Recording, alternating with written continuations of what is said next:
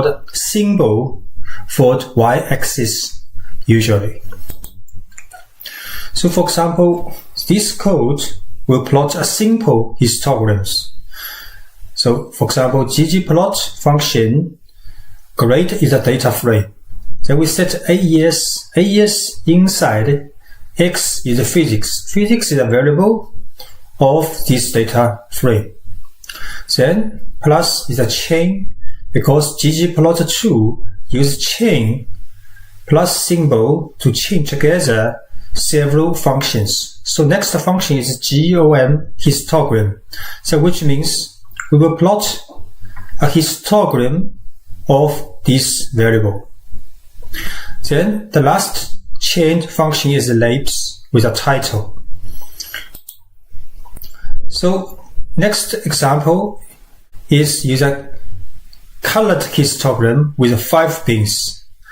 So similar as before, here we just add bins. In the histogram function, we add bins equals 5. So which means x-axis has 5 bins. And we set color and fill. And the third example is also similar as before, but here we set density. So y equals double dot density, which means we will plot percentage, not the counts for the y-axis.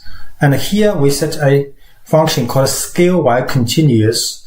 Inside we set a library scales double dot percent, which means a percent symbol from this package.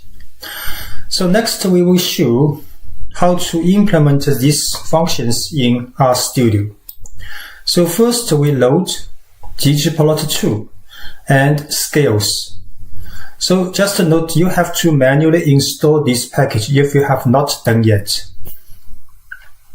So we load, then we set the working directory and read a CSV file from the working directory to create a data frame. Of course, you can use other data frames if you have such CSV file. So we can see this data frame include columns, student ID, full name, race, gender, country, age, mathematics, score, physics, and the chemistry and the date. So the total 20 observations. So next we can plot a simple histogram using ggplot. Because this is the default color for simple histogram in ggplot2. So the y value is the counts, integer counts, and x value for the scores, for the physics. So next we can plot a colored histogram with 5 bins. So here bin equals 5 and with color. So it's much more beautiful with 5 bins. So ggplot will automatically, with the equal width of each bin you defined, and the y value is also the counts.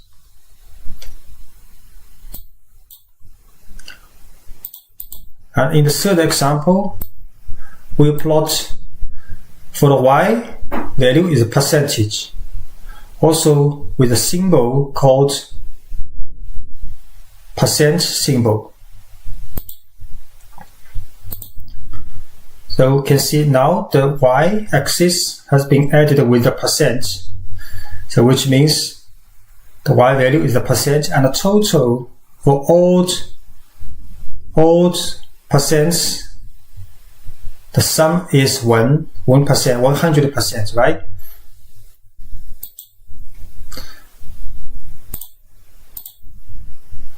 Thanks for watching and subscribing our channel. Hello, welcome to our channel for R programming. In this video, we will show how to plot stem and leaf plots in R.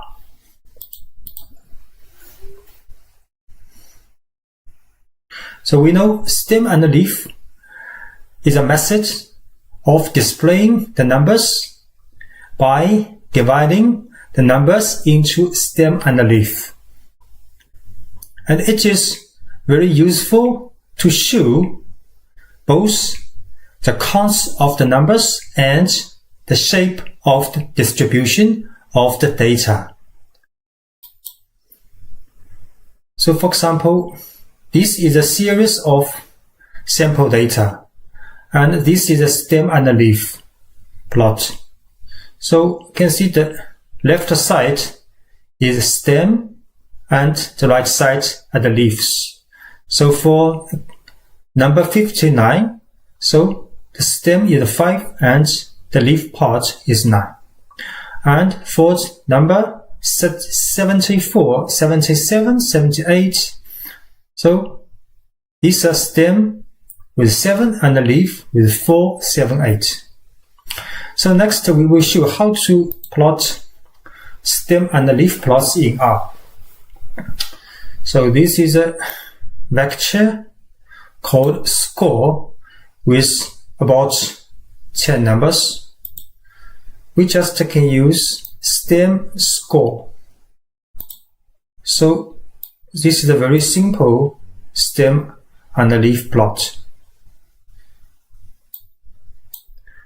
And sometimes the number will be very large and stem and leaf plot will automatically by default show very straightforward way. So for example, check weight data frame has a weight variable and there are about 600 numbers for this variable. So if we show stem check weight, the stem leaf plot will have the stems 2, 4, 6, 8, 12, 10, and so on. And the leaf will show almost the shape of this variable. This is like a shape. So you can see 4 has many leaves. Here, the plus sign means omit. There are about 38 leaves omitted.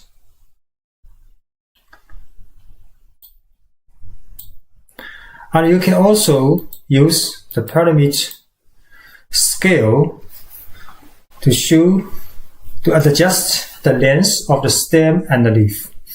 So for example, we set scale 5 for this stem and leaf plot for the weight variable. Let's see.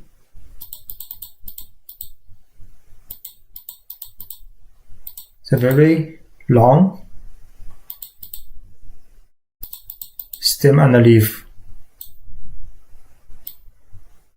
But if we set scale 20, at this time the stem have 3 numbers. So this will make the stem leaf plot even longer. And another use for parameter is width, which will set the maximum length of the leaf. Say with stem of this variable and with 100.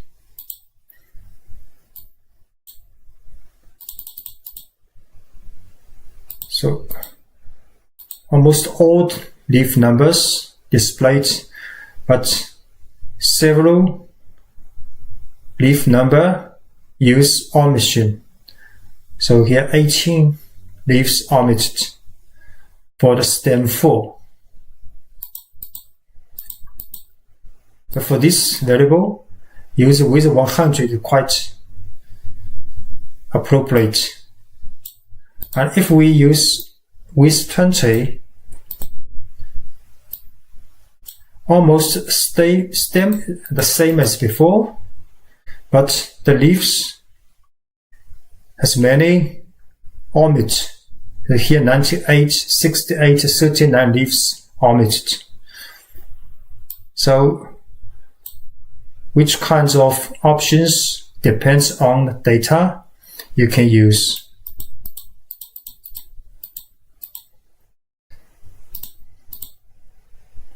Thanks for watching. Hello, welcome to our channel for R programming. In this video, we will talk about sketch plots with ggplot2 in R. So we know a sketch plot is plotting the relationship between two variables, usually numeric variables, using dots. And in R programming, usually we will use ggplot2 package for data visualization. And if you want to plot a sketch plot using ggplot2, you can use the function geom point. Then this function concatenated with ggplot function. And there are several options for the size, color, and the shape, and for the stroke for this function. So next we will show several examples for sketch plots in RStudio. So first, we load library ggplot2. So you have to install this package first if you have not done yet. So next we will show a very simple sketch plot. So we will use the dataset iris. So ggplot iris dataset data frame. This data frame is bundled from R installation. Then after this data frame inside the ggplot function, we use AES. So AES will show what's the relationship and what's the variables you want to plot.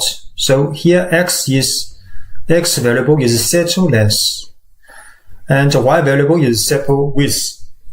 Then after this ggplot function, you use a plus symbol. So which means the function chaining. So ggplot function and plus a GUM point function. So here we use the default options for GUM point. We just run this function chaining together.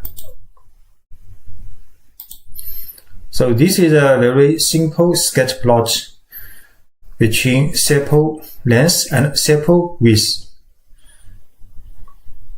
using the default settings for ggplot and sketch plot in ggplot2 package. So next we will show sketch plots with groups. So here we will distinguish the values by a group of data. So using a factor variable, so for different levels of this variable, you can see the data in a sketch plot grouped with different values. So here we use ggplot iris dataset, same as before, and X and Y variable, same as before, sepal length and sepal width. Then inside GUM point function, we also add the AES option with a color. Color is a fetch function with sepal width. So which means the different values of sepal width will have different sketch plots. So we will run, see how it is going. So you can see sepal width fetch here show the legend on the right side. So different values of sepal width, they will have different color in sketch plot. So although it is not a very good example, because there are so many, almost over 20 different values, but it is a very basic notion of the sketch plot with grouping. So next example is that we can change the color for different groups. So here we use the color is species in the GUM point function. So iris, then plus point, sample length, sample width, and we set a color option is species. So species is a variable inside iris.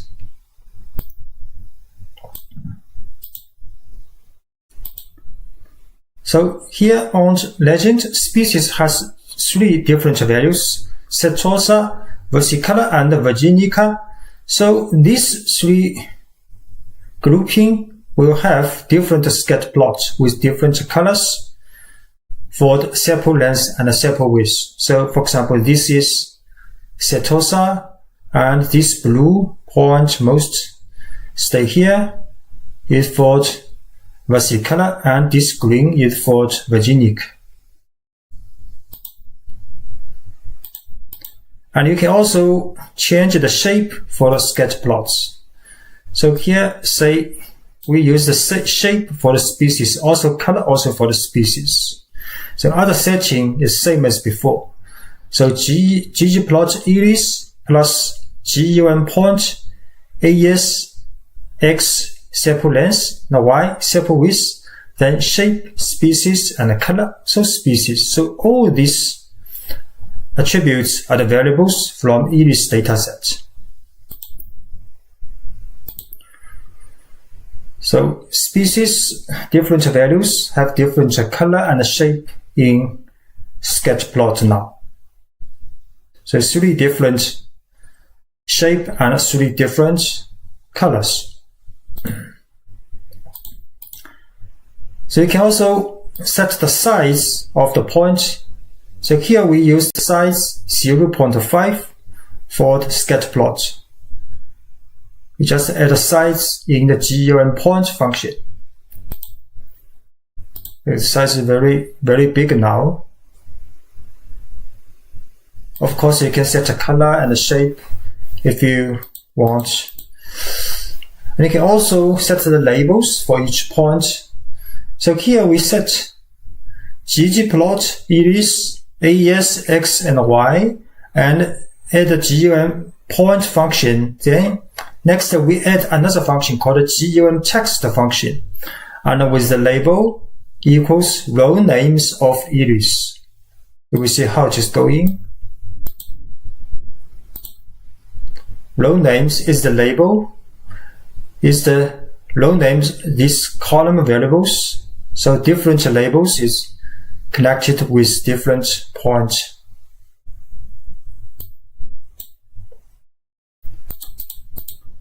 And next we will add a regression smooth line upon this scatter plot. So after GUM point function, we set start smooth function, and the method is LM, which is for linear regression.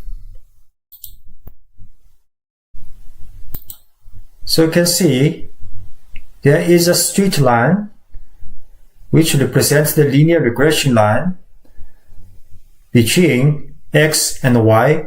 So Y is dependent variable and X independent variable for all the points. And there's also error bar with a shaded area for this straight line.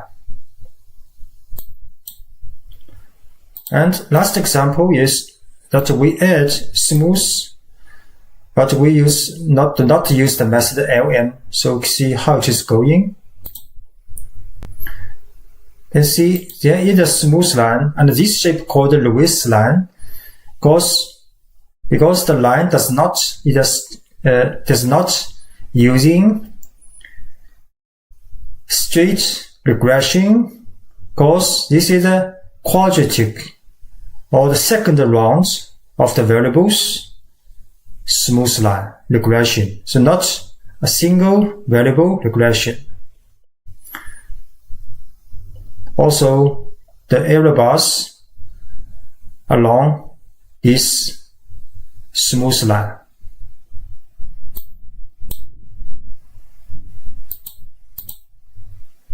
Thanks for watching. Hello, welcome to our channel for R programming. In this video, we will show how to plot box plots with ggplot2 in R. So we know a box plot is a statistical plot which shows the distribution of random samples, and specifically it displays the 5 number summary in statistics. So this is the minimum, maximum, the median, and the first quantile and the third quantile. So the median means on both sides of this value, they are about 50% of the random numbers. And the first quantile means about 25% of random numbers below this value. And the third quantile for 75% of random numbers below this level. So box plot usually include 2 parts, a box part and a whisker part. So the box part is for range between Q1 and Q3, and the whisker part is for the 1.5 times IQR, which means interquantile range. This is between Q1 and Q3. So we look at this figure. This is a box plot and it is symmetric. For example, a normal distribution will have a similar box plot like this one, because this is the box one and this is the whisker. You can see on both sides of this median line, it's symmetric and the range almost the same. And this part of the whisk is about 1.5 times this range. This is the interquantile range, IQR.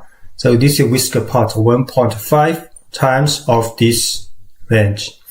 So lower than this point and higher than this point, outside of the whisker, is regarded as the outliers from this random sample. And this box plot is not symmetric. So this is called a negative skew because the lower part of the value has longer tails. You see longer tails, long range from median to this minimum point, then median from median to the highest point, and this outlier. And on the other side, this box plot shows a positive skew because this data has a long tail on the positive side, on higher value side. So this is the maximum and the outlier, and this is the whisker, 1.5 times this range, interrange. Next, we will show how to plot box plots in R programming. So usually we will use ggplot2 package, and with the function ggplot, then with a data frame. Here we use empty cast data frame. Then we will show the value of mpg. So we just set y here, x empty. Then plus the ggplot function use a chained function. So this is the first function, then with plus symbol, then with another function called GOM box plot, then plus a labs function. And you can also compare different groups using box plot. So here we use ggplot with the cast data frame. Then inside AES we set a cylinder and CTY. So different cylinder value will be plotted with a box plot. So next we just add box plot function and with the label. And you can also plot box plot with a notch option. So the shape of the box will be shown with a notch, which we will show later in RStudio. And last, you can also set more than one grouping factors. So here, both the CTY and the year, both the cylinder and the year, they will be shown in different box plot. So next we will show all these functions in RStudio. First we have to load library box ggplot2. Then a basic box plot can be implemented with ggplot empty cars. The AES y mpg is the variable from this data frame. Then GOM box plot, then with a label. Now this is a very simple box plot. You can see the higher value has longer tails than the lower part of the value. So this is the variable miles per gallon mpg.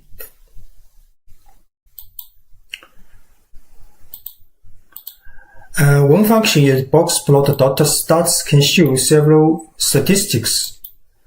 So here you can see there are 5 numbers: minimum, first quantile, median, third quantile, and maximum. And there are 32 observations. There are also 2 other statistics. And you can use parallel box plot to compare groups here.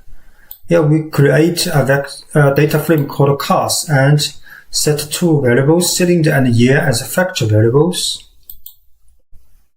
Then in the ggplot function for this data frame, then we set AES inside X for the cylinder, Y is for the CTY. Then, same as a simple box plot, just use GOM box plot and with a label.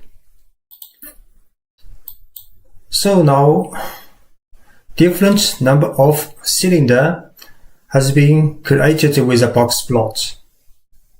Cylinder 4, 6, 8 with its corresponding box plot.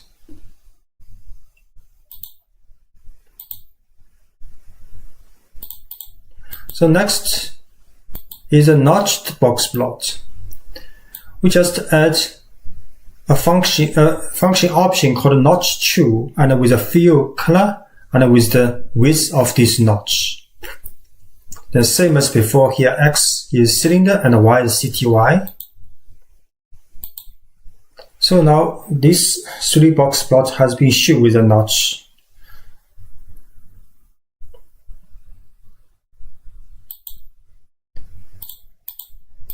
Last box plot is including more than 1 factor variable. So here we set X is cylinder, then with the fill option is year. So we can see how it is going.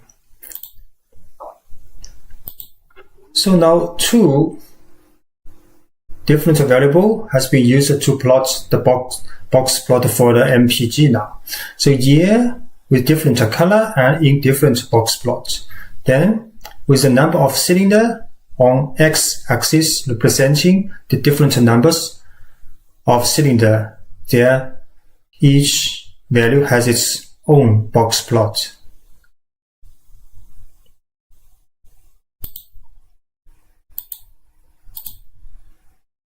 Thanks for watching. Video will show how to use rprogramming to display some descriptive statistics.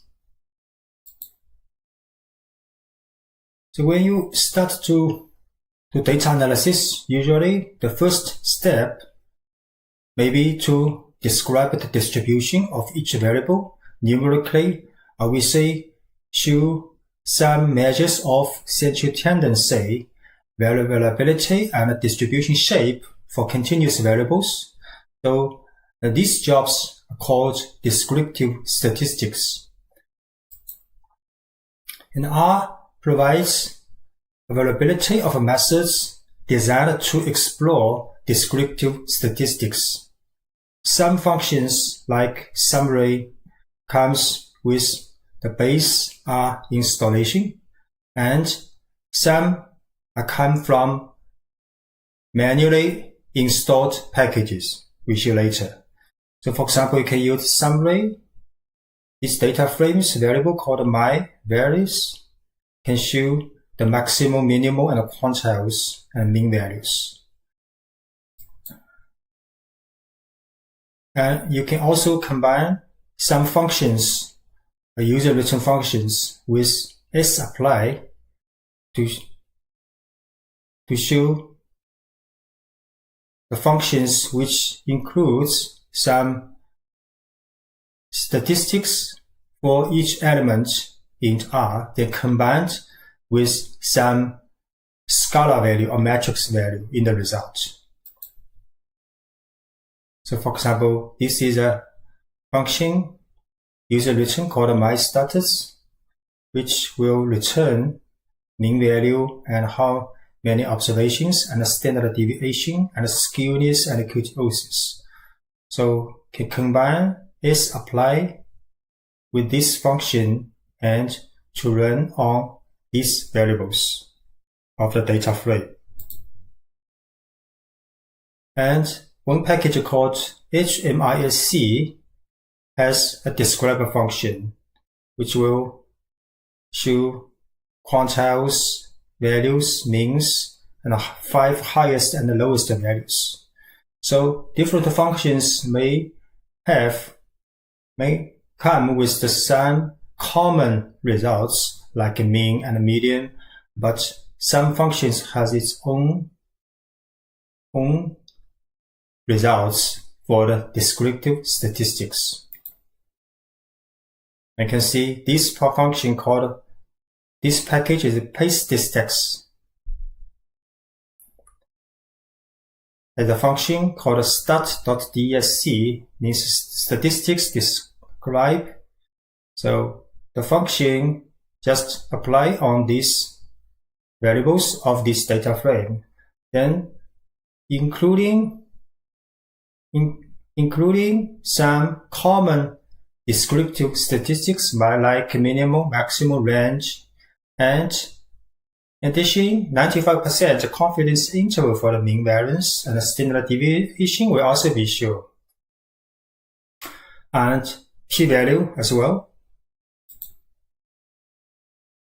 Another package is psych, PSYCH. Psych package has also a describe function.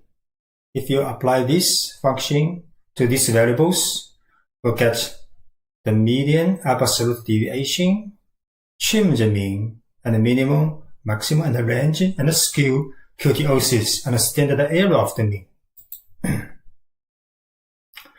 So sometimes if you want to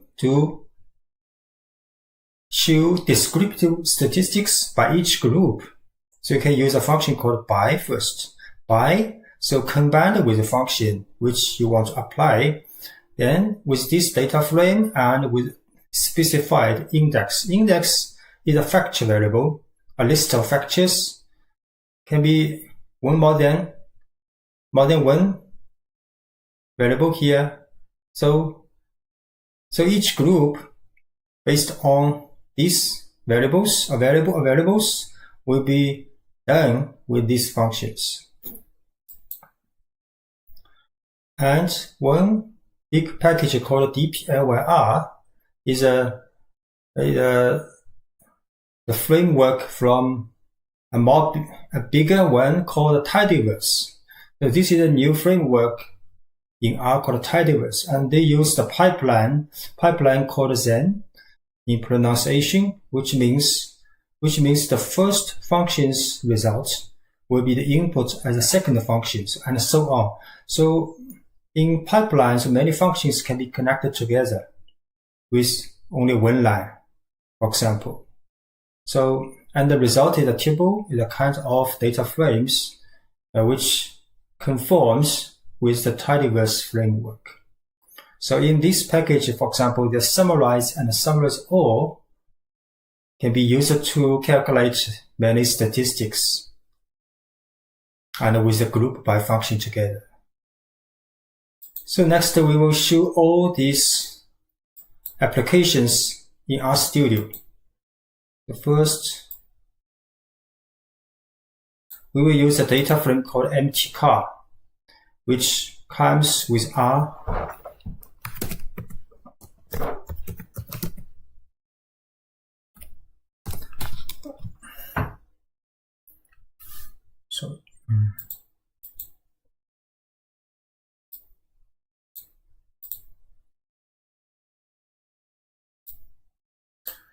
Let's see if we set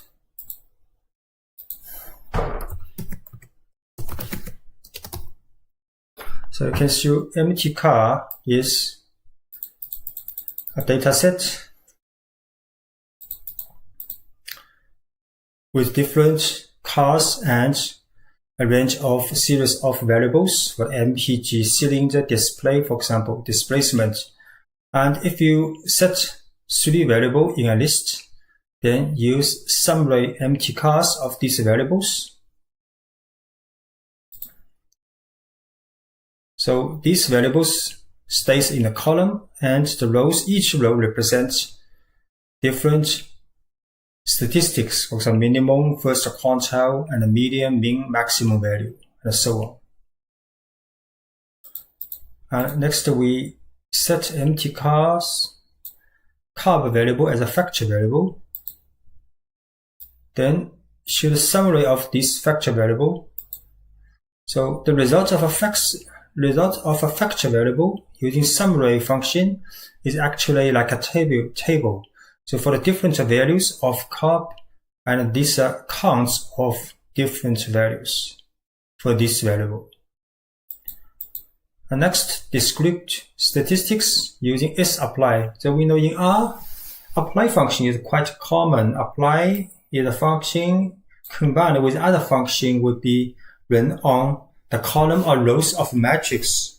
But sapply used to data frames, and the result is a type of scalar object like a matrix, vector, and so on. And sapply will apply on each element of the data frame and get the result.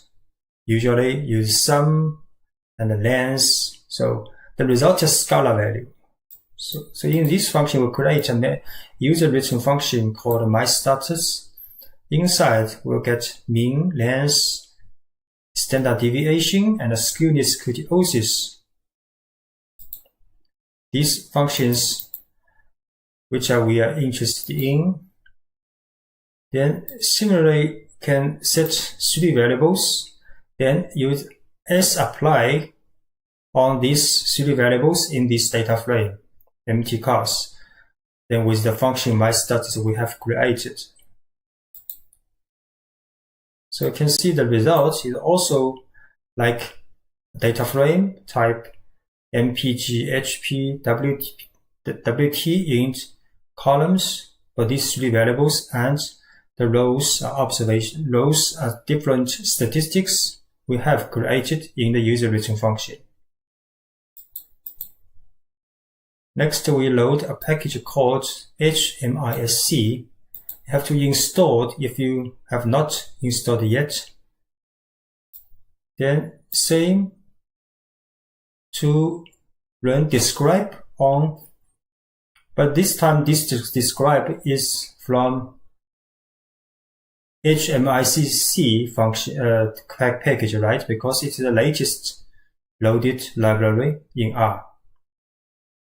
And describe of these variables of this data frame. You can see this time describe the results different form as before. So 3 variables, 32 observations. For each variable, there's small section in the result with the observations and the missing values, distinct values here. Then you can check help describe if you want to know details of this function.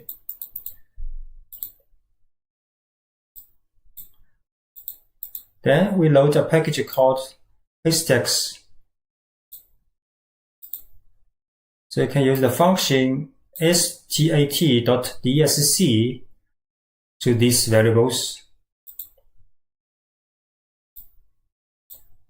These are 3 columns for 3 variables and quite a lot statistics from this function. For example, standard error of the mean and confidence interval of the mean at 0.95 confidence level, and the standard deviation, the coefficient of variance. There are quite a lot information from this function. And next library we'll load is psych. Then psych package also has a describe function. So describe these variables. Then psych function's describe function will see, for example, trim the mean, median, trim the median, and the range, and the skew, and the kurtosis, and the mean absolute distance, MAD. So next, you can use the by function to show descriptive statistics on each group.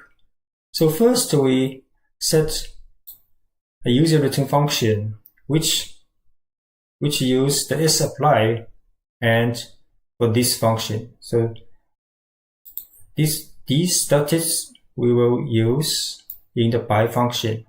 So by this subset of a data frame with 3 variables, then by this variable called AM, then apply a series of functions from this user return function. So the result quite clear. For the my empty cos variable AM equals 0, because this variable is by apply with respect to different values of this variable with 0.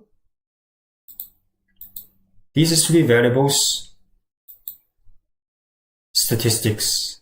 And next section show empty cos AM value is 1.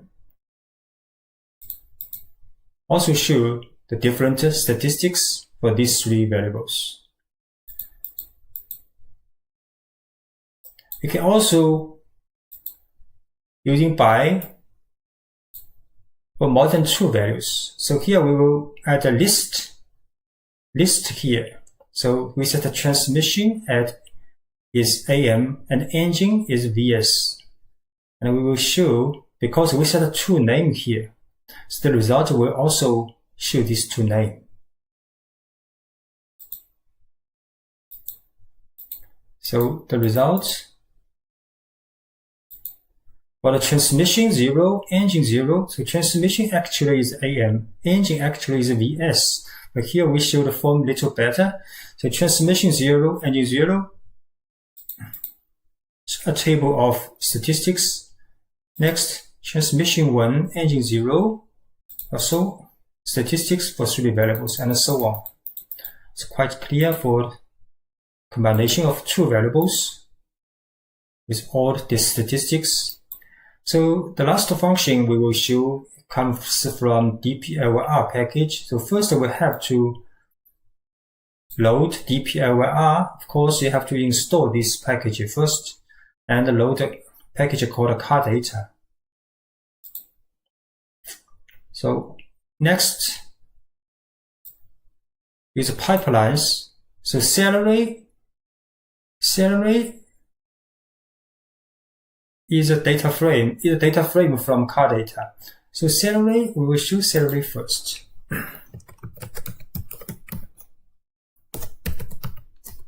Salary is a data frame, comes from car data. A lot of observations. Salary, rank, discipline, and YRS since PhD, YRS years since service, and salary. So salary passed to also to summarize function from dpi over r. Then in the summarized function, we define three functions called median, minimum, and maximum. Then median, minimum, maximum, inside is a variable salary. So don't be confused. This first salary is a data frame. And this salary means the variable salary of this data frame. So inside the summarized function, this summarized function comes with dpi over r package. So inside the summary function, we do not need to write salary's data frame because salary's data frame has passed to this summarized function. So we just refer to this variable is okay. So we run. So the result is median, minimum, maximum value of the salary from this data frame. The result is quite simple. Next example is salary also passed first to the group by function. This function also comes from dpi over r. So if we use a pipeline, so all the function comes from dpi over r, right? So group by these two variables. Of course, these two variables comes from this data frame. So rank 6 from this data frame. Then after group by these two variables with all the combination by subgroup, then apply a summarized function which includes 4 different statistics. The length means the observation of the salary, the median, minimum, maximum of salary. So it is so quite understandable.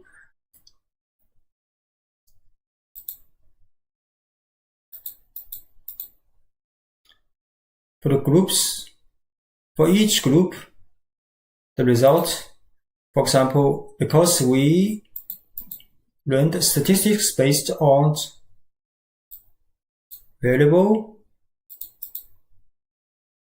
rank, and sex, right?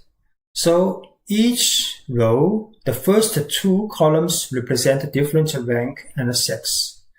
Then next 4 columns represent the statistics we want to see.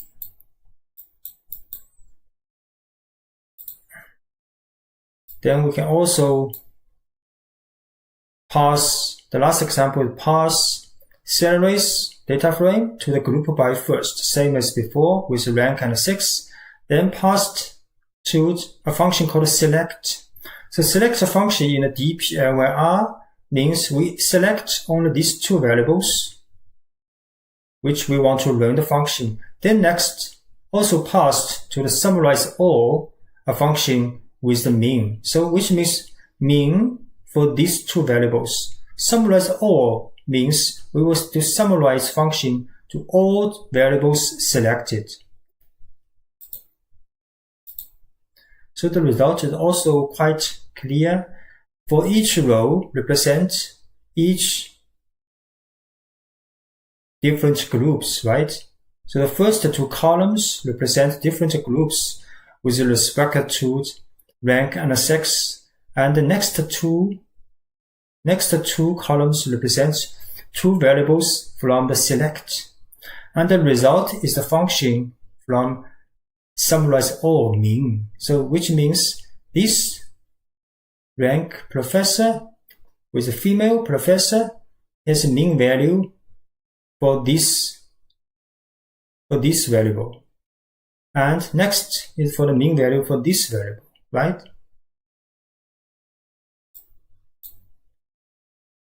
If you want, you can also go to this link to download the source files for the statistics using R, this playlist. And we will upload more videos, and all the videos source files can be found from this link. Thanks for watching. Hello. In this video, we will show how to display frequency and contingency tables using rprogramming. So we know a frequency table will list sets of values and how often counts for each values. And in R, these tables will help you understand how often some values for specific variables occur, and a contingency table, which means a two-way for two variable frequency table. And R provides several methods for creating frequency and contingency tables, and the functions also used to add margins, for example, or calculate proportions. So basically, this function table with the variable belonging to data frame, this is the basic function. Can create one variable or two variables or more than two variables. And xtab is also a similar function like table, but it uses the formula like with a tilde symbol and with a variable where you want to create counts from. Then proper table and the margin table and add margins, these three functions will apply on the objects created from table and xtable functions. And ftable is another function for create frequencies. So next we will show one by one and in RStudio. So for example, using table for calculate the improved values count, then we use prop.table to calculate the proportions. So first, we load a library called VCD because this data frame called authorities comes with library VCD. So you have to install VCD if the package is not shown. So you can see this dataset has 5 columns: ID, treatment, and the sex, age, and improved. Then we can calculate a very simple counts using table function for the improved variable. Then we can show this table. So improved value has 3 known, sum, and marked, and their counts are 42, 14, and 28. Then based on this object, you can use prop.table to calculate the proportions. So it's quite clear. The proportion is just the count divided by the total count. You can also create with the percent by multiplying 100 over the proportion table. So this is the percent of each variable. So you can use alternative way with xtabs function with a tilde symbol, then treatment plus improved. This kind of form is called R formula, R framework form. So R always use tilde symbol in regression also, for example. And we add data equals utterly this. Then this object is also created. Then we show. So this is a contingency table for 2 variables, treatment and improved. Their values are 2 rows by 3 columns for different combinations and their corresponding counts. So based on this contingency table, we can add margin using the margin table to calculate the margin value. We add 1 here. 1 is for row. So treatment variable is in row. So treatment, the 2 values will be calculated with the margin value. Actually, is the sum of this row and the sum of the second row. you can also calculate with the proportion of a contingency table. So this proportion will show the proportions by row, because we add option 1 here. So proportion is each table's value, const value divided by the row sum. Similarly, we can calculate the margin value by column. So we add a 2 here. 2 means column. So this means the improved value for the column, for the marginal value are calculated.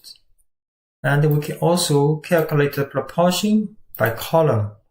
So their column proportions. So each proportion, each field represents the proportions of the corresponding counter values in the original myTable object divided by the column sum for this column. So if we just run the proportion table for this X table, it will show the cell proportions for the total counts. So this proportion means this cell value from the table, from the contingency table by the total divided by the total counts in the contingency tables, right? So divided by the odd observations here. If we add margins, using add margins of this table function, then the row sum and the column sum and the total sum will be added. Similarly, we can add a margin over the proportion table. So you can see the proportions. These proportions means the proportion is the cell counts in original contingency table divided by the total counts. Then row sum divided by the row sum and divided by then add with the row sum for this proportion and the column sum for this proportion and the total sum for the proportion. Of course, this is 1. You can also add row margins or add column margins for contingency table. So first we add 1 here, then 2 outside of this parenthesis. Then this means the proportion table calculated by row and add a margin by column. So this means add a margin by column and calculated by row for the proportion. And alternatively, we can calculate the proportion by column, then add a margin by row for the proportion. Another function from G models called cross table. This function will show the results quite similar as in SPSS and SAS function. So if you have used SPSS or SAS, they are quite similar. And each table has several parts. Each part will have several rows. These 5 rows means counts and chi-square contribution, and divided by row total, divided by the column total, and divided by the table total for these 5 rows. So each field has 5 rows. Of course, with the margin, a row and a column. If you have time, you can investigate a little further this function. So next, we will show 3-way table, 3 variables, treatment, sex, and improved from the same data frame if we use xtabs function. So the result shows by each improved value, because improved is the third value. So by each value of improved variable, there is a two-way contingency table between treatment and sex. Then we can add a margin. Then we can calculate the margin value for treatment. Second variable for sex, how many counts, and for improved variable. Then you can also calculate the total by two variable. So here we add C13. C13 means treatment by improved. Actually, this is a two-way contingency table. The next function called ftable. If we use ftable run on the myTable function, myTable comes from xtabs object, right? But this is a three-way table, so we also can show further with the ftable function. So ftable will list the third column by each value. Then on the row, we'll show the combination of the first two variables. So like treatment placebo, female, placebo, male, treatment female, treatment male, then with each observations of improved variable.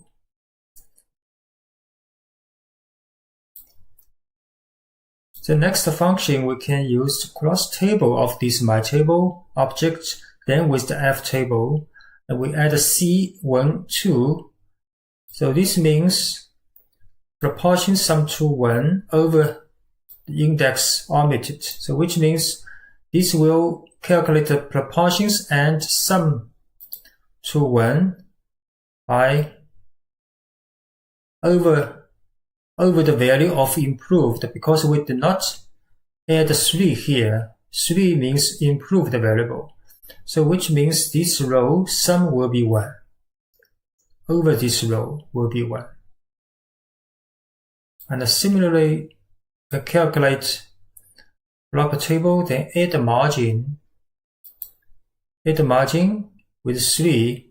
Calculate the row proportions over these rows, then add a margin on this column. So row margin on this column. Then we can also times 100, show the percent. So we have shown most of the table related function for generating frequency or contingency tables by one variable, two variable, and more than two variables in R. So usually the basic function we have seen based on the table function and based on xtable function. So table function and xtable function basic. Then we create object. Then based on these two kinds of object, we can add margin. Add margin, then I can calculate the proper table proportion or calculate the margin value. You can also use the cross table function to calculate the same, very similar result as in SAS and SPSS. If you want, you can download the source files from this GitHub link for our video playlist for the statistics using rprogramming. Most of the videos will be uploaded later, and all source files can be found in this R file. Thanks for watching. Hello, welcome to subscribe this channel for R programming and using R for statistics. In this video, we will introduce bivariate correlations in statistics and show how to implement it in R programming. So we know correlation coefficient are just used to describe the relationships among quantitative variables, and the most commonly used correlation, called Pearson projector moment correlation, assesses the degree of linear relationship between two quantitative variables. And the formulas for correlations comes from how to calculate the covariance first. So if x and y are two random variables with joint probability distributions fxy, so the covariance of x and y can be calculated as sigma xy equals E means the expectation or mean value of the expression, which is the projection of x minus mu x is the mean x times y minus mean y. So for the discrete random variable x and y, this expression can be calculated as x minus mu x, y minus mu y times the probability distribution for each combinations of x and y value, then summation together. And for continuous variables x and y, the covariance sigma xy can be calculated as expression of x minus mu x times y minus mu y, then times the probability joint probability distribution fxy, then take integral over dx and dy for all the available value x and y. So when we have calculated the covariance, then the correlation coefficient of x and y is just the covariance divided by the standard deviation of x and standard deviation of y. So correlation coefficient called rho xy.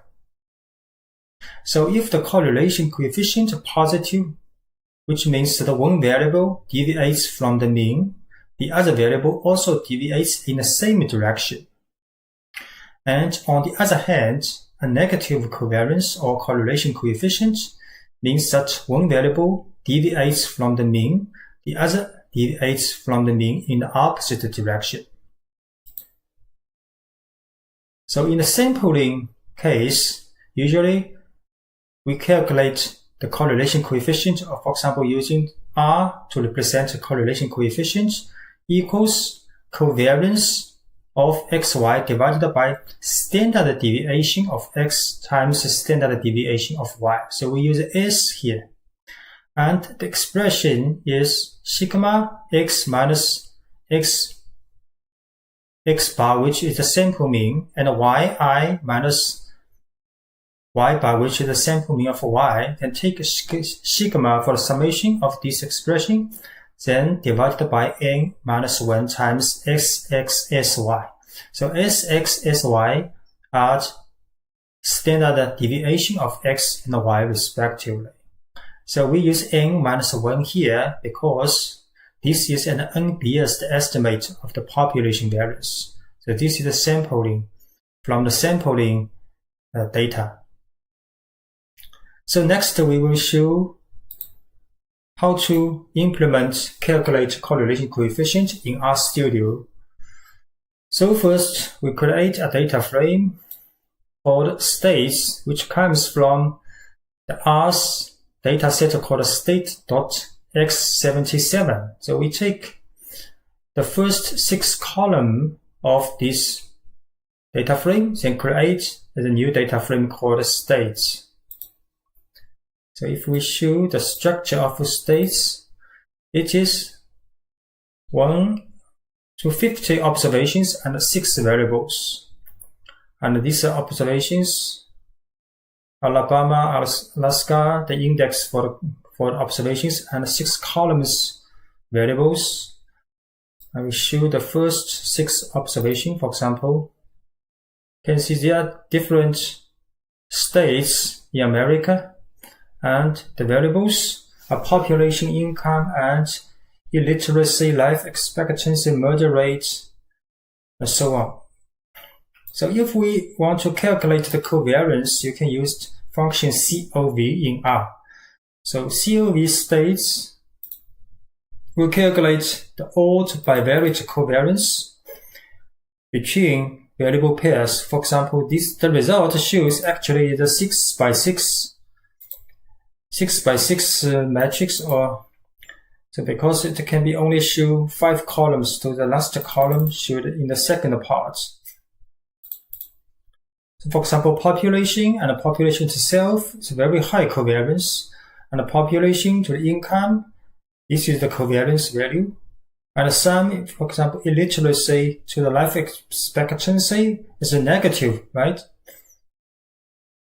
And you can also calculate the correlation coefficient. This is the Pearson's correlation coefficient using COR states. So now the value shows the correlation coefficient, and the maximum value, absolute value is 1 from population to itself, right? And income to itself. So in the diagonal, all the diagonal values are 1. And you can say life expectancy to the population is minus 0.068, also negative, and the absolute value is very low.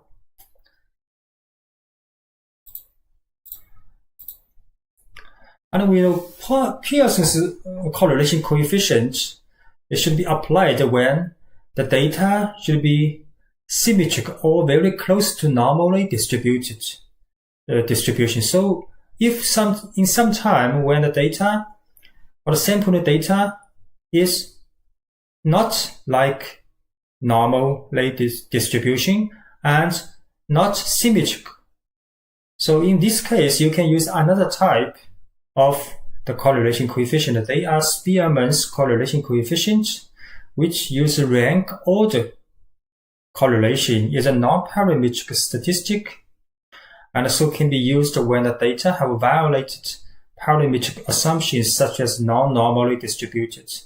And another alternative is Kendall's tau, is another non-parametric correlation. And it should be used rather than Spearman's coefficient when you have a small data set with a large number of tied ranks. So both non-parametric methods use the rank order. They do not use the real value like in Pearson's correlation coefficient. They use the rank order for each observations.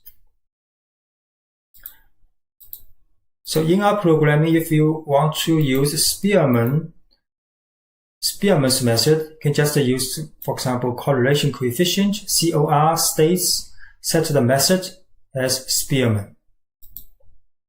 So it will also show a 6 by 6 matrix of the correlation coefficient between variable pairs. You can also set method as Kendall here. So they both will use the rank order as the input to the correlation coefficient. But we can also select, for example, if we want to select some parts of the data frame. So X, we select the 4 columns of this data frame. So X, this is X. And Y, we select another 2 columns of this data frame. So X is a data frame with 4 columns, and Y is another data frame with 2 columns. This is Y. So you can use COR correlation between X and Y. The result is 4 rows, 2 columns. So this comes from X variable, and these columns come from Y's variable.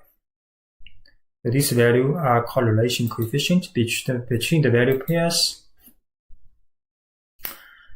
Sometimes, in addition to get the correlation coefficient value, you want to test if the correlation is significant. For example, we want to test the 3rd column variable and with the 5th column variable of this data frame states, and to show if it is significant in the statistical testing, then we can use cor.test function of these two variables. So the result show correlation coefficient is about 0.70. And in the first part, also show the t-statistics, because the significant test is based on a statistic called t-test. So in the t-test, the value is 6.84, and with a degree 48, degrees of freedom 48, and the important value is called p-value.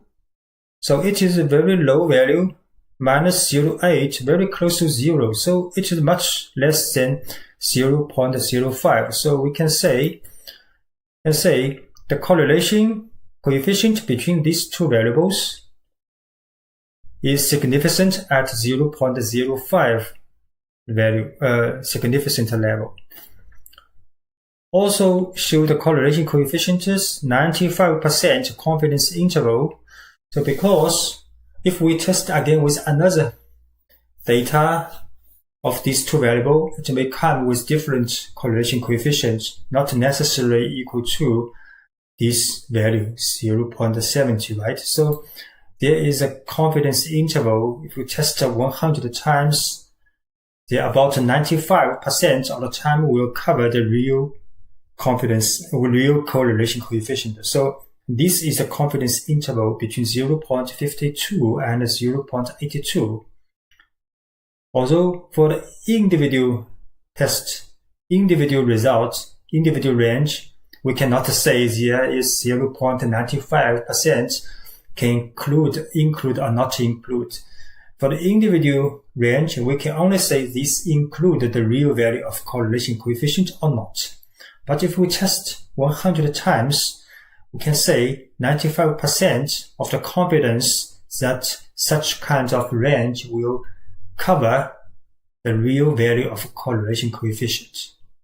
So in this case, in this test, the range is positive, all positive, so we can confidently in 95% confidence intervals that this range will cover the real value. So another alternative is you can use live called psych library.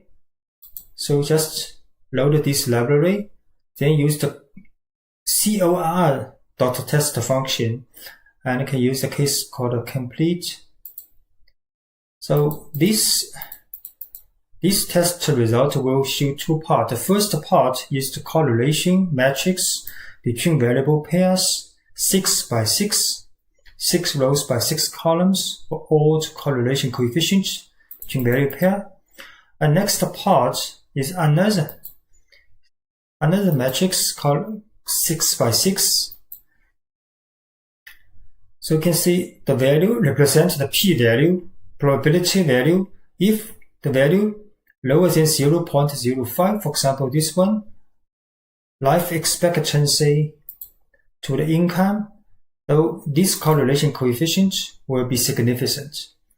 If it's much larger than 0.05, for example, life expectancy with the population, so this correlation coefficient between these two variables are not significant.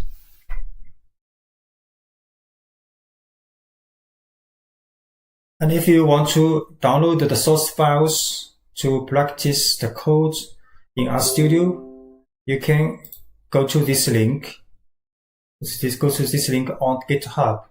And all the videos in this playlist for R statistics will be uploaded later. You can find the source file called rstatistics.r. Thanks for watching. Hello, welcome to our channel for rprogramming. In this video, we will show how to implement binomial distribution in R. So we know binomial distribution is related to a so-called Bernoulli process.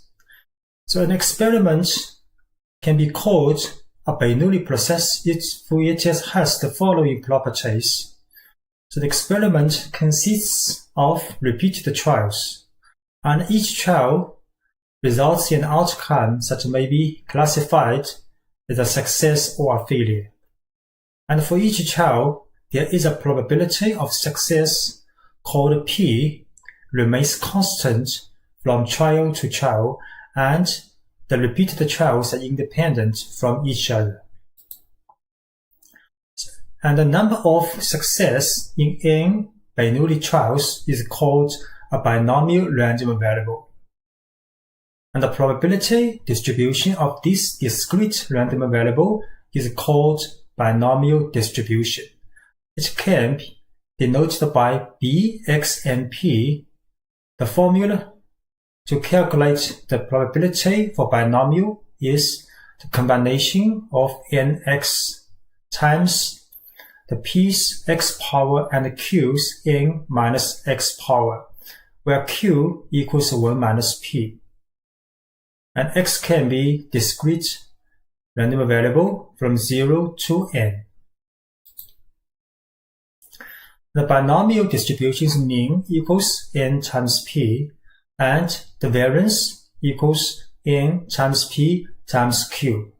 So where q equals 1 minus p.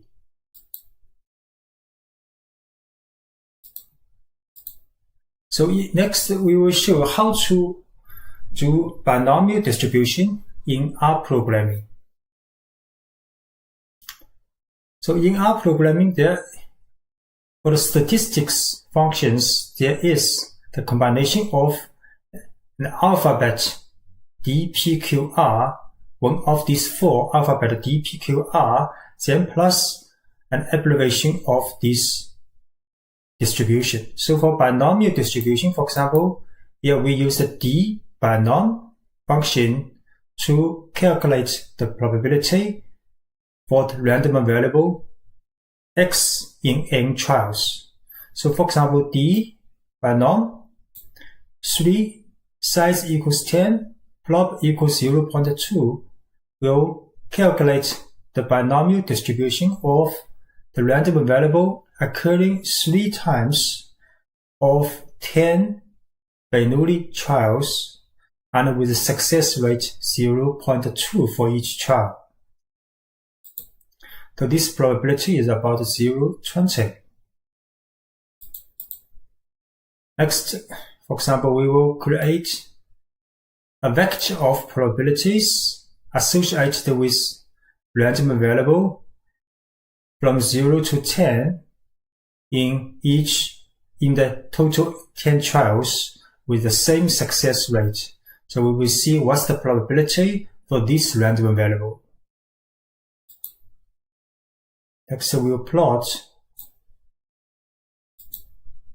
you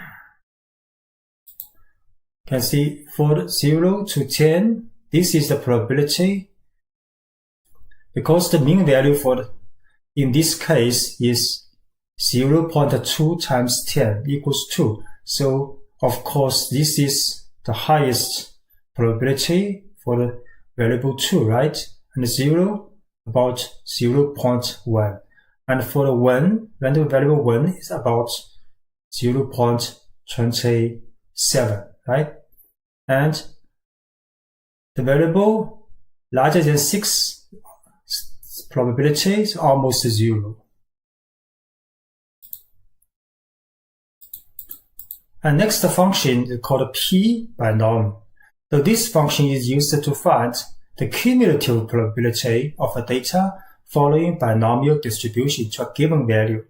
So which means p-binom k and p will calculate the cumulative probability for random variable less than or equal to k in this binomial distribution. So p-binom 3 size 10 prob 0.2 will calculate the random variable or the success times x occurring less than or equal to 3 times among total 10 trials, with the probability 0.2 for success in each trial. And again, we will plot this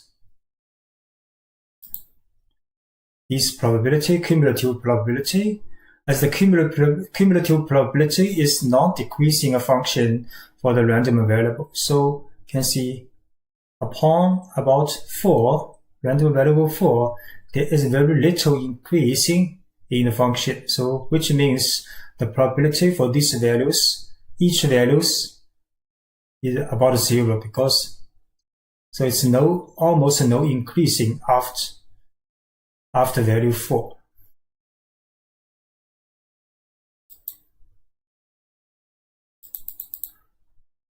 And the third function is called Q binomial. This is used to find the nth quantile. This is actually the opposite function for the P norm. So Q norm will find the random variable of x given a cumulative probability. So its formula is Q binomial with a probability P of n trial, and this is the same as before for the success rate. So Q binomial 0.879, for example, and size 10, 0.2 for the problem, will calculate the random variable x associated with a cumulative probability of 0.879. So it's 3. It's 3.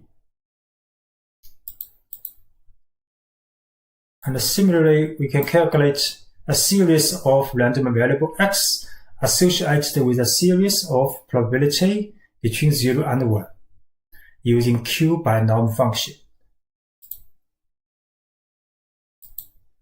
So this is the random variable. So for the cumulative probability from 0 to 1, the random variable is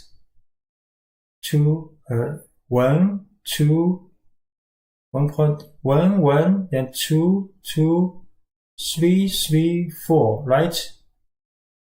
So, and over 4 is increased very quick for random variable, because there is almost no cumulative probability increase of these random variables change, which means the cumulative probability does not change, and these random variables' discrete probability is almost 0. And last function we will show for binomial is R binomial, which is quite easy. It just means to generate random variable associated with this binomial distribution. So here, for example, R binomial 8 will generate random variables from a binomial distribution with n trial and success rate 0.2. So here you can see the 8 discrete random number 4, 2, 2, 2, 3, 1, 2, 1 are generated. It's 100% random. And you can also, for example, generate 1,000 such numbers and plot it in histogram. So this is actually very close. The shape is very close to the binomial probability distribution, right?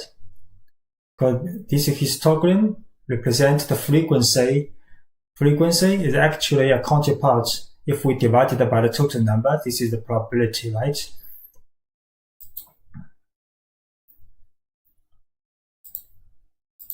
And you can also download the source files to practice by yourself in RStudio by finding this link to get the R file. And all the videos for the R programming with statistics will be uploaded later. Thanks for watching. Hello, welcome to our channel for statistics with R programming. In this video, we will show how to implement hypergeometric distribution in R. So first, we will introduce briefly hypergeometric distribution. So hypergeometric distribution is an statistical experiment which takes in lower capitalized alphabet n from capitalized n items. So where in these n items there is k items labeled failures. So hypergeometric distribution will measure the probability of x success. Here success also means that, for example, failure. So we select total small alphabet n from n items where x of this n are of these k items labeled failure. So this random variable x is called hypergeometric random variable. And this is a discrete distribution, and the probability for hypergeometric distribution is h, x, n, and k. So where k is k items are success or failure or kind of interested items of these n, total n items, where x belongs to this n. So we select n from n, right? And where x are of this k type of interest. So probability of this distribution is the division in the denominator is the combination of n, which means we select n items from these total n items. And the numerator is the product of two parts. The first part is a combination of kx, because you will select x items from k, right? And the second part is n minus k of x, n minus x combination, because we will select not failures items n minus x from n minus k. And the mean of this division is nk divided by n, and the variance is a long part of this product. So because hypergeometric distribution is a non-repeated experiment, right? Because we select item by item and not put back, so the probability of select the next part becomes the failure or becomes a success is different from item by item. But when n is very small compared with n, for example, we select only 10 elements total from 10,000 elements. So in this case, hypergeometric distribution can be approximated by a binomial distribution. So binomial distribution has a constant success rate. So in a case, n is very small compared with n, so we can think there is a constant success rate, because you select 1, 2, 3, 4, 5 from this 10,000. It will not change the next item's probabilities or become success or become failure. So next we will talk about how to do hypergeometric distribution in rprogramming.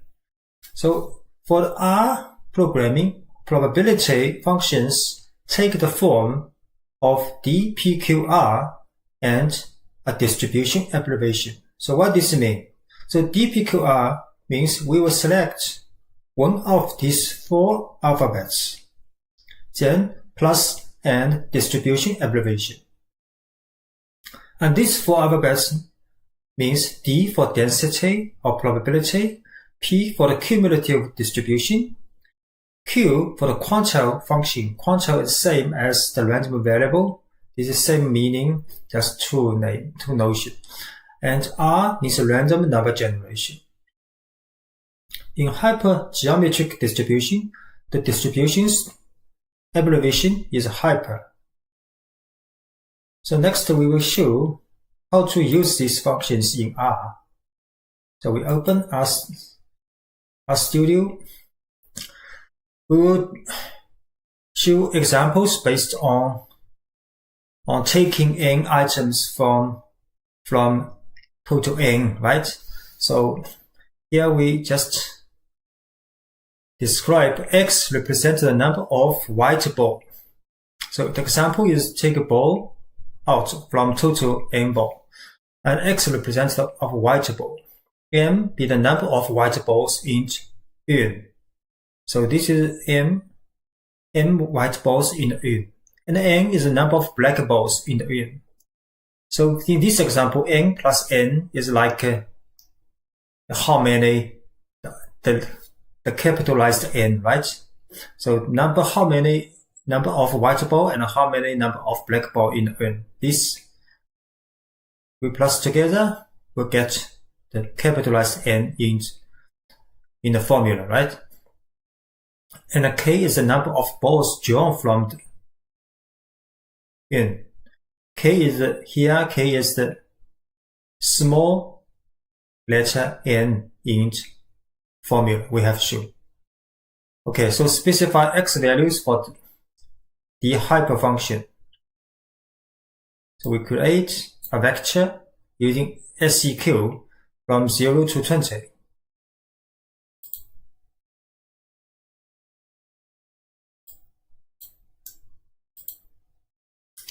So this vector from 0 to 20, integer number.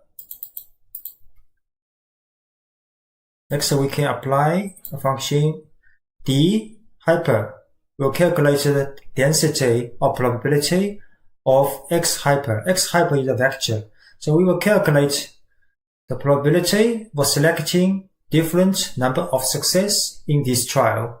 This trial is the total number is 45 plus 30 from this n elements, total elements, the 75. And we select the 20, right? Select the 20. And we will measure how the probability of this different number of x success. Then we run. And we plot this probability vector.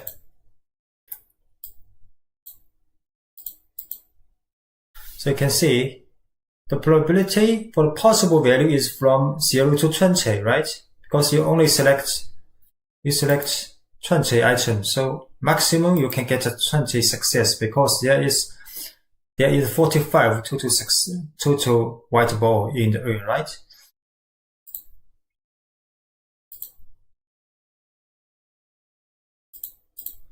You can see about 12 or 13 number success is the highest, about 0.20 probability, right?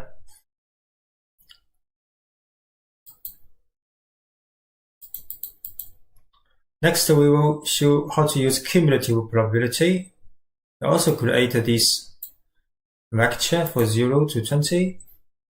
And this time, we will calculate the cumulative probability for x values from lowest to the highest from 0 to 20. In this time, we select total there about 60 white balls in n, and we select 30. And there are about 40 in the 40 white balls. We will measure the probability for different numbers of white balls.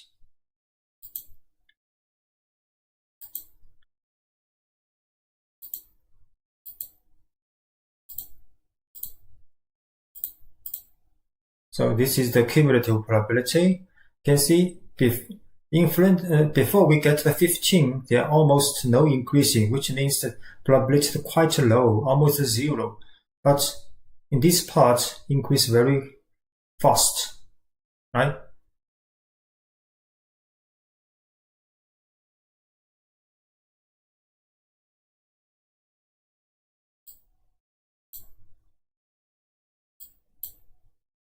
So next function is for quantile.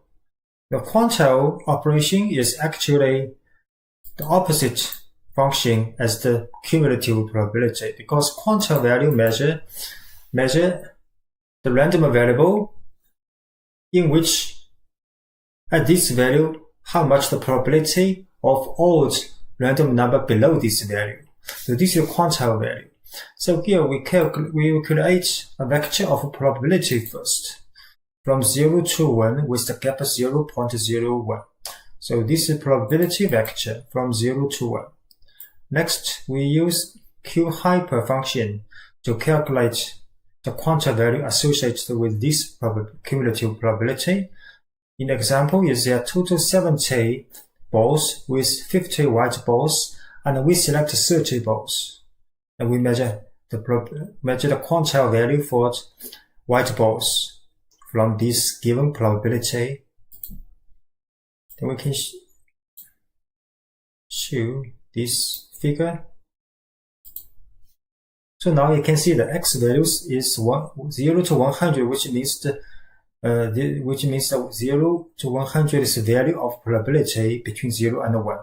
So when the cumulative probability increased, this integer number for the white ball selected will also be increased.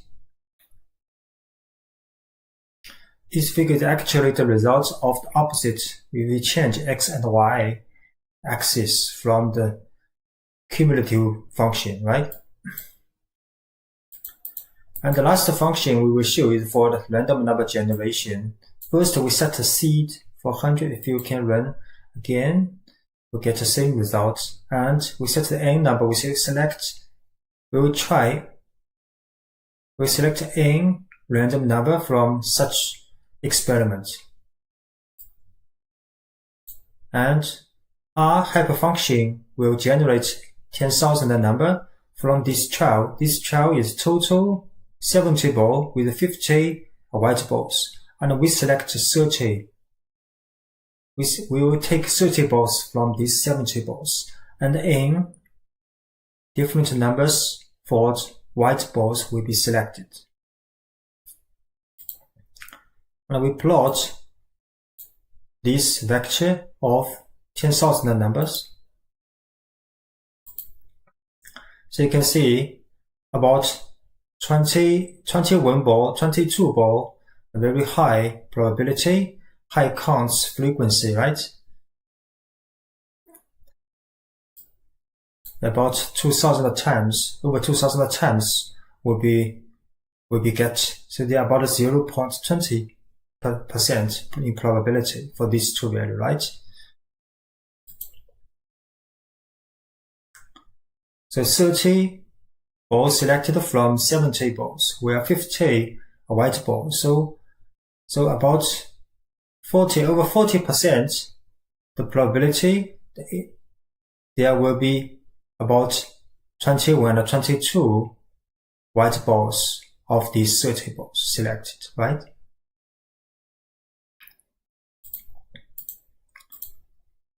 And you can also go to this link to download the source files for this playlist for rprogramming for statistics, and most of the videos will be uploaded later on YouTube.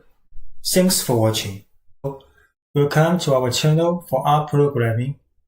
In this video, we will show how to calculate the probability of negative binomial distribution in R. So negative binomial distribution is related to an experiment, and this experiment has the same property as for the binomial experiment. So in the binomial experiment, it's quite easy. We just measure the success times the probability associated with how many success during n trials. And in each trial, there is a constant success rate P. And for the negative binomial distribution, it's just the same experiment as the binomial, but here we focus on the case success occurs on the X trial. So their total trial, but we want to measure the case success. And this X is called the negative binomial distribution with k success. So if repeated independent trials can result in a success with probability p and a failure with the probability q equals 1 minus p, then the probability distribution of the random variable x, which is the number of the trial on which the case success occurs, is b with asterisk x then kp. So here k is case success and x is x trial. So because the last trial is success, so when we calculate the probability, we just take the combination of x minus 1 of k minus 1, then times pk and q x minus k. So x can be k plus 1, k plus 2, and so on. And for the calculation of the discrete probabilities in R, there is alphabet A, one of these 4 alphabets called DPQR, then plus a distribution abbreviation. So D for the density and P for the cumulative density, Q for the quantile, and R for the random number generation. And for example, negative binomial is negative, use N, BINOM, and binomial is BINOM. So next we will show example to calculate the probability of negative binomial in R. So the density function or the probability function for the binomial, negative binomial is DNBINOM, with a vector, with a size, with a probability. Here vector is the X failure prior to the R's success. So here R's success is the size here also, a target for number of successful trials. But here input parameter vector is fail number. So total trial is the vector plus size. Just like X, this together is like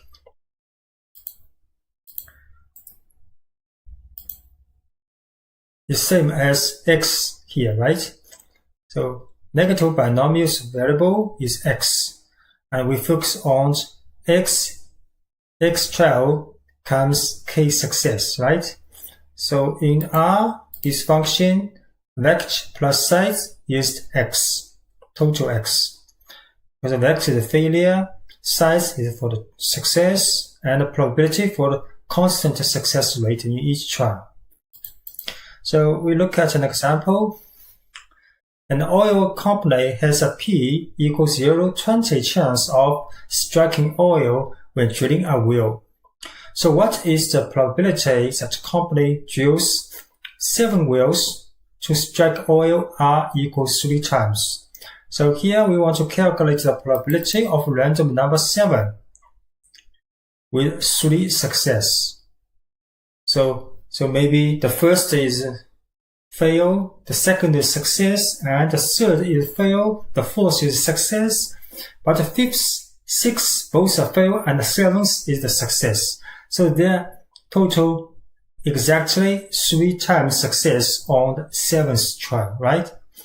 So here we just set R equals 3, because this is for success, right? P 0.20 and N equals 7 minus R.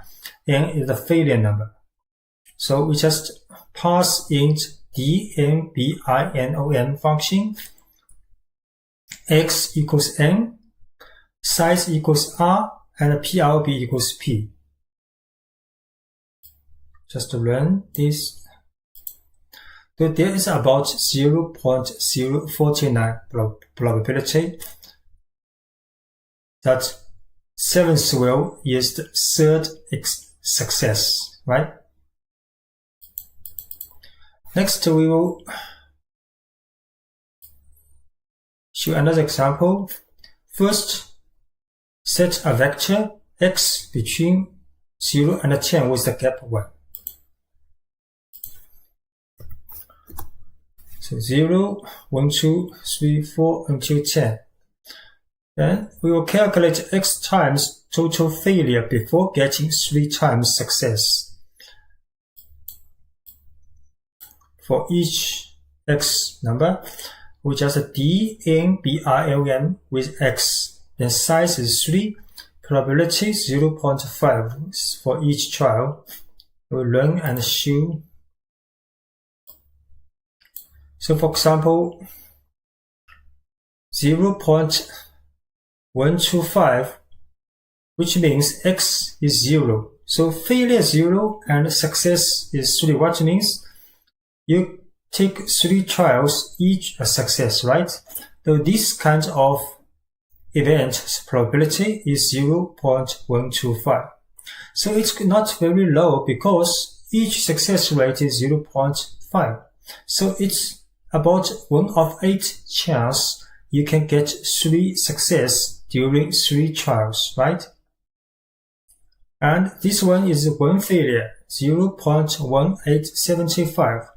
The higher than this case, this is which means you take 4 experiments and get 3 success. And the last one is the success, right? And the same probability for you take 5 trials, get 3 success with 2 failures, and so on.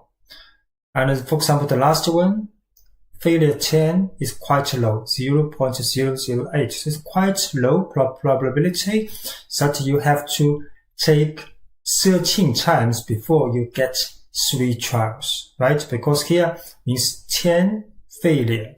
So total trial is 13. You get 3 success, and the last one is a success, right? You can also download source files from this link, and more videos on R programming for statistics will be uploaded later on YouTube.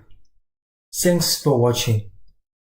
Hello, welcome to our channel for doing statistics using R programming. In this video, we will show how to use geometric distribution in R. So first we will talk a little about what is geometric distribution. So geometric distribution is a special case of the so-called negative binomial distribution. So we have in previous video shown that negative binomial distribution is used to model the situation that how many times trial to get several success in a Bernoulli experiment. So with a constant rate for success with a P. So for example, if in NBA match in the final, we want to know how many match the game the winning team will have to get a 3-game win. For example, the winning team can win with 4-3, 5-3, or 6-3, or 7-3, right? So in this situation, we model the how many times of match to get how many times of success. And in geometric distribution, we just want to know how many experiments you want to take to get only 1 success, right? So geometric only get 1 success, and we want to note number of experiments you have taken. And in each trial, each trial, there is a constant success rate called P. So the experiment situation exactly the same for geometric, for negative binomial and binomial. They are the same because they have the same constant success rate P. And they also can say they are so-called repeated experiments.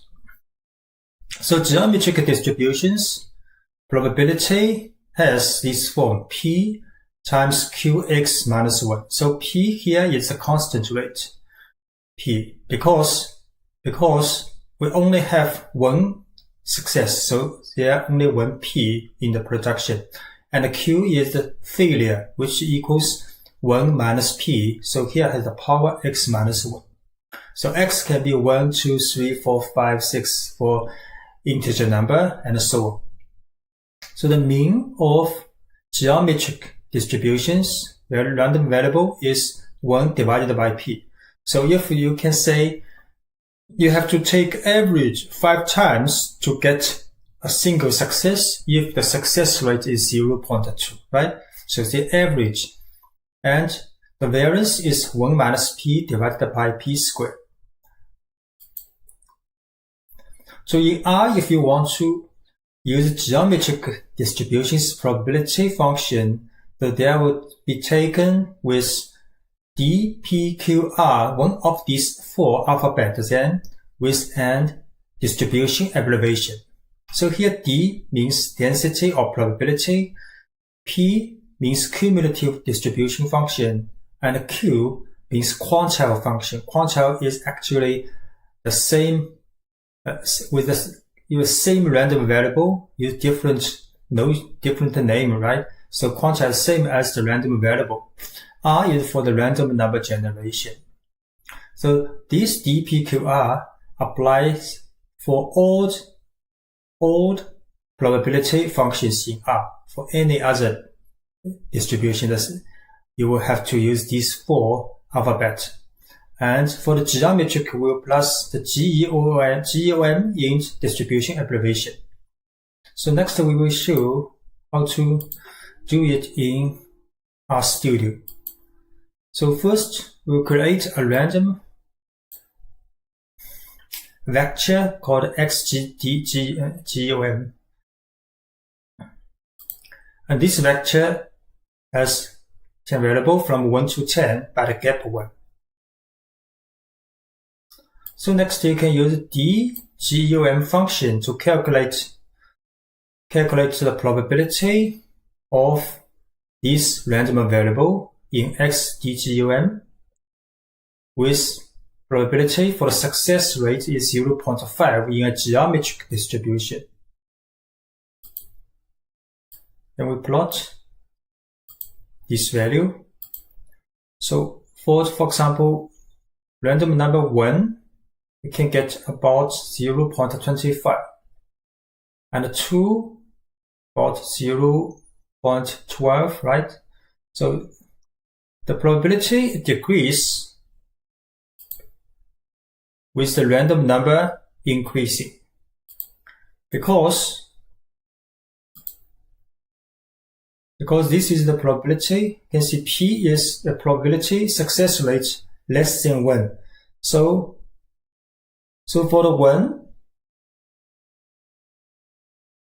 Q also less than 1, right? For x equals 1, this part is 0, so equals probability P. But x equals 2, P times Q, because Q is less than 1. So when x is 2, surely this part will be less than x equals 1, right? And so on. So when x increase, this part will decrease.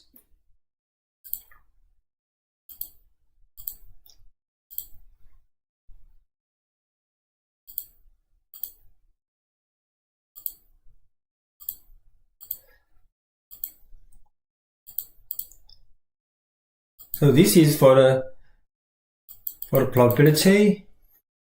And next we will calculate the cumulative probability. We use PGUM X, this vector, with the same success rate. Then plot this value.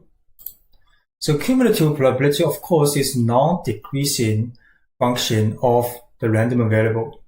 Because for example, if we say 6 here, so here is about very close to 1, about 0.98, for example.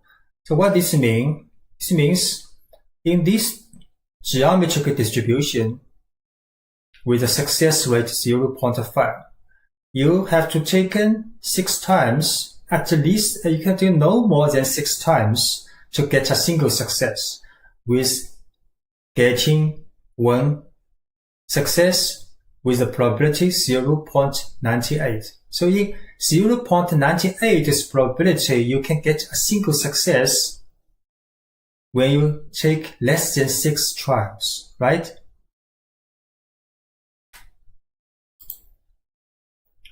So next function is QGUM. It is actually the opposite function of the PGUM.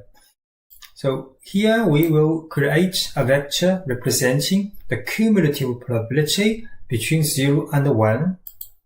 Then we pass this vector of probability with the same distribution for the geometric. Then we calculate the random variable. Next we plot. Now, this is actually the opposite. For example, 6 here. This is for the probability 0.6, the horizontal representing the probability. So between here 0.6 probability, you get very low value for the integer because the probability for increasing this here is very low. But for between 0.8 and 0.8 and 1, it increases very fast. For the integer values increase, right? Because this part of random variable has very high probability. So that's why increase very slow here, then increase quick. And the last function is for the random number generation. We set n equals 10, which we want to generate 10 such random number. Then use RGUM function with n and the probability 0.5. Next, we plot these values. So you can see the 10 number first is about 1, very close to 1. Then 2, 3, and so on. All are random number generation.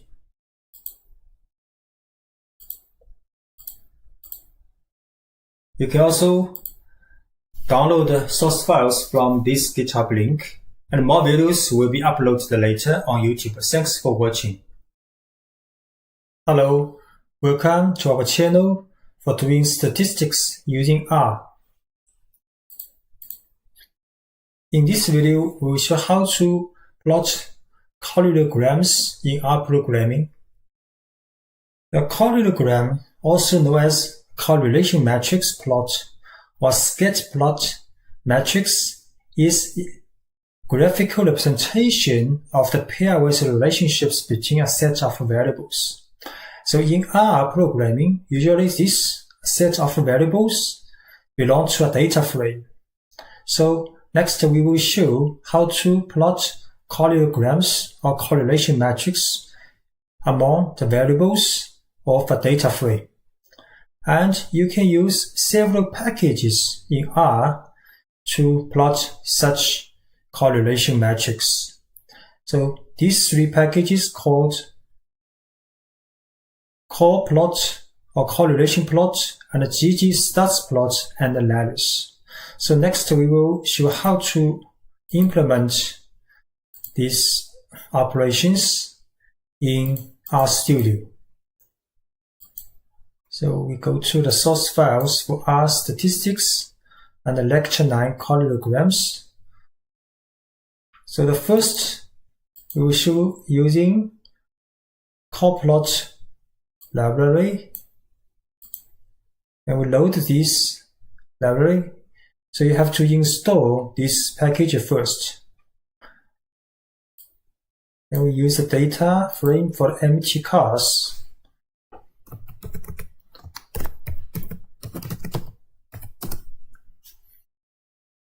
So in this data frame, there are information about different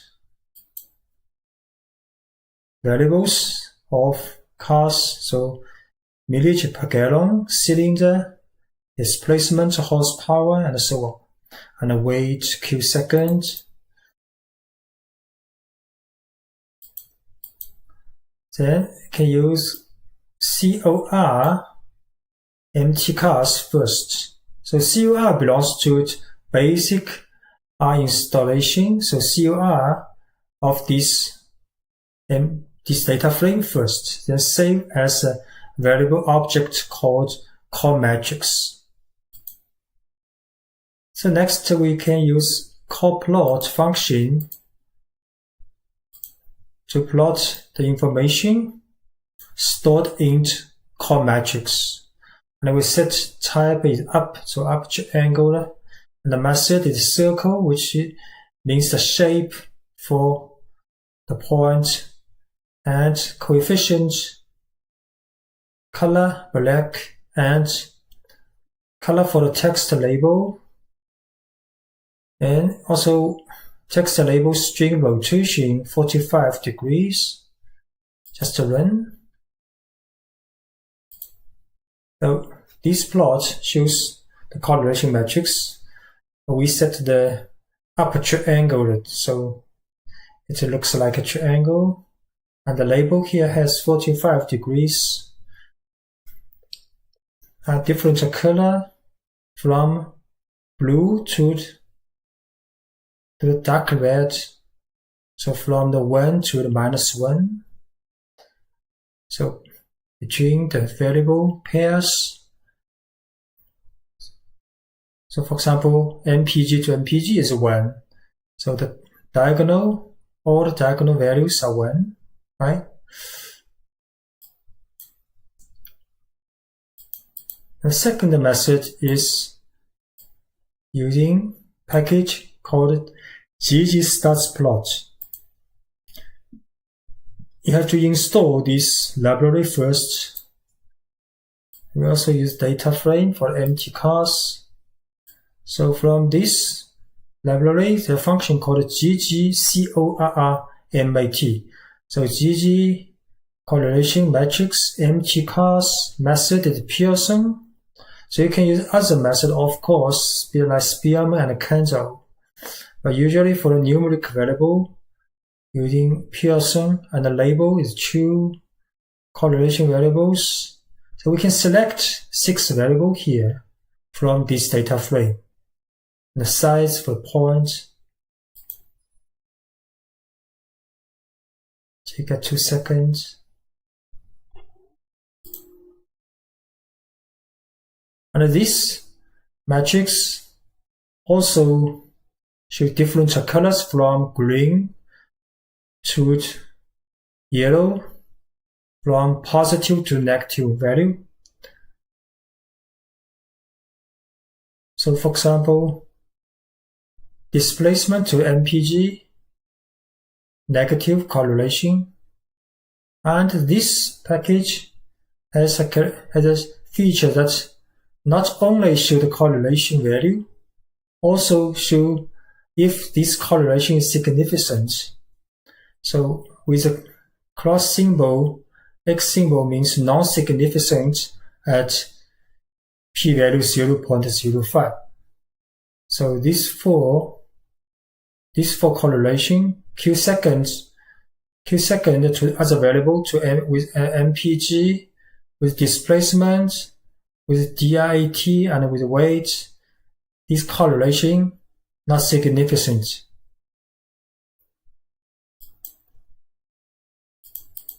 Then the third library we will use is Laris.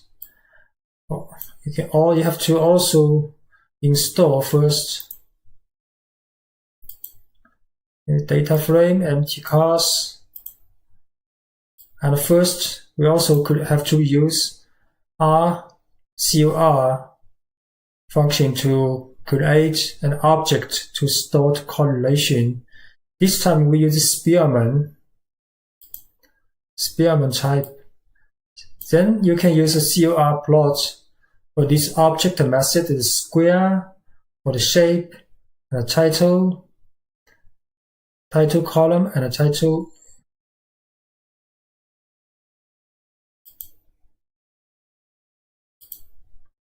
So you can see this time the correlation matrix showing a square, And with the diagonal also equals 1 for the blue color to red.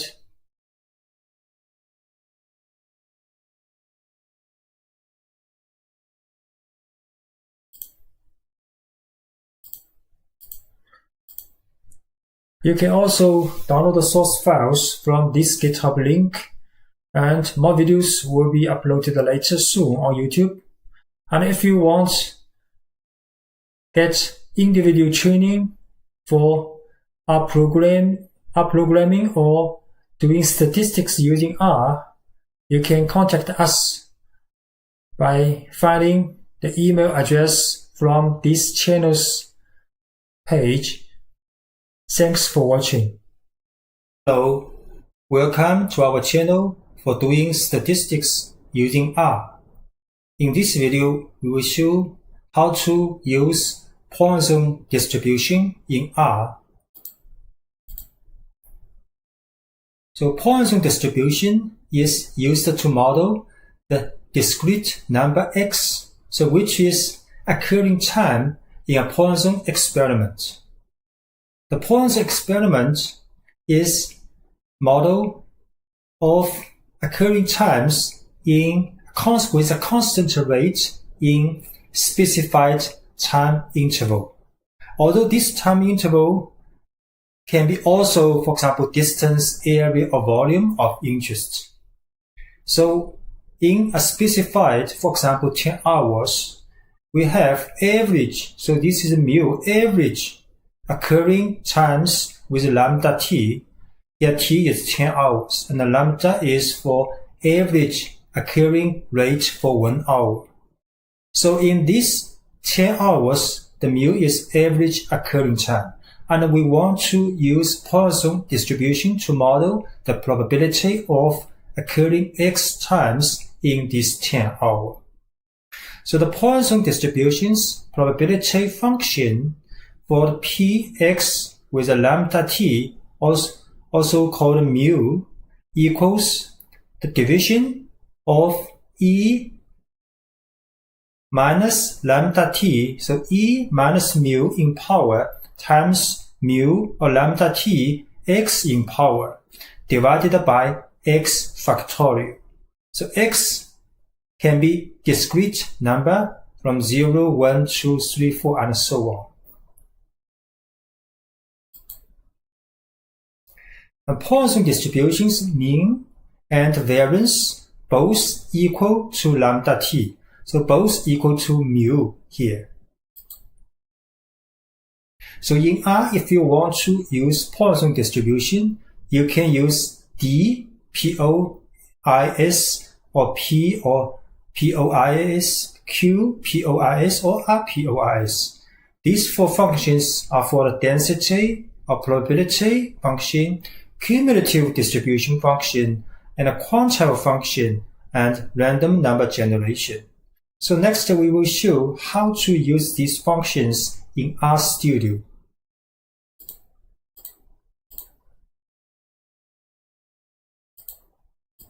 So first, we will show the function dPOIS. This will calculate the probability of a random variable that is available within a certain range. So for example, dPOIS 10, 10, which means the probability of occurring 10 times in a Poisson experiment. This experiment, for this time interval, the average occurring times is 10. So dPOIS uses k lambda. So here lambda equals lambda t in point we have shown. So here lambda is actually a mu. So the function uses k and mu. K is for the x occurring times which is of interest. So dPOIS 1010 is about 0.125. So this probability is about 1 of 8. It's not very low because average occurring time is 10, right? So occurring 10 has about 0.125 in probability. So next, if average occurring time is 15 for this time interval, then what's the probability of occurring 2? So we use dPOIS to 15. It's quite low, almost 0. So next we will create a vector from 1 to 20. Then we'll show the result of the Poisson probability of this vector in a Poisson experiment with average occurring times is 10. Then we plot this probability.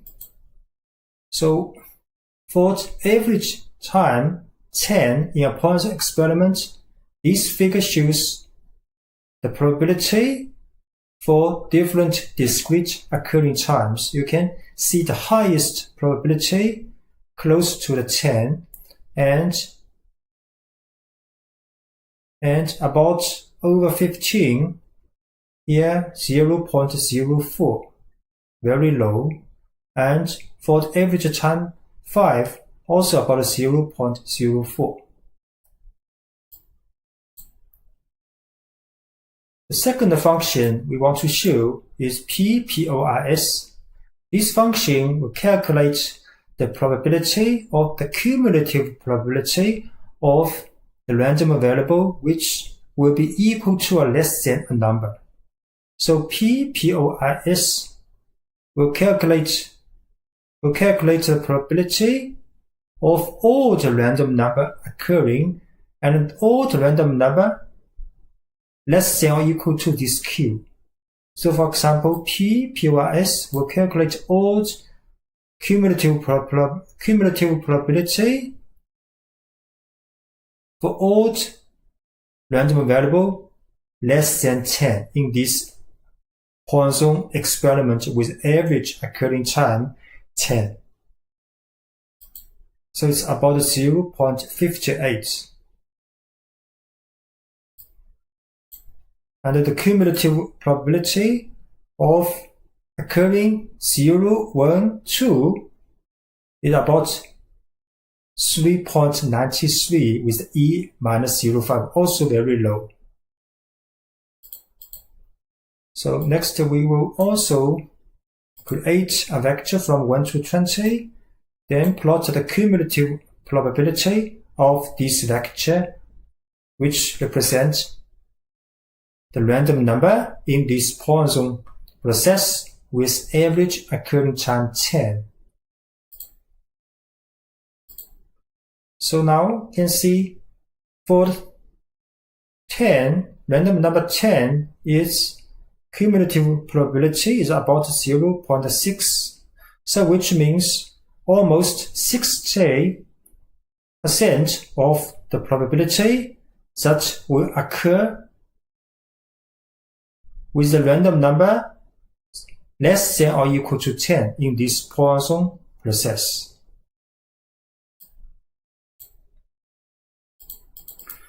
So the third function is called QPOIS. So this function is actually the opposite operation of the PPOIS.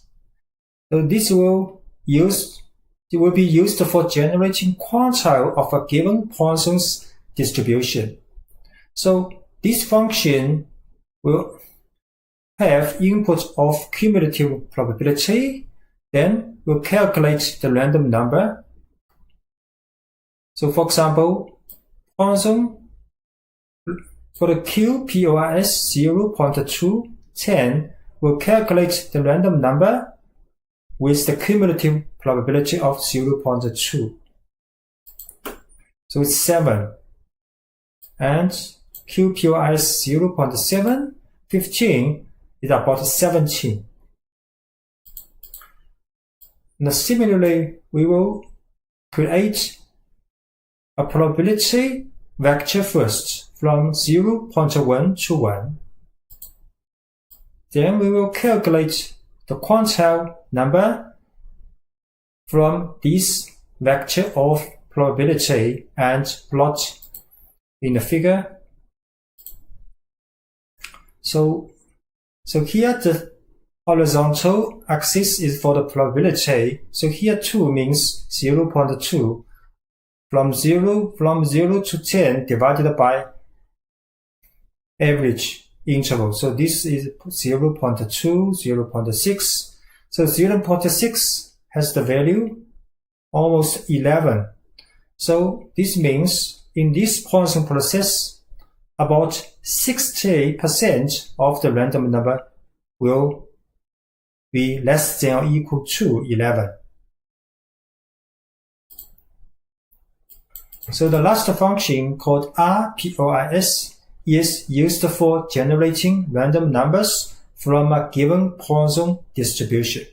So rPOIS, here n is 20. We will generate 20 random number from this Poisson distribution.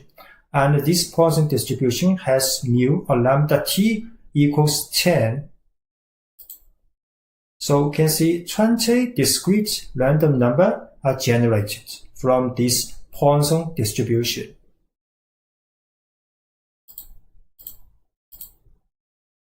You can also download the old source files from this GitHub link, and more videos on doing statistics using R will be uploaded later on YouTube. Thanks for watching. Hello, welcome to our channel for doing statistics using R programming. In this video, we will introduce continuous uniform distribution and its implementation in R. So continuous uniform distribution is one of the simplest continuous distributions in all of statistics. And this distribution is characterized by a flat function, flat density function, which means in interval a and b, its density is 1 divided by b minus a. Because the density function's area will be in 1 total, and for the other area, the density is 0. So if we look at this figure, it shows the density function. So this straight line represents the density function between 1 and 3, and its height is 1 of 2. So this area, rectangle area, will be 1. So for the other values outside of 1 and 3, the density is 0. In R, if you want to use continuous uniform distribution, you have to use these 4 functions: DUNRF for the density, PUNRF for the cumulative probability, and QUNRF for the quantile function, and RUNRF for the random number generation. So next we will show several examples of how to use these functions. So first we create a vector of x represents the variable in continuous random distribution from 0 to 10 with the gap 0.2. So we use DUNRF to calculate the density of this vector x in continuous uniform distribution defined on the area 3 and 8. So here minimum 3, maximum 8. So you can see this vector represents the density. Start with 0, then same value 0.2 for a range, then 0, 0, 0. If we plot this function, so this area represents 1 from this area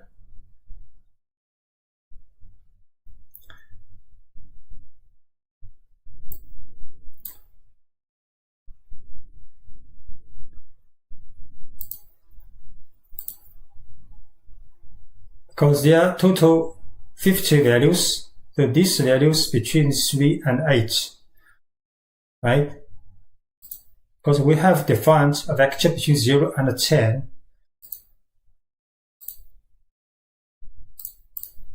So here between 0 and 10 divided by 50, small in. So from this value is about 3 and this value about 8.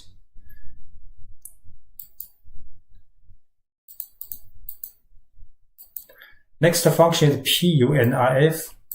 Same, we create a vector between 0 and 10. Then we can use punif to calculate the cumulative probability from 0 to 10 for uniform distribution defined on 3 and 8. So this value is x range is 3 because from 0 to 10 with the 50 different values. So here is about 3 and here is about 8. From 3 to 8 there is increasing with constant rate. This rate is the density value. And lower than 3 and over than 8, there is no increase in cumulative probability because that density is 0. Next function called QUNRF, which is actually the opposite operation of the PUNRF, which will calculate the random variable from the given probability. So we first create a vector called Q, which is the probability between 0 and 1, with a gap 0.1, so 10 value. Then we can calculate the quantile value using QUNRF for this uniform distribution on 3 and 8. So this horizontal value represents the probability from 0 to 1. So 0 to 1. And the y value is the quantile value from this cumulative probability. So this quantile value from 3 to 8. And quantile value also increase with a straight line.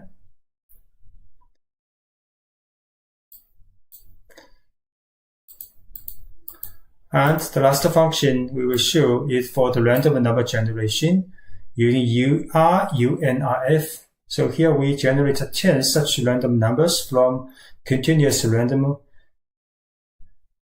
distribution defined on 3 and 8.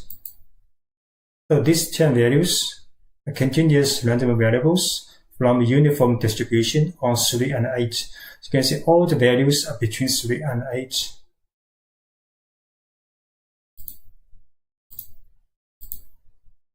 You can also download the source files from this GitHub link, and more videos will be uploaded later soon on YouTube. Thanks for watching and subscribing our channel. Hello, welcome to our channel for rprogramming. In this video, we will show how to use normal distribution in R. So we know normal distribution is a continuous random distribution which has the bell shape in density curve.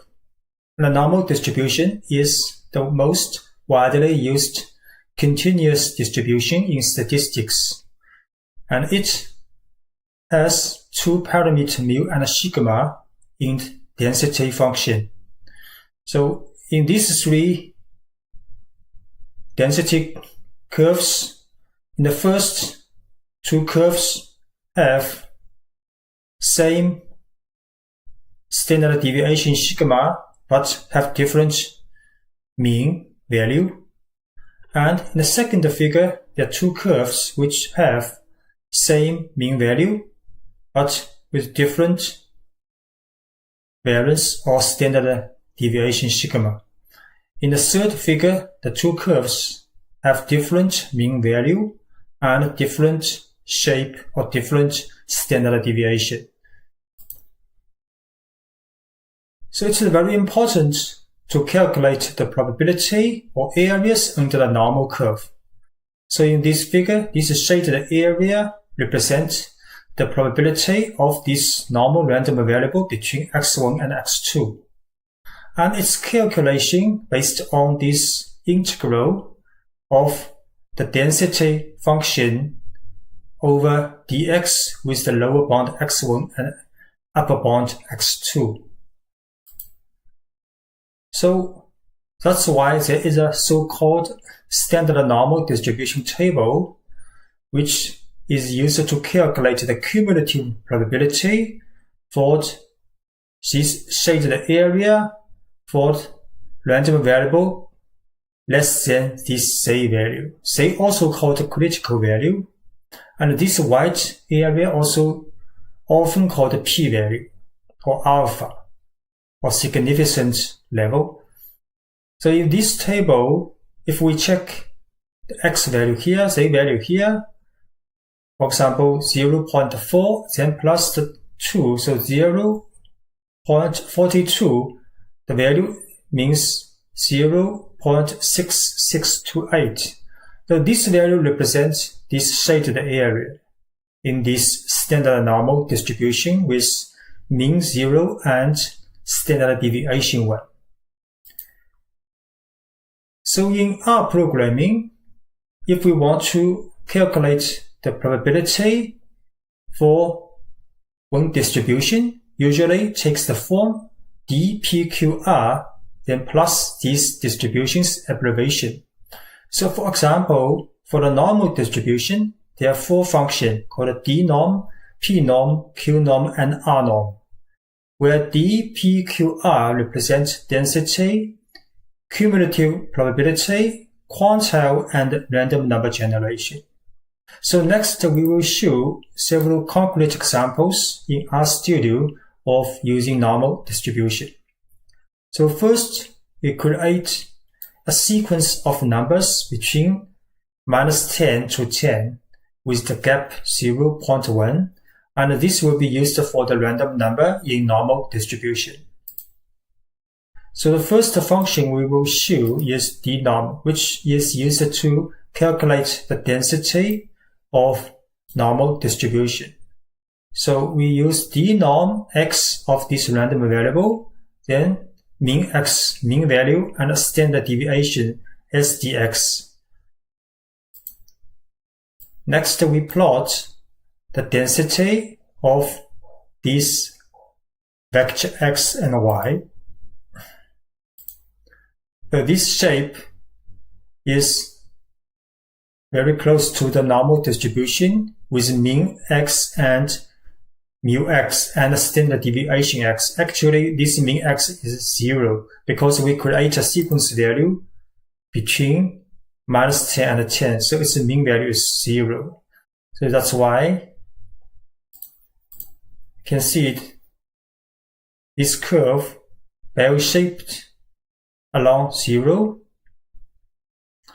And for example, for 5, random variable 5, its density about 0.05. And this shaded area under this curve, the region, equals 1. Second function is pnorm, which is used to calculate the cumulative normal probability which means we want to calculate this shaded area using pnorm function. So same as before, create a sequence of numbers x between -10 and 10. Then the cumulative probability for this vector x in the normal distribution can be used with the pnorm of this vector. In this case, we set the mean value 2.5 and the standard deviation 2. Then we plot the relationship between x and its corresponding cumulative probability. So you can see from 0, before in front of the 0, there's almost very little increase in the cumulative probability.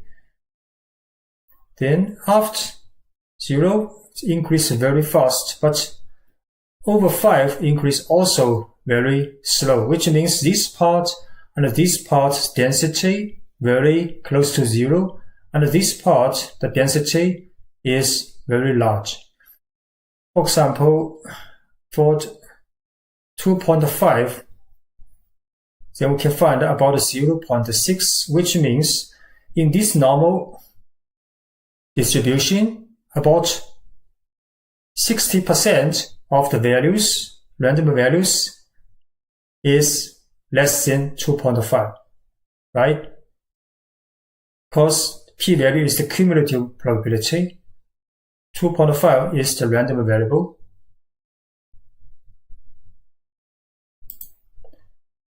The third function called qnorm, which is the inverse of the pnorm function. So which means it will calculate the quantile or random variable from the given cumulative probability in normal distribution. So similarly, we create a sequence of x between 0 and 1 with the gap 0.05. Because here x represents the cumulative probability, and from the qnorm function, we can calculate the quantile value of this cumulative probability, and with the mean equals 10 and the standard deviation 2. Then we plot the relationship between x and y. So in this case, in horizontal axis from 0 to 1 is the cumulative probability, and the y-axis represents the quantile value. So for example, 0.6 here is about 10.5. So which means in this normal distribution, about 60% of the value less than 10.5, right? The next function is called rnorm, which is quite simple to understand. It will be used to generate random numbers from a normal distribution. So we create rnorm to generate 10,000 random numbers from a normal distribution with mean equals 90 and a standard deviation equals 5. Then we plot these random numbers in a histogram with breaks 50. Though this histogram very close to a real normal distribution with the mean value 90 and the standard deviation 5. Although it is not perfect, for example, here not perfect symmetric, but when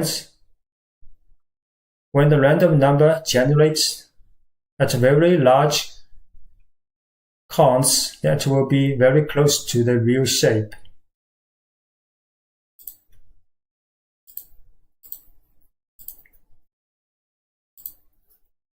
You can also download the source files from this GitHub link, and more videos will be uploaded later on YouTube soon.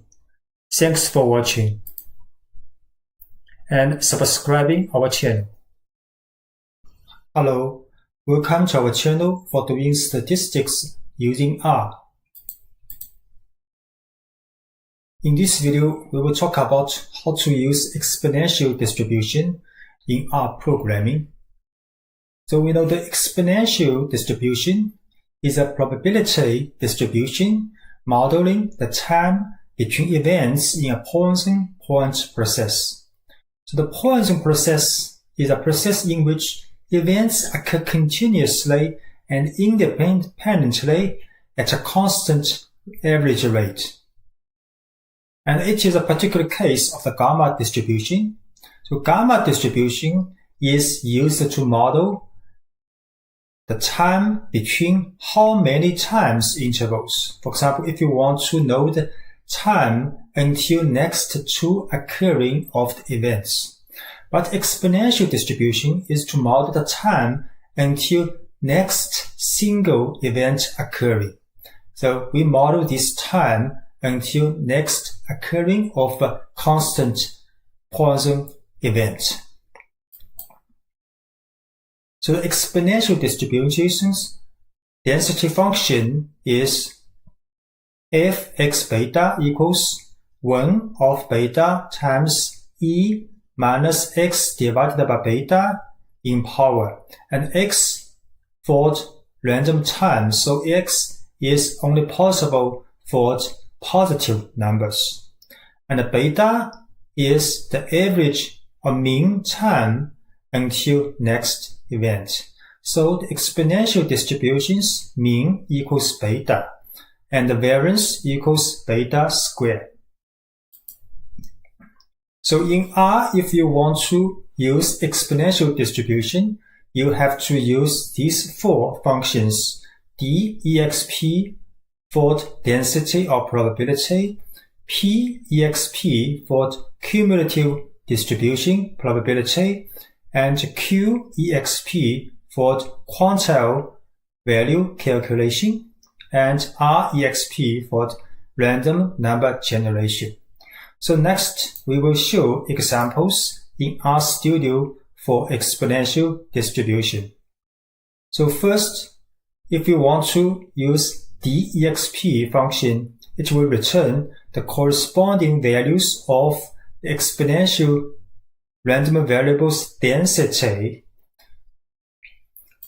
And the syntax for the dexp is for random variable in dexp function, then with a rate. So this rate actually is 1 of beta, which means how many average occurring during a unit time period. So this is the reciprocal of the beta, because beta modeling the average or mean time until next event. So the rate is how many average occurring times in a unit time period. So for example, x exp is a vector between 1 and 10 with a gap 0.1. Then we can use dexp function to calculate the density of this vector with a rate equals 5. Then we can plot this density curve.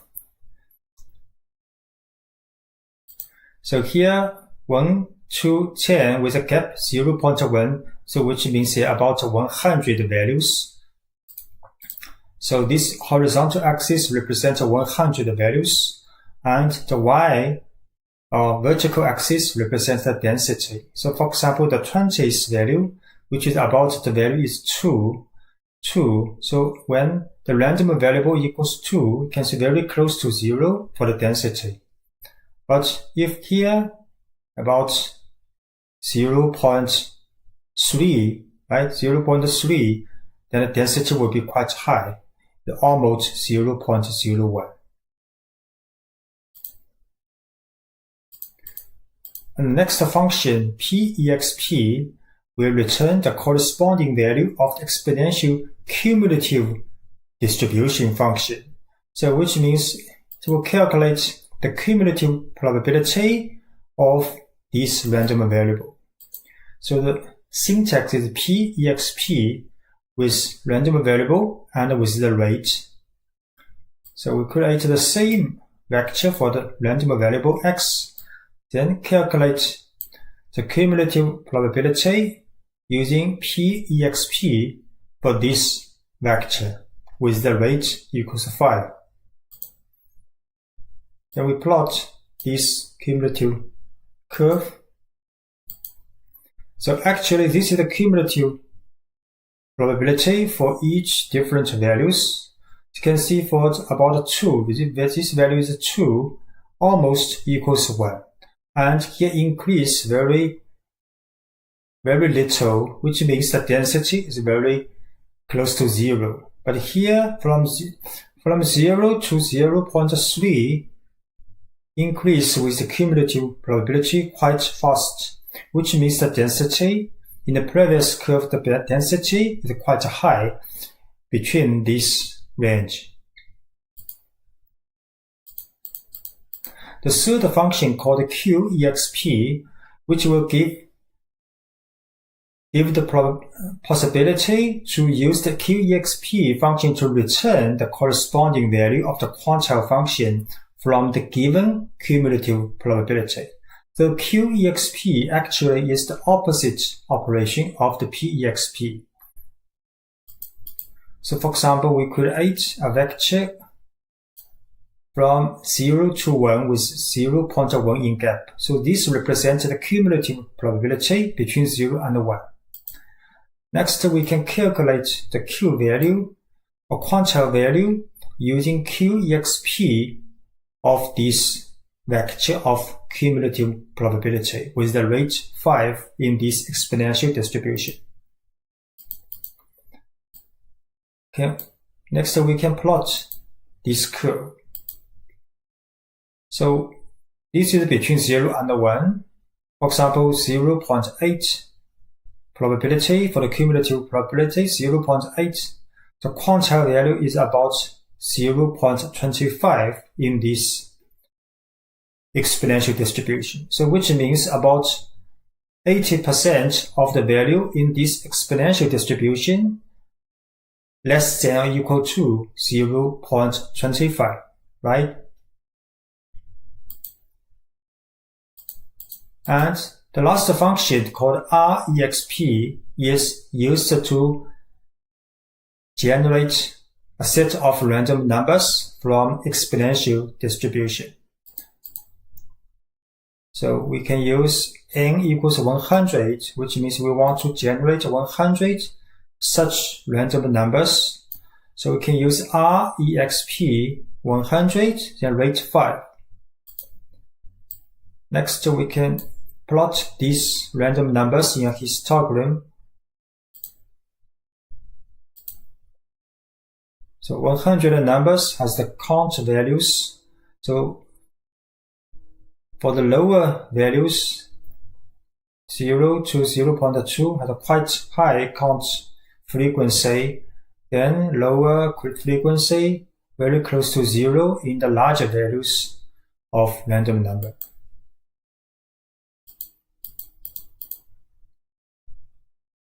Next, we will show an example. Suppose that a system contains a certain type of component whose time in years to failure is given by t. So the random variable t is modeled nicely by the exponential distribution with the mean time to failure beta equals 5. So what is the probability that a component is still functioning at the end of 8 years? So the solution is the probability that a given component has a failure within 8 years is given by px less than 8. So first we calculate the probability of p less than 8 equals p(exp) 8 then 1 of 5 for the rate. So the probability that a component is still functioning at the end of 8 years is 1 minus the probability of x less than 8. So use 1 minus p less than 8 is about 0.2. So which means in this problem, the probability that a component is still functioning at the end of 8 years is about 0.2 or 20%.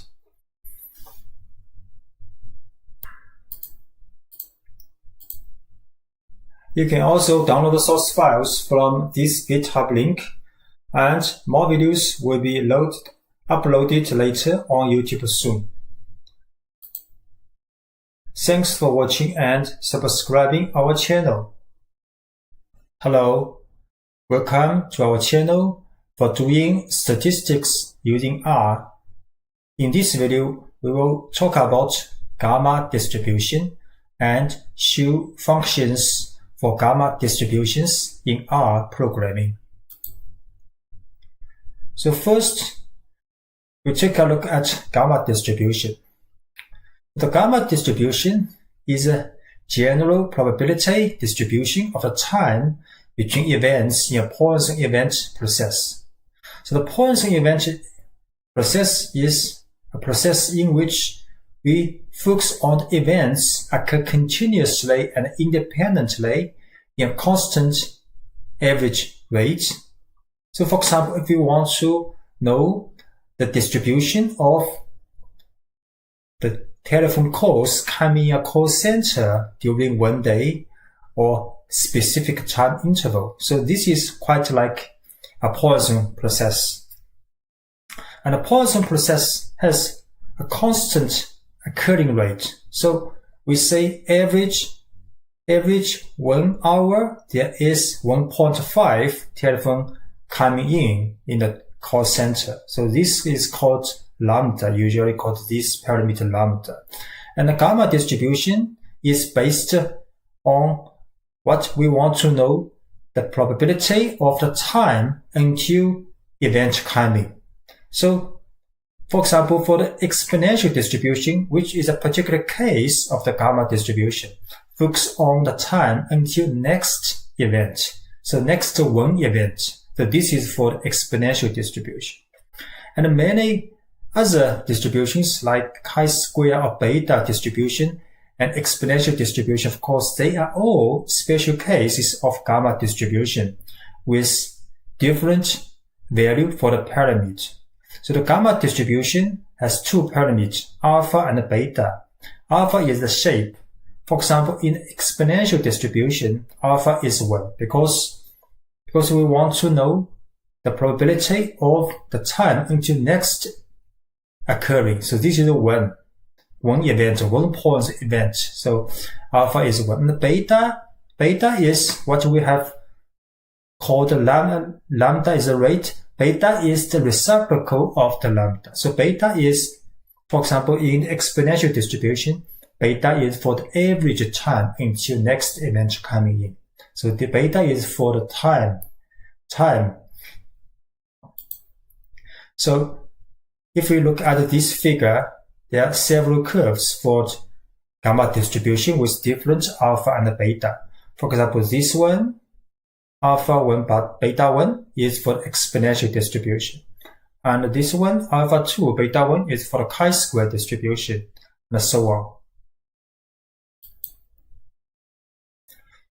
So now we look at the density function for the gamma distribution. First, we have no gamma function. So gamma function with one parameter alpha is the integral for the positive value of dx with the function x alpha minus 1 in power times e minus x in power. And alpha is positive number and x is also positive number. So this is the gamma function, and the gamma function has some interesting properties. For example, gamma n equals the factorial of n minus 1. And gamma 1 here is equals 1. Gamma 1 is 1. And gamma n is n minus 1 factorial. And gamma 0.5 is square root of pi. So gamma function is very interesting. So based on the gamma function, can build the density function for gamma distribution. So this is gamma distribution for time x and alpha, beta. So x is the random variable. This is usually for the time. And alpha, beta is two parameters we have shown in the previous page. This is for the shape. This is for the scale. And the density function is 1 divided by the beta alpha in power times gamma function of alpha. Then times x alpha minus 1 in power and e minus x divided by beta in power. So in some expression, they also use the lambda here. So because beta is a reciprocal of lambda, so just fill in the lambda. So for example, 1 divided by lambda not in the denominator, in the numerator now. And both alpha and beta are positive number. The mean for the beta function is alpha beta, and variance is alpha beta square. So if we want to use beta functions in R, so there are 4 functions called d gamma, p gamma, q gamma, and r gamma. So for the d gamma is for the density and the probability, p gamma for the cumulative distribution or cumulative probability, and q gamma for quantile value, and r gamma for random number generation. And the parameters have shape and the rate. Rate is lambda, usually is 1. If we use scale, so do not use rate. So you can use rate or scale, but not both. And the scale is 1 divided by rate. So next we will show several examples in RStudio using gamma distribution. So first function is d gamma, which is used to calculate the density value of random number x in a specific gamma distribution with shape and scale parameter. So shape is alpha and scale is beta. A scale default is 1. So we create a vector of x value from 0 to 5 with gap 0.2. So next you can use d gamma function of this vector with the shape alpha is 6 and with the scale 1 of 5. So which means the rate is 5, right? So in a specific unit time, for example, there are 5 telephone coming in. So this rate is 5. So average scale is 1 of 5. So average time between 2 events is 1 of 5, right? So here we use d gamma, and for the x gamma, this vector for the random variable, this representing for the random time, and the shape for the 6, and the scale is 1 of 5. And we can run. Then can plot this density. You can see this density mimic the density curve of this gamma distribution.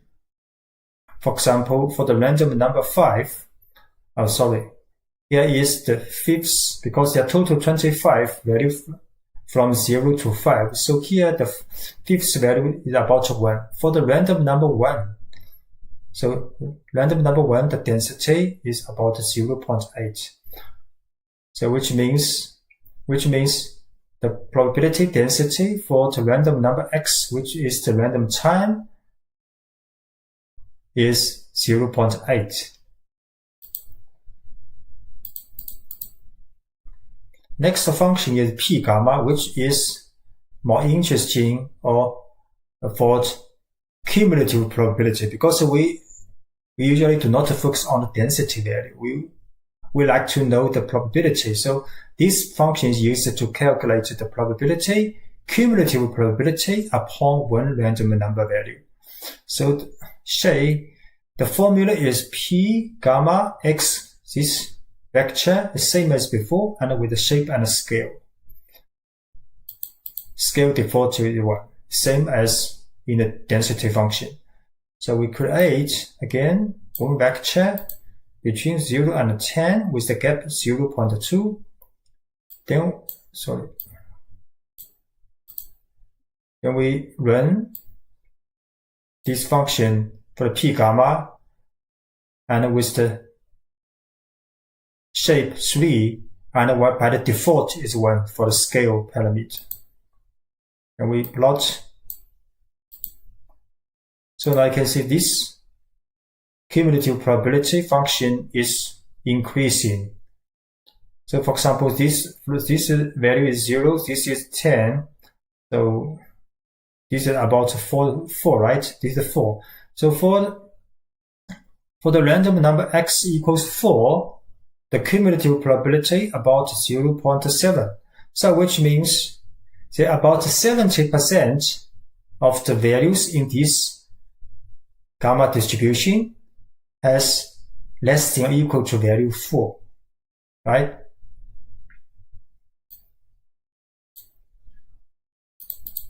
And next function is Q gamma, which is the opposite operation of the P gamma. So Q gamma is used to calculate the quantile value or the random number from the given cumulative probability. So the formula is Q gamma with this X gamma here is the cumulative probability and with the shape or scale parameter. So we create a vector between 0 and 1 representing the cumulative probability. Then we can calculate the quantile or the random number vector from this cumulative probability from a gamma distribution with the shape or alpha equals 3 and with the beta equals 1. Next, we plot this vector of random number, also increasing because the cumulative probability increasing, this random number vector also increasing. So for example, here 0.5 cumulative probability, the value is about 3, little lower than 3, 2.8 for example. So which means there are about 50% of the values in this gamma distribution has the value lower than or equal to 2.8, right? So the next function called R gamma, which is quite meaningful, is used to generate a random number from a gamma distribution.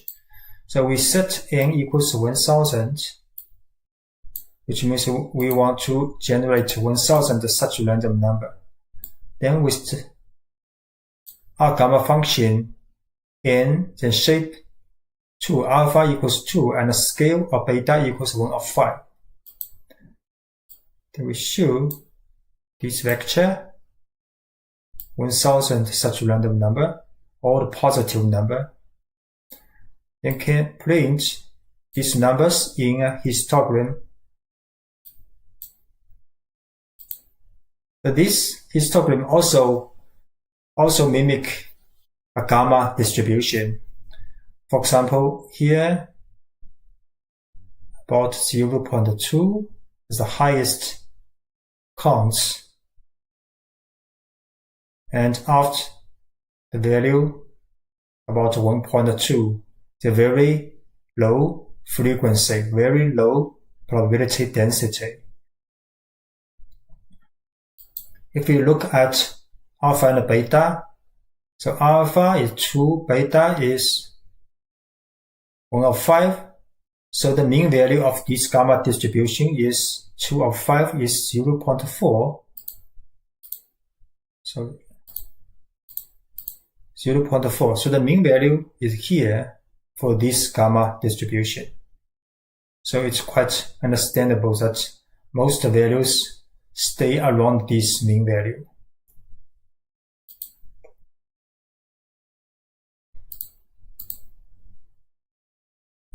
In the end of this video, we will show an example using gamma distribution. So suppose that telephone calls arriving at a particular switchboard follow a Poisson process.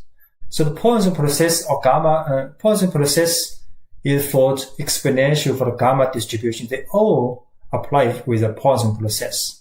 So with an average of 5 calls coming per minute. So this is the lambda, average 5 calls coming per minute. So this lambda is 5, which means the beta is 1 of 5, right? So what is the probability that within 1 minute at most 2 calls have come in to the switchboard? At most, so which means the random number less than or equal to right? So the solution is the Poisson process applies with time until 2 Poisson events following a gamma distribution with alpha equals 2, beta equals 1 or 5. So if we denote by x1 the time in minutes that transpires before 2 calls coming in, the required probability is given by a gamma distribution with alpha 2, beta 1 or 5. So we calculate this probability using p gamma because we want to know the probability of all the values less than equal to 1 in this gamma distribution, where alpha equals 2 and lambda equals 1 or 5. Sorry, scale equals 1 or 5. So beta equals 1 or 5. So we just calculated this cumulative probability for the x equals 1, and the shape equals 2, and the scale equals 1 or 5.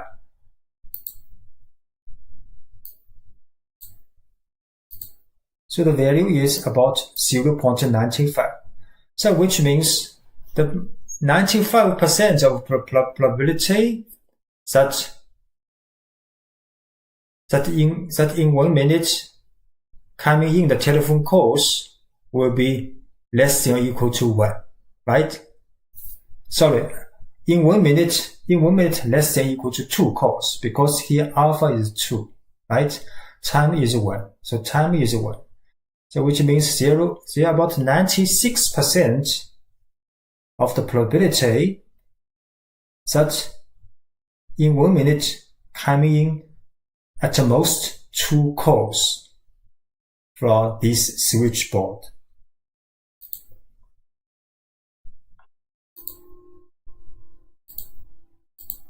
You can also download the source files from this GitHub link, and more videos will be uploaded later on YouTube. Thanks for watching and subscribing our channel. Hello, welcome to our channel for rprogramming. In this video, we will show how to conduct Shapiro-Wilk test for normality in R. So we know many of statistical modeling are parametric tests based on the normal distribution. So for example, the rationale behind hypothesis testing relies on having something that is normally distributed. And many statistical modeling, for example, linear regression, we assume the data are at least approximately normal distribution. So it's very important that you have to check the normal distribution assumption before deciding which statistical test or modeling is appropriate. So one way to test the normal distribution is Shapiro-Wilk test, or say Shapiro test. This is a normality test in frequentist statistics, and the null hypothesis of Shapiro test is that the population is distributed normally. So after the test, if the value of p is equal to or less than 0.05, then the hypothesis of normality will be rejected by the Shapiro test. So the function in R is Shapiro.test of a vector. So next we will show how to use this function in R. So first we load the library for dplyr because we want to use a dataset called toScrolls from this package. So next we create a data frame called myData. The value is toScrolls. So we show this dataset, the 60 observations with 3 variables, the length, soup, and dose. So next we can use Shapiro.test to test the normality of variable length from this data frame. So you can see the result is p-value is 0.1. So because the p-value is greater than 0.05, so say the distribution of the given data for the length is not significantly different from normal distribution. So we have no sufficient evidence to reject the null hypothesis. So which is the null hypothesis? In the Shapiro-Wilk test, the null hypothesis is we assume the data is normally distributed. So in the result, because p-value is not less than 0.05, so we do not reject, or say we conclude that the data is not significantly different from normal distribution.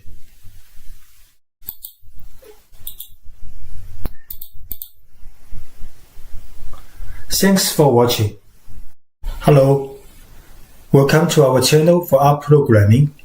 In this video, we will briefly talk about chi-square distribution and chi-square test, and show how to implement chi-square distribution and test in rprogramming.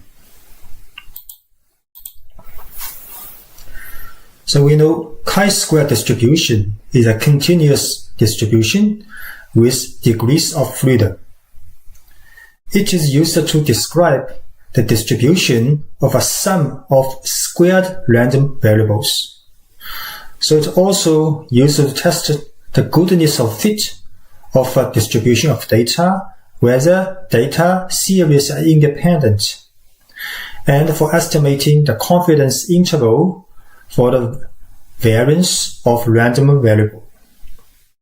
So say one, say two, say n are independent standard normal random variables. So they have mean 0 and standard deviation 1. So the random variable x, which is the sum of the square of those standard normal random variables, will follow a chi-square distribution with n degrees of freedom. So we use the notation chi-square distribution here. So this figure shows several curves for the chi-square distribution's density function in terms of different degrees of freedom. So for example, this green curve k equals 2, this one, and you can see when the degrees of freedom becomes larger and higher, and the curve will be more symmetric and it will have a bell shape. So it will approximate to normal distribution when degrees of freedom will be very large. So in the application, in the regression, we know SSR, which is the sum of squared residue divided by unknown variance of the data, have a chi-square distribution with n minus 2 degrees of freedom.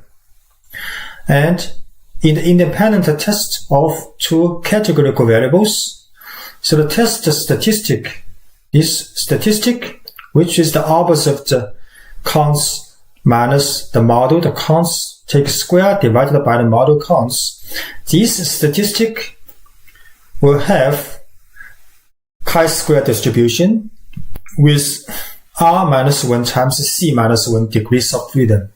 So where r and c represent the column number and the row number respectively.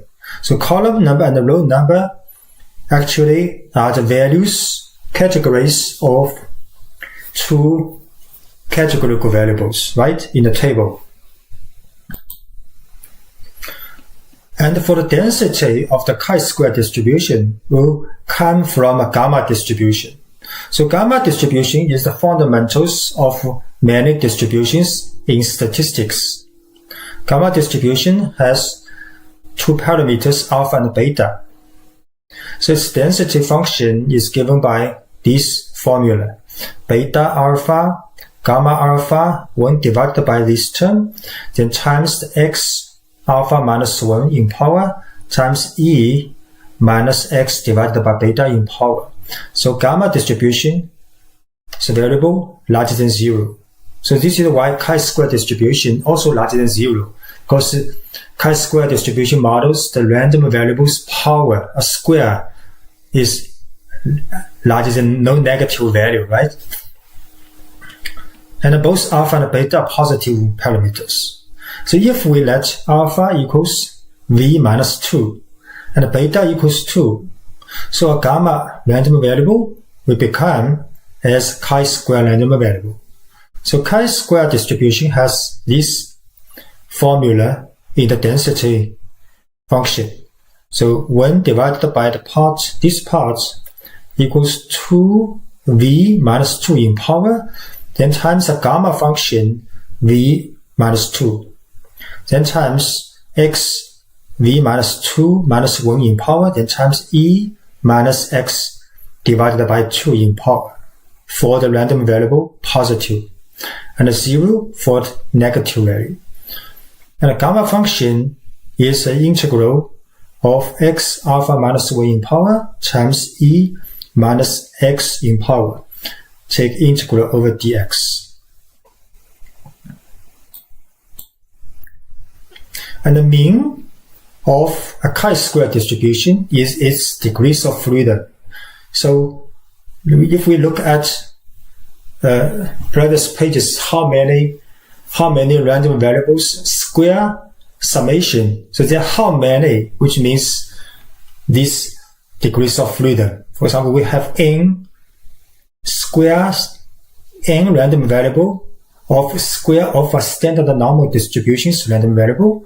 Then here the distribution has degrees of freedom n here. And the variance of a chi-square distribution actually is 2 times v. So this table and this curve is used to manually do a chi-square test or calculate chi-square distribution. So if we look at this alpha shaded area and this value x, this value is actually the critical value of a chi-square distribution, with a quantile value. So which will chi alpha, which means it will leave the shaded area represents the probability to this area as alpha. Let's say if alpha we set is 0.05, so this critical value is a chi-square 0.05 with respect to specific degrees of freedom.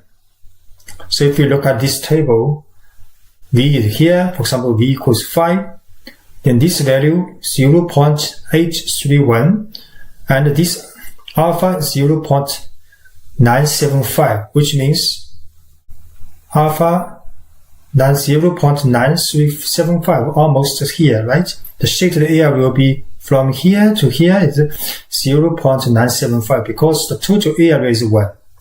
So this critical value will be here like 0.831, right?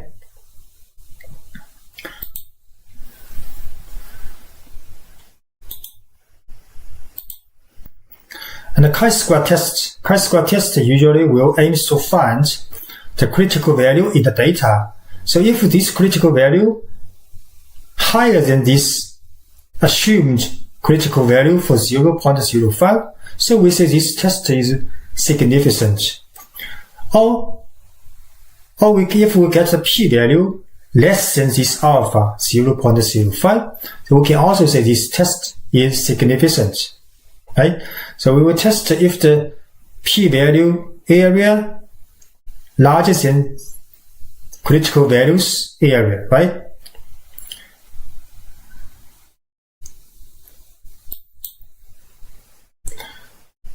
So in R programming, usually we will use dpqr, one of these alpha beta, then with the abbreviation of a distribution to do calculation in statistics. So D for density and P for the cumulative probability and Q for the quantile function, and R is for the random number generation. So specifically for chi-square distribution, we just use D chi-square, P chi-square, and Q chi-square, and R chi-square. So next we will show examples in RStudio to implement chi-square distribution. So now we go to RStudio. First function for the chi-square distribution is D chi-square. It's very simple. We just define a variable vector for critical value or random variable in chi-square distribution and set the degrees of freedom. Then the density for each value will be calculated. So we set degrees of freedom is 10 here, and a vector from 1 to 20.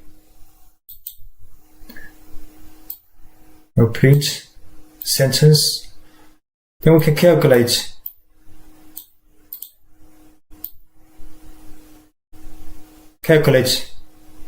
D chi-square of this vector. So this value, 10 value, these 20 values represent the density of each random variable in chi-square distribution with degrees of freedom equals 10. So next we can also plot. So sketch plot for these 20 values. This is very close to the shape of a chi-square distribution with 10 degrees of freedom. So the next function called Q chi-square. So which means to calculate a critical value in terms of a cumulative probability. So we set the freedom is 5 and set the P. This is if we look at this curve, the P here, the P cumulative probability is actually the white area, is 1 minus alpha. So here the white area is 0.05 because Q chi-square accepts a cumulative probability. It's 1 minus alpha in the figure. So we set 0.75. Show how it's going. So critical value is about 6.62. So which means in this chi-square, this white area is 0.75 and this critical value is 6.62. So next function is P chi-square. It is actually the opposite operation of Q chi-square, because here we set the degrees of freedom and using P chi-square to calculate a critical values cumulative probability. So which means we calculate the probability for all random variables less than this value. So if we look at again this figure, so for the P chi-square, we will calculate this white area probability. This is the cumulative probability for all the random variable less than this critical value. So we calculate the cumulative probability for all the variables less than 5, or say between 0 to 5, because all the chi-square variables are larger than 0. So this probability is about 0.584. So which means this white area is 0.584 and this critical value is 5. So the last function is called R chi-square. It is very easy to understand. We just generate random numbers from a chi-square distribution. Because chi-square distribution has degrees of freedom 5, so we create 50,000 of such random variable. You can also plot in a histogram. Here we set frequency false, so which means to show the density, not the frequency. So this shape is the same no matter you set a counts or density. This is very close to a because it's a very large number, 50,000, so very close to a real exact chi-square distribution with degrees of freedom 5. Next, we will show an example to do chi-square test. So the chi-square test of independence evaluates whether there is an association between the categories of the two variables. So we will take the survey data in a math library, which represents the data from a survey conducted on students. So we load this library first, and we show the data called survey. So the survey data actually is a data frame with 237 observations of 12 variables. So we are particularly interested in testing the hypothesis whether the student's smoking habit is independent of their x-axis level at 0.05 significance level. So we create data frame just to take two variables, smoke and x-axis, from data frame survey. So student's data has two variables. We just use a table survey, or we can create a student's data with just a table function for these two variables. Next, we can print out this table. So this is a contingency table for the two variables, all the value, because the smoking, frequency, non-sum, and heavy, and x-axis, they have 3 values. So totally we'll have 12 fields in this table. Next, we can just use chi-square test function of this contingency table. We can just omit this warning message. The result, just p-value 0.48, and has a chi-square test statistic 5.48 with degrees of freedom 6. So because the p-value here is larger than 0.05, so we conclude that the smoking habit is independent of the x-axis level of the students, and there is a weak or no correlation between the two variables. So because the p-value is 0.48, so alpha is 0.05, so which means the critical value from this test is less than this critical value, right? Less than the critical value, which will be significance level. So we'll stay here, critical value. This is about 0.48 for this area, for the shaded area.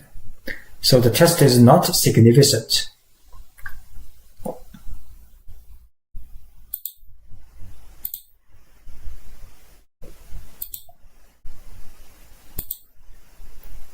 You can also find the source file and data files in our website here.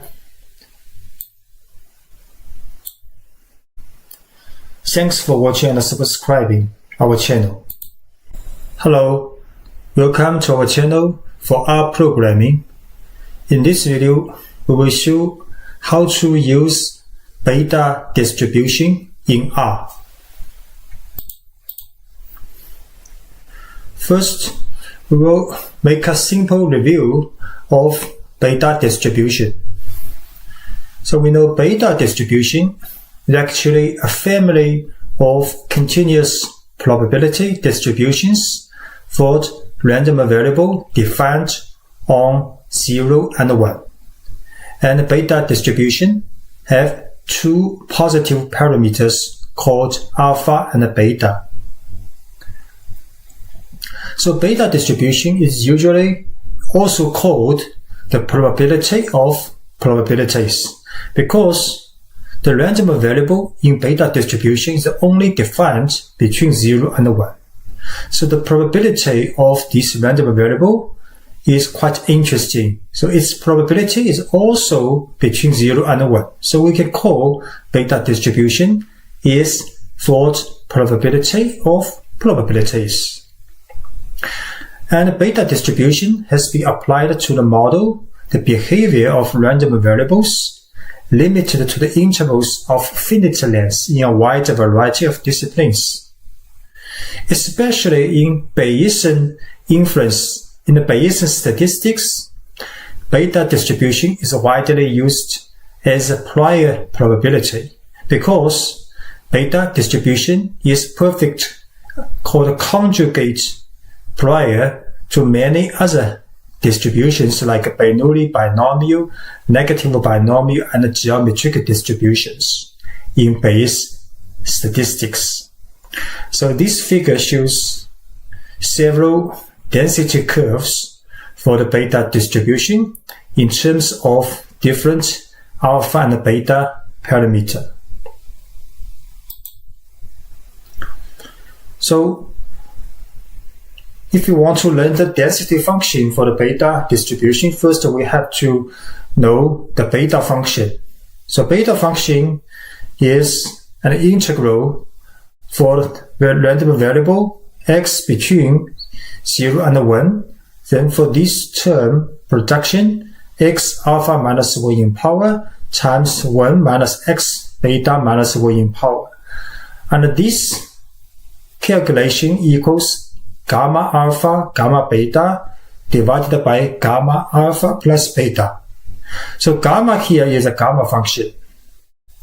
The gamma function is the integral from 0 to positive infinity with the expression x alpha minus 1 in power and e minus x in power. So beta function use gamma function. So gamma function is an integral. Then we can see the beta distribution's density function is for random variable between 0 and 1 is 1 divided by the beta function alpha beta, then times x alpha minus 1 in power, then times 1 minus x beta minus 1 in power. So we note that when alpha and beta both equal 1, so beta distribution is a uniform distribution. So the uniform distribution is a special case of a beta distribution with the parameter alpha, beta both 1. So the mean for the beta distribution is alpha divided by the beta plus alpha, and the variance is this expression. So for the uniform distribution, the mean is 0.5 and the variance is 1 of 12. So next, we'll show how to use beta distributions in R. So in R, all probabilities use 1 alpha beta from dPQR, then combined with an abbreviation of the distribution. So for the beta distribution, we have 4 functions: d beta, p beta, q beta, and r beta. So where d means density, p means cumulative probability, and q means quantile. Quantile means the random variable, and r means the random number generation. So next we will show several examples using those functions. So first, the function is d beta. So d beta will calculate the density function for the random variable having beta distribution. So first we create a vector of random variable between 0 and 1 because beta distribution focuses on random variable between 0 and 1. So we create a vector of 10 numbers between 0 and 1 with the gap 0.1. And we plot d beta with the beta function with alpha, beta both equals to 1 parameter.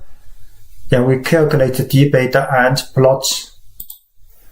So you can see when alpha and beta both equal to 1, this is a uniform distribution. So for all the random variables between 0 and 1, they have the same density. So here density equals 1.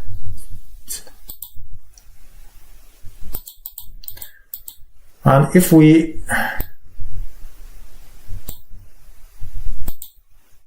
set alpha equals 2, beta equals 1 in the beta function, we see a different density curve. So this is a linearly increasing density when alpha equals 2, beta equals 1 in a beta function. So next, we will show another beta density curve with both alpha and beta parameter equals 2. So now this density curve is like quadratic curve. So next function is p beta. This is used to calculate the cumulative probability. So we create a data frame, then we print the variable of this data frame. The value between 0 and 1 is about 40 random variable.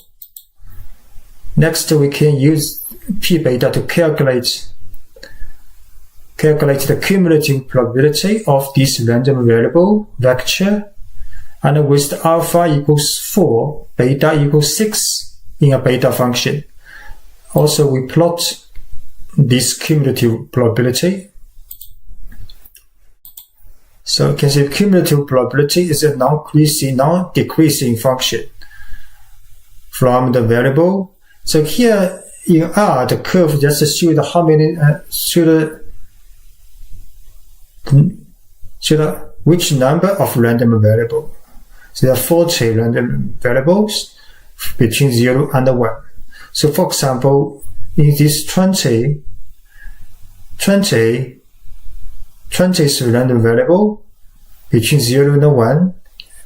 For a total 40 random variables, actually this is 0.5 for the random variable, right? So for the 0.5, the probability is about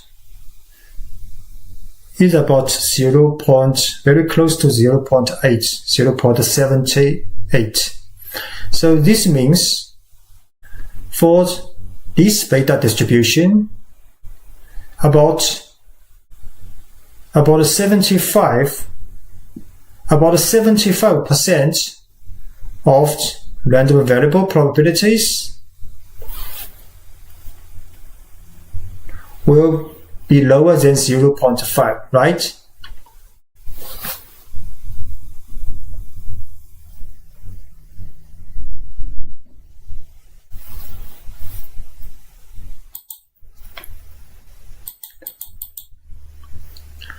And the next function is called Q beta. This is actually an opposite operation of the P beta. So this is from a given cumulative probability to calculate the random variable. So we create a vector of the probability between 0 and 1. So this means a vector of the cumulative probability between 0 and 1. Then we can use Q beta to calculate the quantile values. So calculate the random variables from this cumulative probability vector, and with the shape 4, with alpha is 4, beta is 6 of a beta distribution. Then we plot this area. So now in the x-axis for these 40 numbers is the probabilities between 0 and 1. This is for the cumulative probability.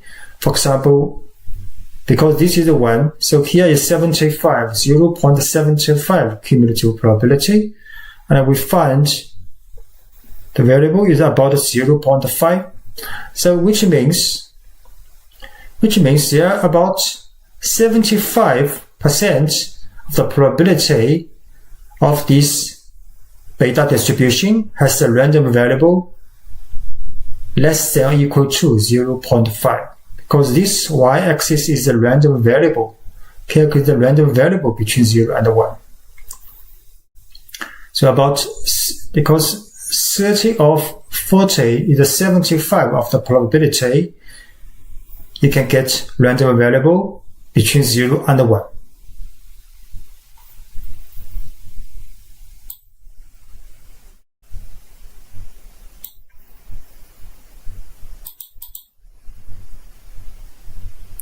So the last function we will show is a random number generation. So this is R beta. So we will generate 20 beta random variables from a beta distribution with the alpha equals 5 and beta equals 8. So now 20 random numbers have been generated. So you can see all values are between 0 and 1, coming from a beta distribution with alpha equals 5 and beta equals 8.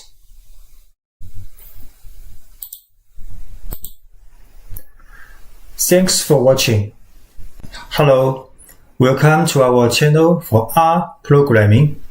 In this video, we will show how to use log-normal distribution in R. So, we know log-normal distribution is used to model a random variable. Actually, it's a positive random variable. If this random variable's log function has a standard normal distribution, or with a normal distribution with mean mu and standard deviation sigma. So the density function for the log-normal distribution is quite similar as the normal distribution. Just replace log x here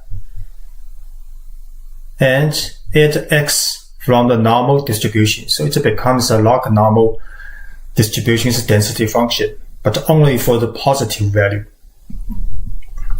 And the mean and the variance of the log-normal distribution look like this. The mean is E mu plus sigma square divided by 2 in power. Just note that this mu is not this mu.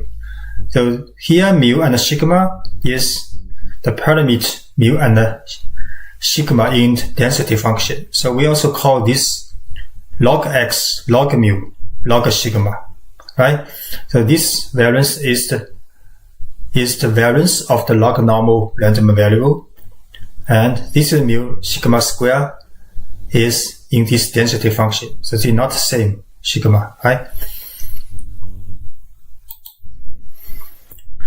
And these two curves are the density function for the log-normal distribution with respect to different mu and sigma this is log mu and log sigma in the density function. In R programming, we usually use DPQR, one of these 4 alphabets, and plus a distribution's abbreviation. So for the log-normal distribution, the 4 functions D, L norm, PL norm, QL norm, and RL norm.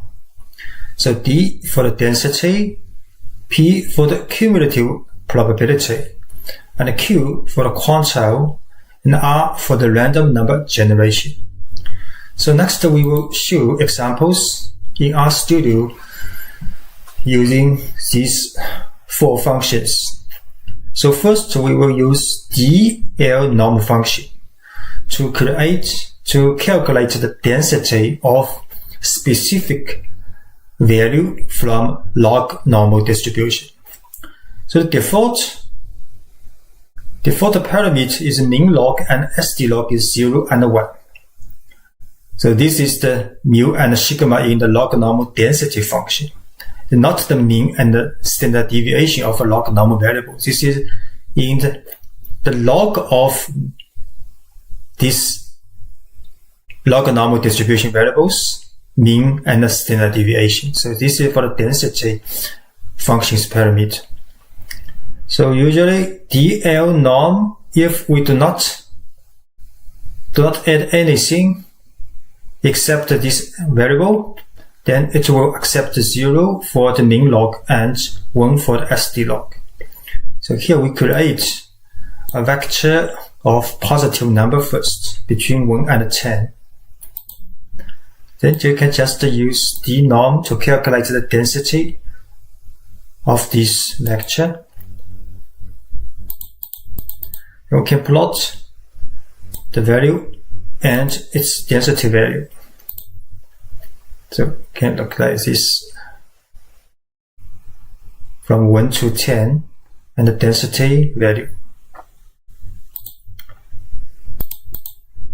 You can also use different min log and SD log parameter. So mu 5, SD2, sigma 2, so it's like this for the density.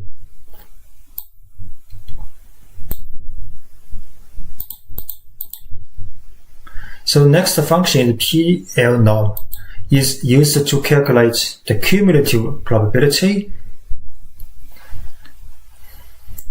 for positive random number. So we also create vector of x with positive number between 1 and 10.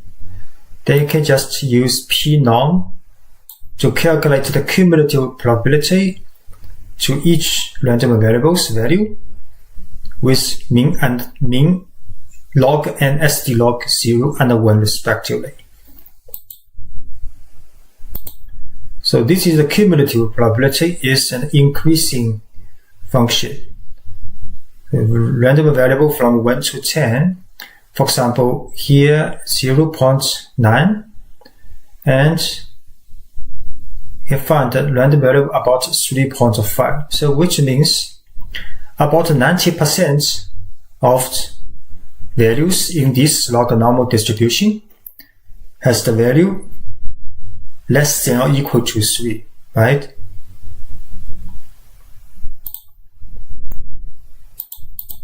And similarly, can plot another log-normal distribution's cumulative probability with min log of 5 and SD log 2. And this is a straight line. Sorry.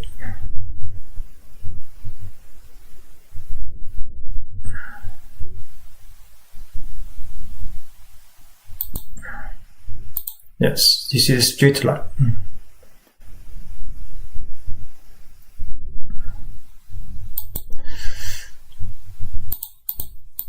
And Q norm is the opposite operation of P norm, which will calculate the quantile value.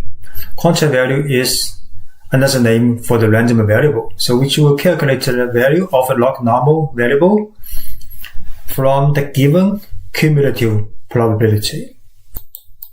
So we just create a vector again between 0 and 1 for the cumulative probability, and can use Q norm to calculate the quantile value from these cumulative probabilities.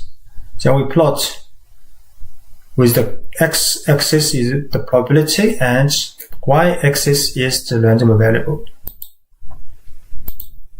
This curve is for cumulative probability between 0 and 1. This is for the random variable calculated. So again, we find 0.9 here, and can find random variable about 3.5. So which means about 90% of the values from this log-normal distribution, the value less than or equal to 3.5, between 0 and 3.5. I can also plot another quantile value from different log-normal distribution with min log 5 and SD log 2. So like this. So log-normal distributions variable change very much if you change parameter just a little, because the parameter is close to the log function. So which means this value will be the power function of E, right? So it's changed quite a big if we just change from min log to 0 to 1, 0 to 5, and SD log from 1 to 2. Can change a lot for the random variables value. And the last function we will show is rnorm, is to generate random number from a given lognormal distribution. So, for example, we set n equals 18. We will generate 18 such random numbers from a standard lognormal distribution. So R lognorm, this 18 number from a lognormal distribution with SD with min log 0 and SD log 1. And you can also generate from a different lognormal distribution with min log 5 and SD log 2. You can see that the scale of the number changed quite a lot. Now about several hundred, but the first vector of the random variable is around 1, right? Here is several hundred scale, so difference change very quickly if you just change from 0 to 5 here and 1 to 2 here. And lastly, we will show we create 10,000 random numbers from a lognormal distribution.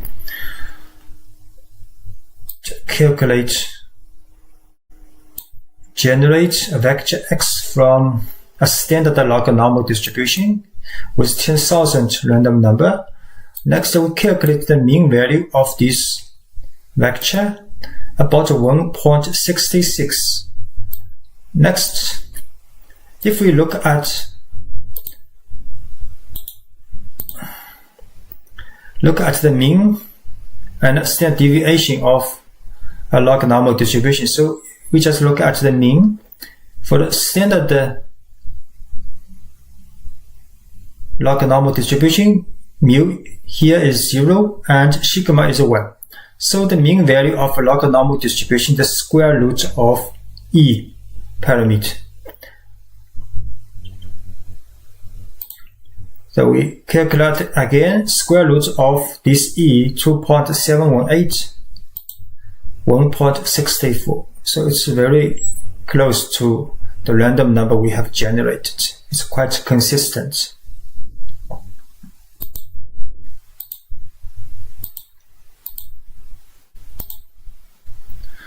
Thanks for watching. Hello, welcome to our channel for R programming. In this video, we will talk about using Weibull distribution in R. The Weibull distribution is a continuous probability distribution. It is used to model, usually for time to failure or time between events. It's quite similar as, for example, exponential distribution. So here we talk a little bit about exponential distribution first. So we know exponential distribution is to model the time until next single event occur. Or this event is called Poisson event, and this process is called Poisson process. So exponential distribution actually is a special case of a gamma distribution. So we know gamma distribution has two parameters, alpha and beta. And exponential distribution is a gamma distribution with alpha equals 1. So here 1 means the time until next event. And exponential distribution has a character called memoryless failure rate. So what is a memoryless failure rate? So we look at an example. For example, you have an old machine and a new machine, but these two machines has the same failure rate, same the probability of getting a failure until next failure's time distribution. So this is called memoryless. It's very idealized character. Or say you have bought a light bulb and you have used 1 year, but from this point, you have this light bulb is the same as a new one. So this is memoryless, but sometimes memoryless character is not realistic. So if you want to relax this memoryless feature of like exponential distribution, so there are usually two distributions we can use. First, you have to use a gamma distribution with alpha not equal to 1. For example, you can use alpha equal to 1.5 or 2, and so on. And another way is to use here this distribution called Weibull distribution. So Weibull distribution comes from the name of a Swedish statistician, Swedish physicist, Weibull. And if you look at the density function, so Weibull distribution has two parameters also, k and lambda, these two parameters. And Weibull distribution also model the positive random variable because the time to the failure or time between events is only positive value. So if we let k equals 1, so Weibull distribution also becomes exponential distribution. And if k larger than 1, the curves will become a little bit bell-shaped and will resemble the normal distribution if k is very large. So we take a look at this plot with several figures for Weibull distribution with respect to lambda and different k. You can see all the lambda 1, but if k equals 1, this one is exponential distribution. And k equals 5, this is bell-shaped. If k is very large, so it will become a normal distribution. So in rprogramming, if you want to use Weibull distribution function, so usually there are 4 functions called d Weibull, p Weibull, q Weibull, and r Weibull. So it's very clear because d, p, q, r represent the density, p for the cumulative probability, and q for the quantile value, and r for the random number generation. So next we will show how to use these functions in RStudio. So first function is d Weibull. It's used to compute the value of density for the different random variables from Weibull distribution. So its syntax is d Weibull with random variable, then shape and scale. So shape is k, scale is lambda.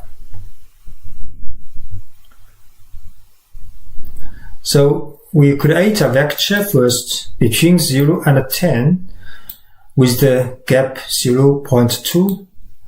Then we set k equals 1, lambda also equals 1. Actually, this is an exponential distribution, but here we use a Weibull function. Here is a different k if you want. So just use d Weibull, this vector of random variable, then shape equals k and scale is lambda. Then we plot. You can see this is plot a sketch plot for the random variable and its corresponding density value. So it's an exponential distribution. It's quite close to a real exponential distribution. So next function called p Weibull. Like other distribution, the p represents cumulative probability. So we can calculate the cumulative probability for different values. We set k and the lambda both equal to 1 and x is a vector between 0 and 10, then p Weibull, this vector and with a shape and a scale. Then we plot scatter plot for x and y. So the cumulative probability is a non-decreasing curve. So for example, this value is 4 between 0 and 10. This 4 is very close to 1, but we can look at 2, for example. 2, its value is about 0.88, right? 0.88. So which means in this Weibull distribution, about 88% of the value of the probability that you can get the value less than 2, right? Less than 2. And next function is the Q Weibull. This is an opposite operation of the P Weibull. The Q represents a quantile value, so it will calculate the random variable. Quantile means the random variable. Quantile value is a random variable's value. So it will calculate the quantile value from the given cumulative probabilities. So we create a vector called probs, represents the cumulative probability between 0 and 1. Then we set k and lambda. Then you can use Q Weibull of this given cumulative probability vector and with the shape and scale parameter. Then we also plot the probability in the x-axis, and this is the probability and this is the quantile value or the random variable. Again, if we look at 0.8, the value is between 1.5 and 2. If we 0.88 is about 2, right? In the last figure. So here 0.8 is value about 1.7. So which means about 80% of probability or 80% of the values from this Weibull distribution have the value lower than 1.7, right? And the last function is Weibull. It's quite understandable. Just use it to generate random numbers from a given Weibull distribution. So for example, we set n equals 18, then we can use Weibull, then n, then with a shape and scale parameter. So this 18 number generates randomly from a Weibull distribution with a parameter 1 and 1.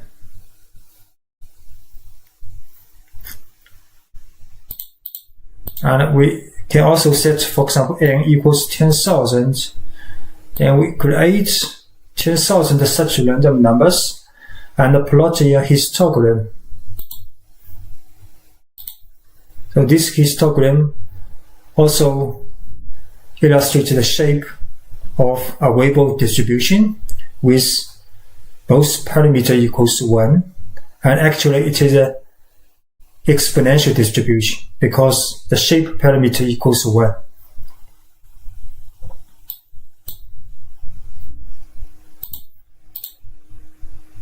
Thanks for watching. Welcome to our channel for R programming. In this video, we will show how to use t-distribution and t-test in R.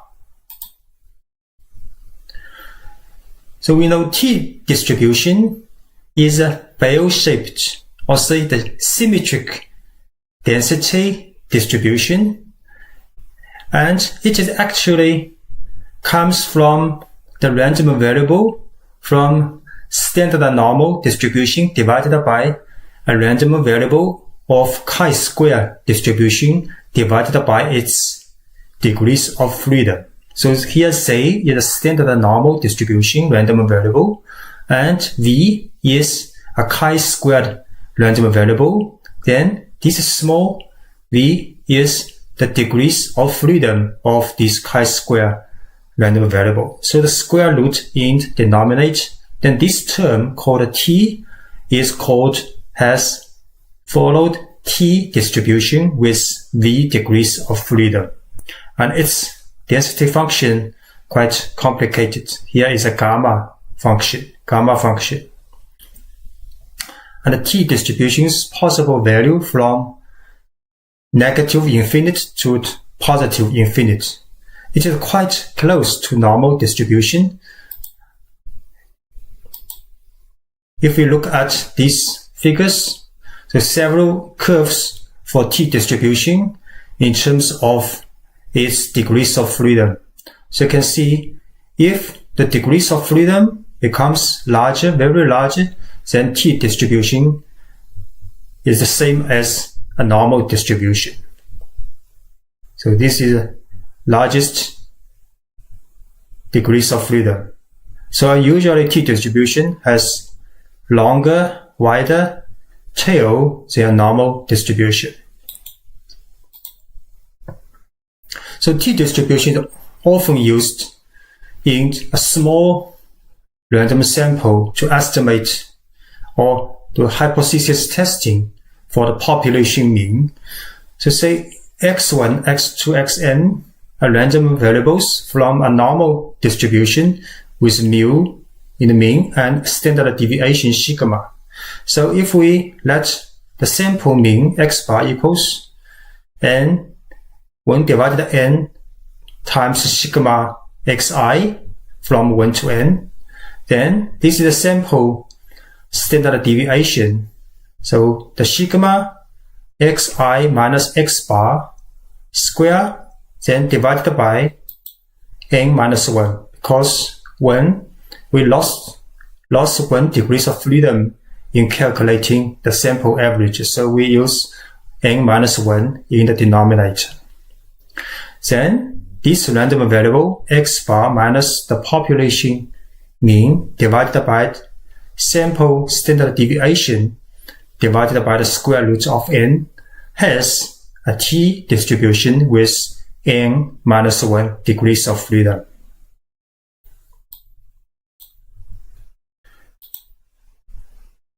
So t distribution's density function look like this.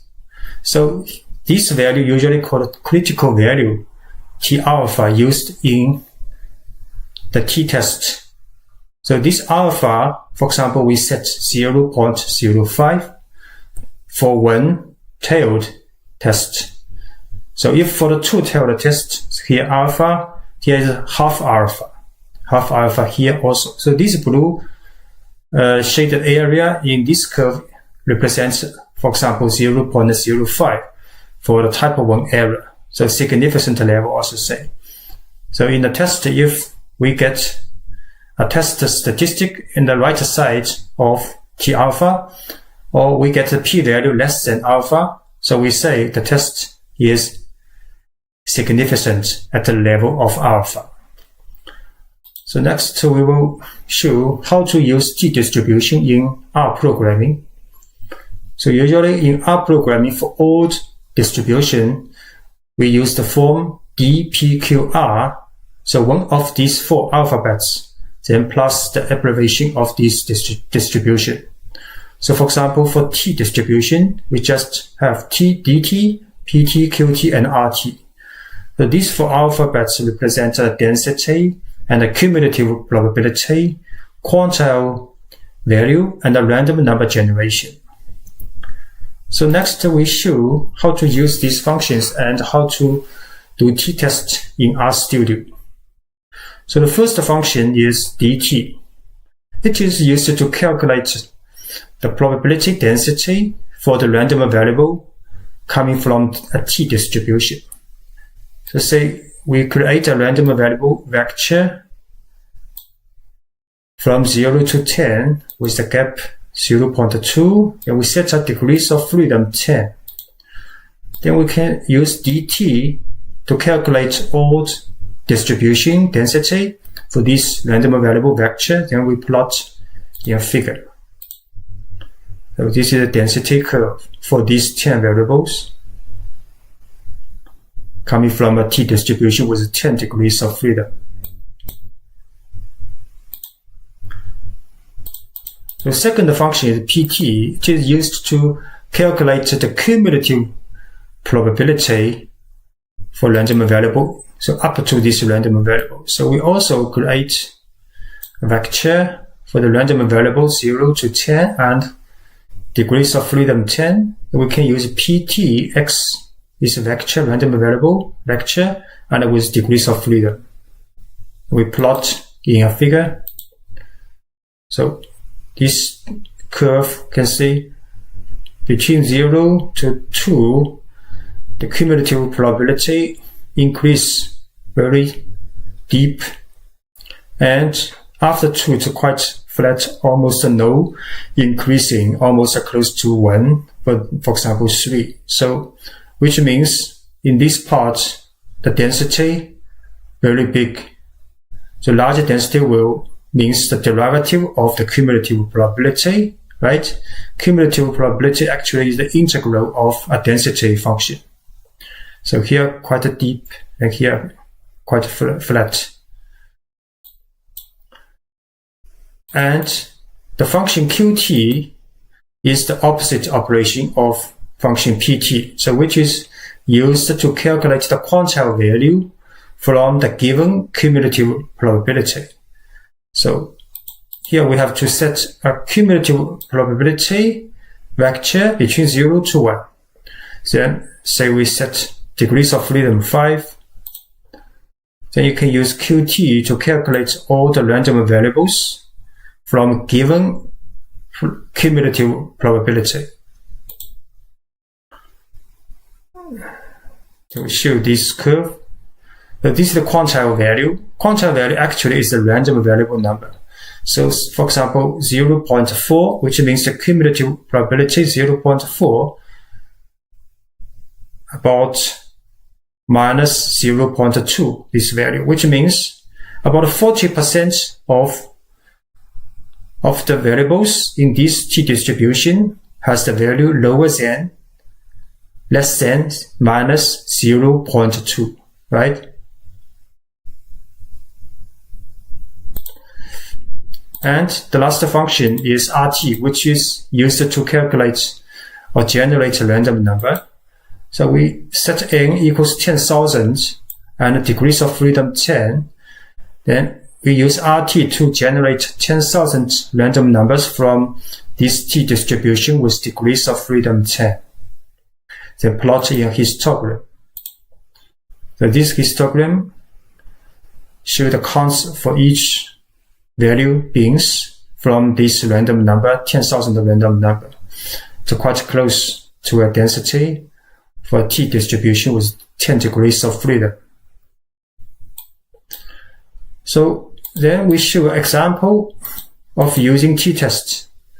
So the problem is a chemical engineer claims that the population mean yield of a certain batch process is 500 grams per milliliter of raw material.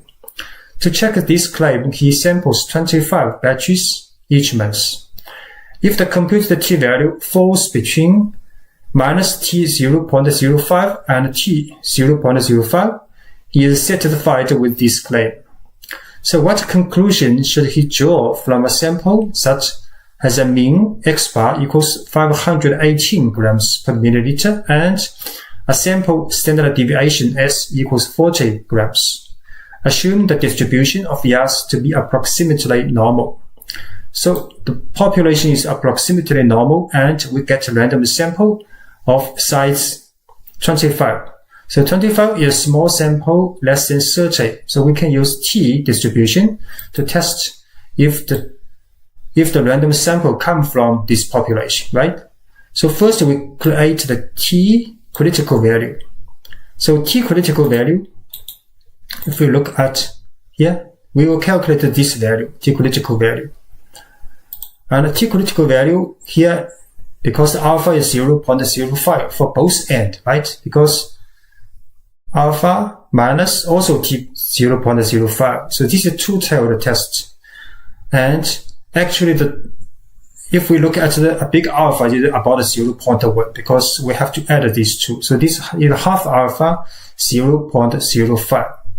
Then we calculate this critical value, use QT. QT is because this is 0.05, which means the white area is 0.95. And QT for calculating the quantile value of this cumulative probability under 24 degrees of freedom of a t distribution. So we calculate and get 1.71 for this critical value. Next, we can use the sample to calculate the t statistic from the sample. Sample is x bar minus the population mean. We have to test it. This is the mu divided by the standard deviation of the sample, then divided by the square root of the sample size, right? So we get a t-sample with 2.25. Now we can also calculate the p-value of this critical value. So critical value we got. Then we get the p-value. We have to calculate the critical value stay here, right? We have to calculate the blue area and the right side of this critical, this t statistic. So this 2.25 and the critical value is 1.71. So we get p-value is 0.0169. So the conclusion is because t-sample larger than t-critical value, because we get 2.25 larger than 1.71, right? So also we say p-value is less than 0.05, right? We get a critical value larger than this. We get the t statistic larger than this critical value, and we get the p value also less than this alpha, right? So the conclusion is that we conclude that the process produces a better product than he thought. So, which means from this sample, we conclude not to come from this population because we get the very large t statistic and very small p-value, very unlikely occurred event now occurred. So this is unlikely that this random sample come from this population in hypothesis 0, in the H0 hypothesis, right?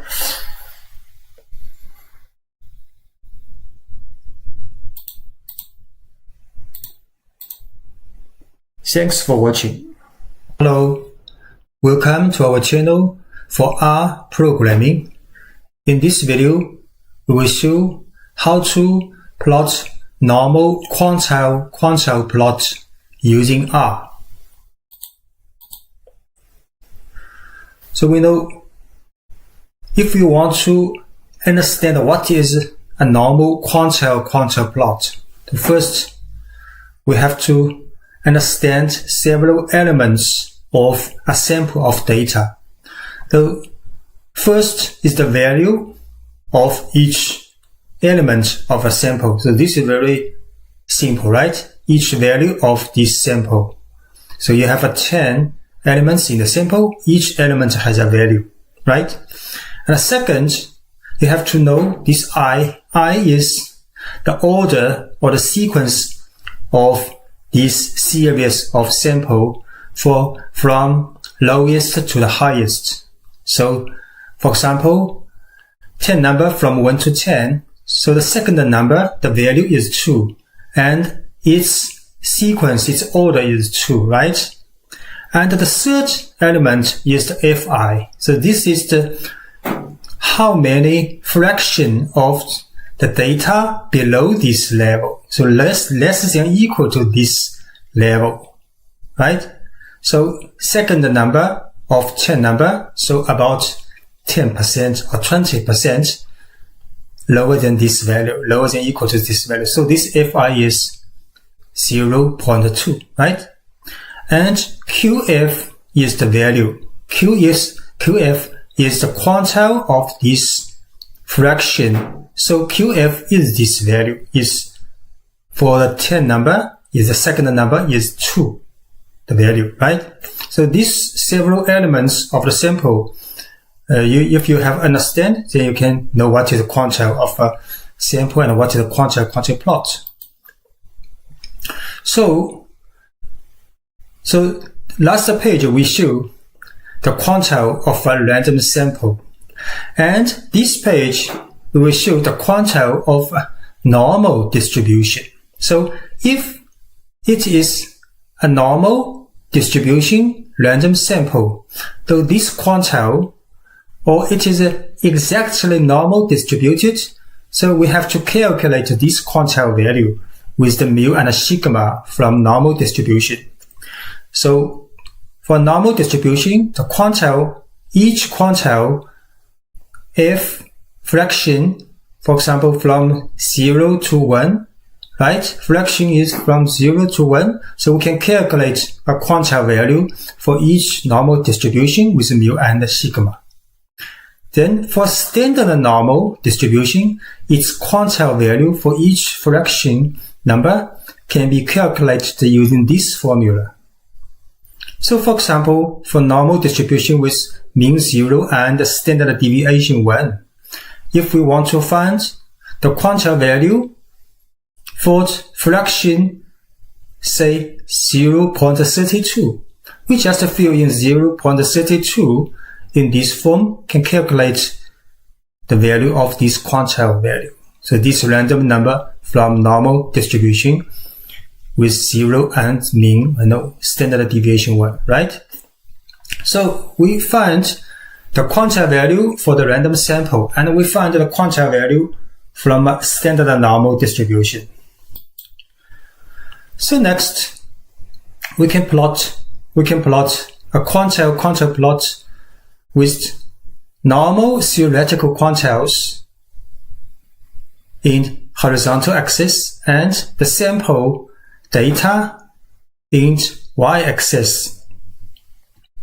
So if for example each data value plotted here for random sample, and from this value we find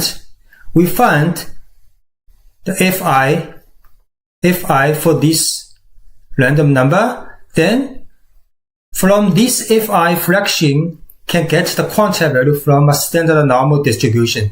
So we also put this quantile value from normal distribution here. Say for example, you find a random sample, get a random sample in this place. We find the fi from this formula, then from a normal quantile formula, we can get the normal quantile value, say maybe here. So we just put the point, each point, get each point for each random sample and its corresponding theoretical normal quantile value. So if this scatter plot almost match this straight line, so we say this random sample come from a normal distribution, or at least approximately normally distributed, right? So in R, we can use two functions to plot quantile plot against a normal distribution. So first is QQ norm with this random sample. Second is QQ line with X and column. So we can draw a quantile line. So next we will show how to do this in RStudio. So say first we create a random sample. This time we just create from a normal distribution. So say first we create random sample using R norm with 3,200 numbers and mean and standard deviation. Then we can plot a QQ norm with X. So this plot, you can see almost all the scatter plots stay on a straight line, right? So this is a theoretical quantiles from a standard normal distribution. And this is the sample we draw. With this sample, you can see the mean value is 8, standard deviation 2. So most of the points sit around 8, right? Then from each quantile of each fraction of this value, find the quantile value from a standard normal distribution. The old scatter plot stay on a straight line. So this says the sample comes from a normal distribution. You can also create quantile-quantile plot with a straight line.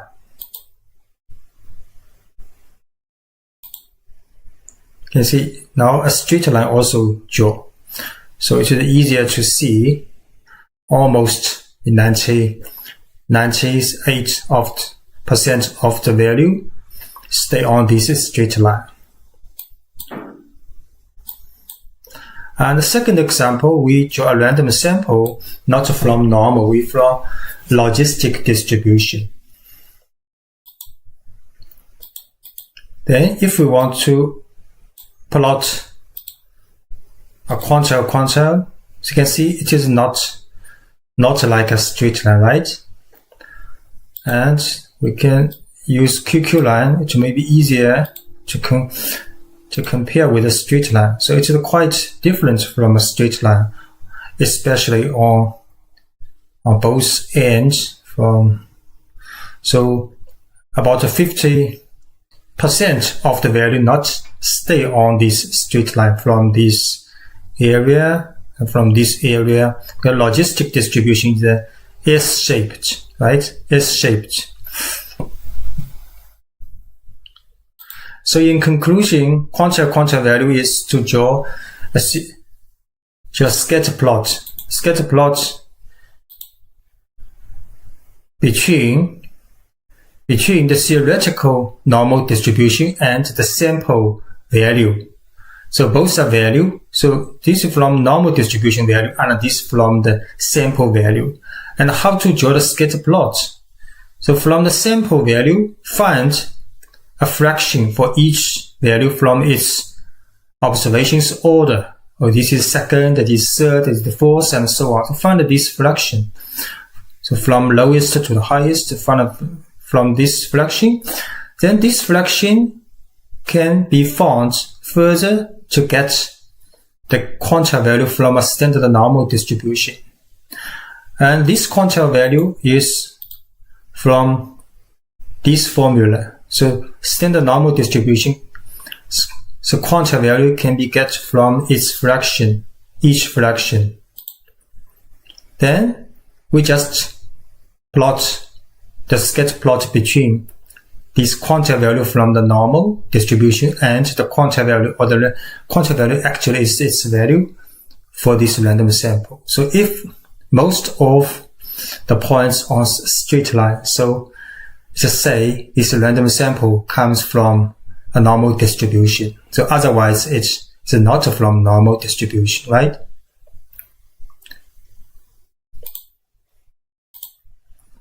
Thanks for watching. Hello, welcome to our channel for R programming.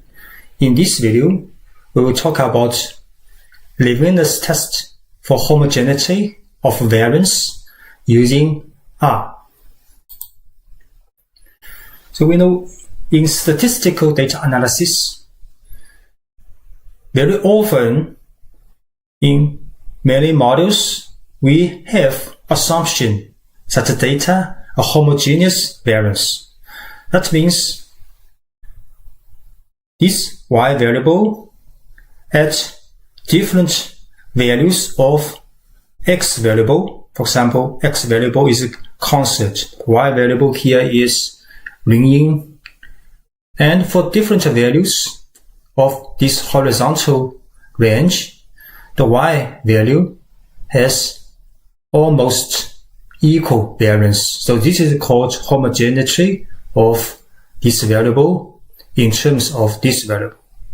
If we look at this figure, it's very clear for different values or different categorical values of constant, the y range is different, right?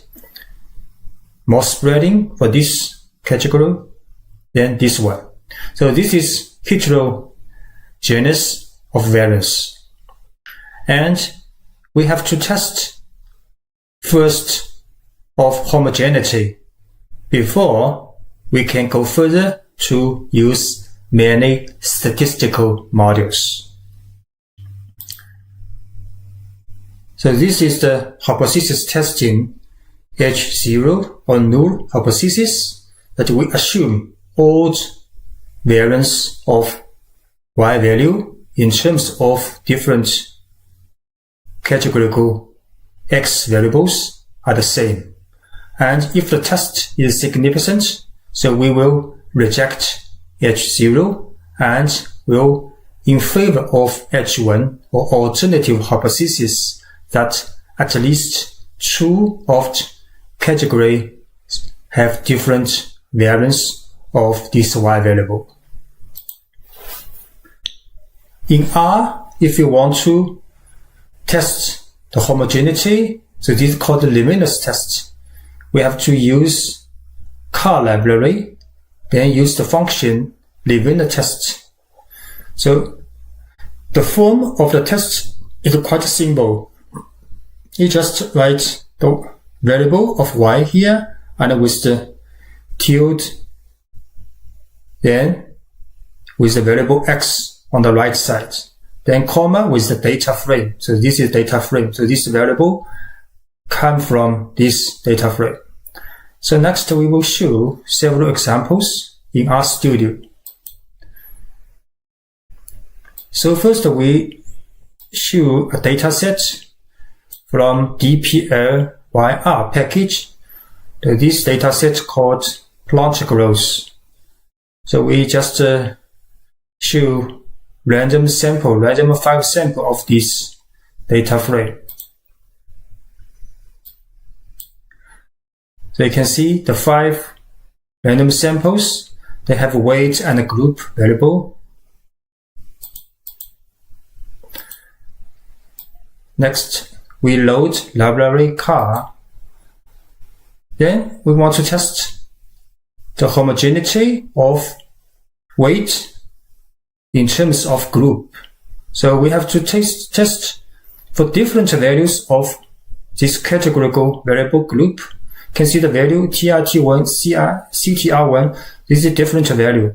So for different values of group, if the weights has same variance, then we just run Levene test weight tilde group, then data set is plot growth, and the results are assigned to the result object. Then we print this result. So you can see the variance homogeneity test results is based on F statistic or F test, and it has degrees of freedom 2 and 27. So F distribution has 2 degrees of freedom. And the test result, we look at this value and p-value. So most important is p-value. So p-value is 0.34. It's much larger than 0.05. So the test is not significant. Or say we will hold this null hypothesis. So we will not reject the hypothesis that the variance are homogeneous. Or say we will hold this statement, the odd variance are the same in terms of different categorical variable. And the Levene test can also be done on multiple independent variables. Say we also show the variable print tooth growth. You can see that this data set tooth growth has 2 categorical variable, dose, soup, and with the length continuous variable. So usually the independent variable should be categorical and dependent variable should be continuous. And we load library car. Then this time we will test the homogeneity of length in terms of different value interaction between soup and dose, and from the data frame tooth growth. Then we print the results. This time the test statistic F value is 1.7 and for the degrees of freedom is 5 and 54. Then the p-value is 0.1484. It is also larger than 0.05. So in this example, we also do not reject the null hypothesis of homogeneity. So we also hold this statement that odd variance of length in terms of different categorical values interaction between soup and deuce have the same variance.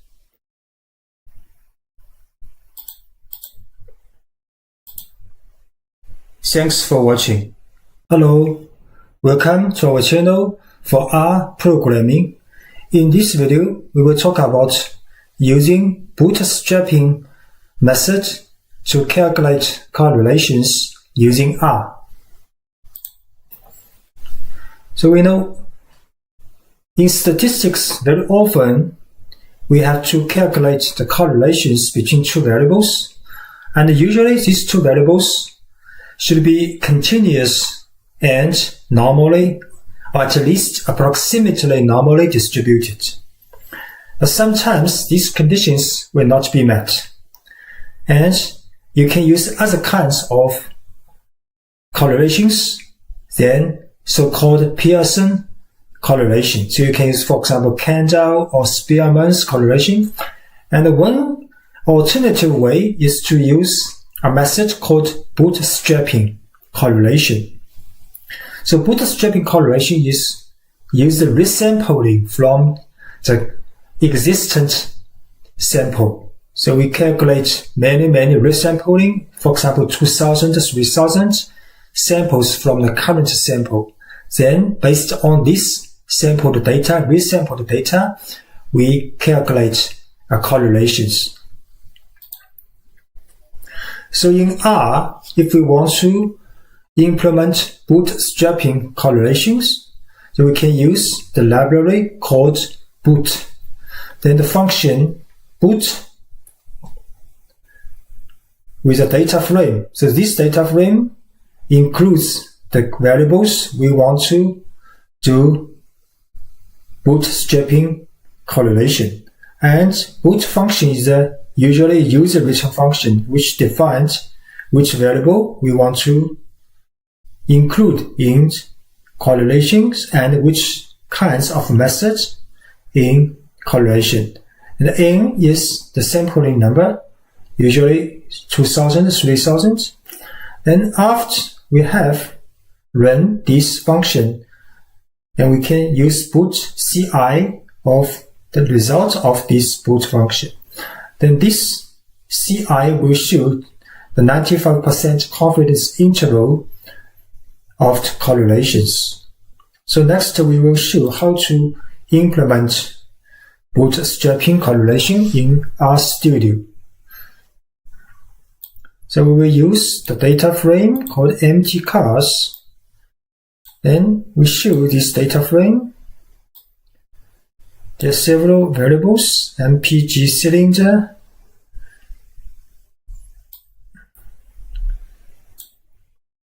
let's say we want to calculate the correlations between empty cars variable weight and MPG.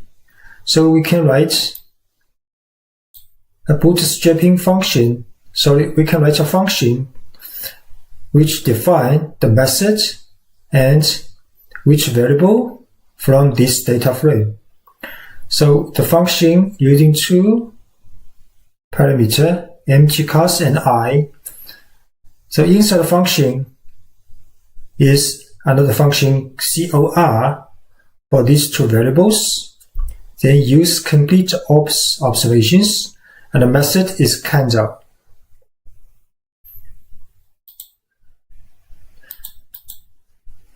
Then we load library boot.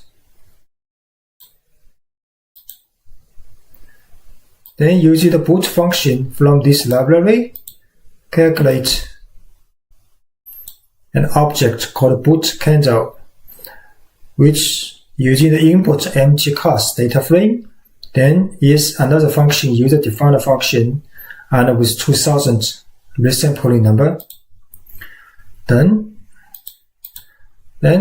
we can use boot.ci of this object. We can just omit this warning message. So the result of the bootstrapping correlation returns the confidence interval of the correlations based on 2000 bootstrapping resampling.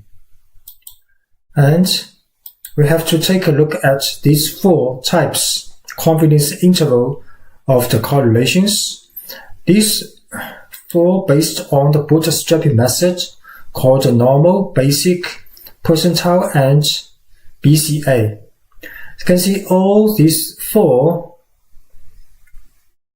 results are very close, and the lower bound and upper bounds both are negative. So between about 0.6 to 0.8 negative.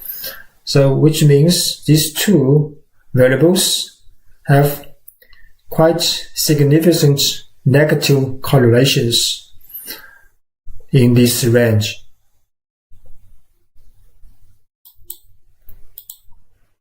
Thanks for watching. Hello, welcome to our channel for rprogramming. In this video, we will talk about biserial and point biserial correlations using R. So we know usually correlations between 2 variables, they have to be continuous. And sometimes one of 2 variables is categorical and it is dichotomous, which means its binary value of categorical variable and they're discrete. In this case, we can also perform a correlation, or say Pearson's correlation, for these 2 variables. And this is same as performing an independent samples t-test on the data, on the continuous data, based on the categories of these dichotomous categorical variable. And when we think about this dichotomous variable, the value is 0 or 1. It's very clear for the values 0 or 1, like the person is dead or not dead, and the gender is male or female. It's very clear 0 or 1. So in this case, this kind of correlation is called point biserial. So between one categorical variable and one continuous variable. But sometimes one of these dichotomous discrete variable has an subtle underlying continuous characteristic. What this means? Let's say, for example, if we want to categorize a person, a student, passing exam or not passing exam. So the result is dichotomous, right? Passing or not passing, or 0 or 1. But for this kind of categorical variable or discrete variable, it has underlying continuous characteristics because the person may be very close to the mark, to the border between passing or not passing. It's quite different from the person is very far from this border limit. So it is like a continuous, but we just divide this continuous variable as to be a discrete, passing or not passing. So in this case, if we want to measure the correlations between such kind of categorical variable and a continuous variable, so this kind of correlation is called biserial correlation. So it is a little bit different from the point biserial correlation. So in R, if you want to calculate these two kinds of correlations, you can use cor.test for the point biserial correlation and polyserial function for the biserial correlation. So next we will show how to use these two correlations in R. First we load a library called polycor. Then we will use a data frame called empty cars. We show the variables of this data frame. There are about 32 observations with 11 variables, and with an MPG for miles per gallon and horsepower. Some variables are categorical. I can see this VS is binary 0 and 1. So next we will calculate the point biserial correlation between VS and MPG. So we just use cor.test and in the parentheses with these two variables. So it's a result.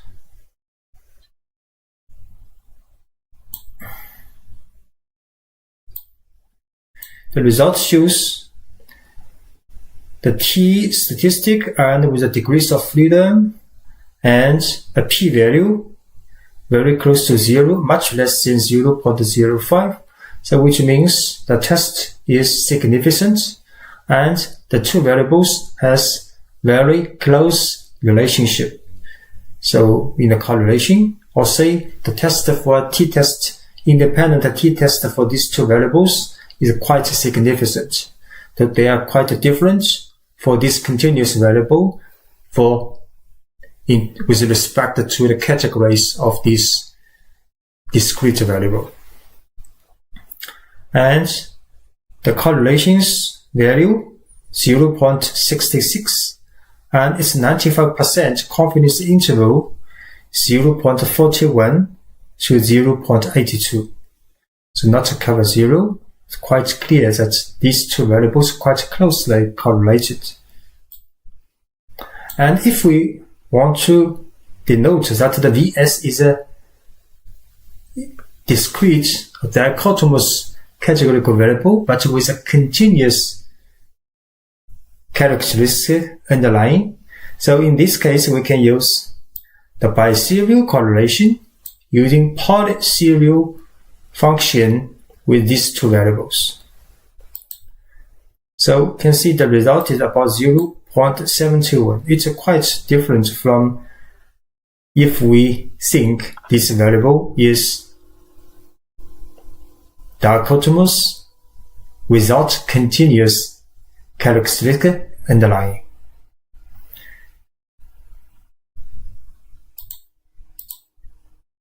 Thanks for watching.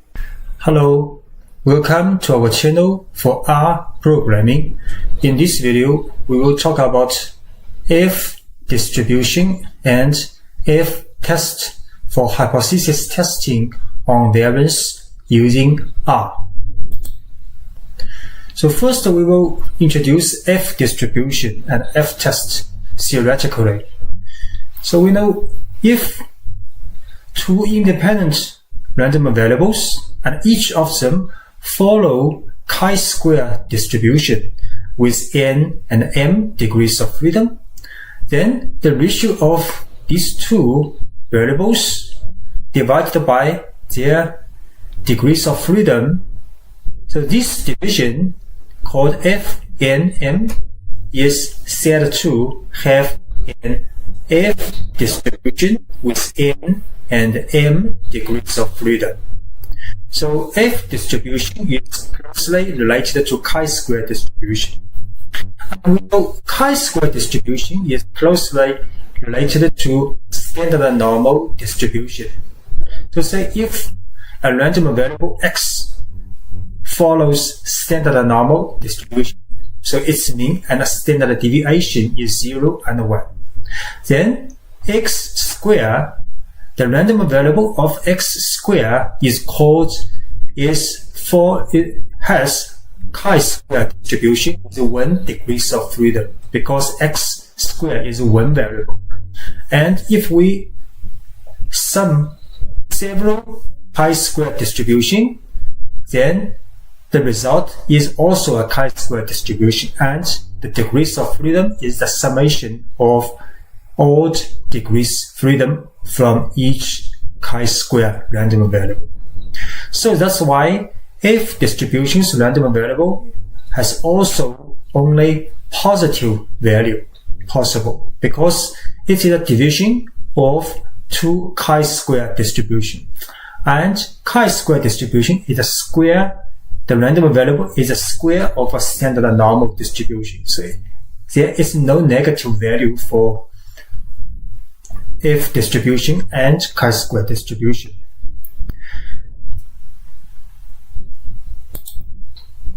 So if we look at these two figures, both have F distribution, and this is a density curve for F distribution.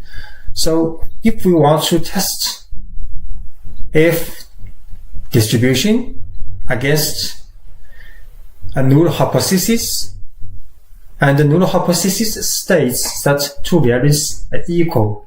So this is called F test. And we get the sample from two population, and we get the sample variance from two sample. Then the ratio of these two sample variance follows F distribution if the population variance are equal for these two variance. Right? So this is a two-sided test for F distribution. So we found that these two critical values first, called F half alpha and F 1 minus half alpha. If we define significance level, the test is alpha. Say alpha is 0.05. So here, this critical value is T 0.025, and this is T 0.975, because 0.025 will leave the area to the right. This white area is 0.025, and the same for this white area. And for the one-sided test, we will find that this critical value equals alpha area to the right.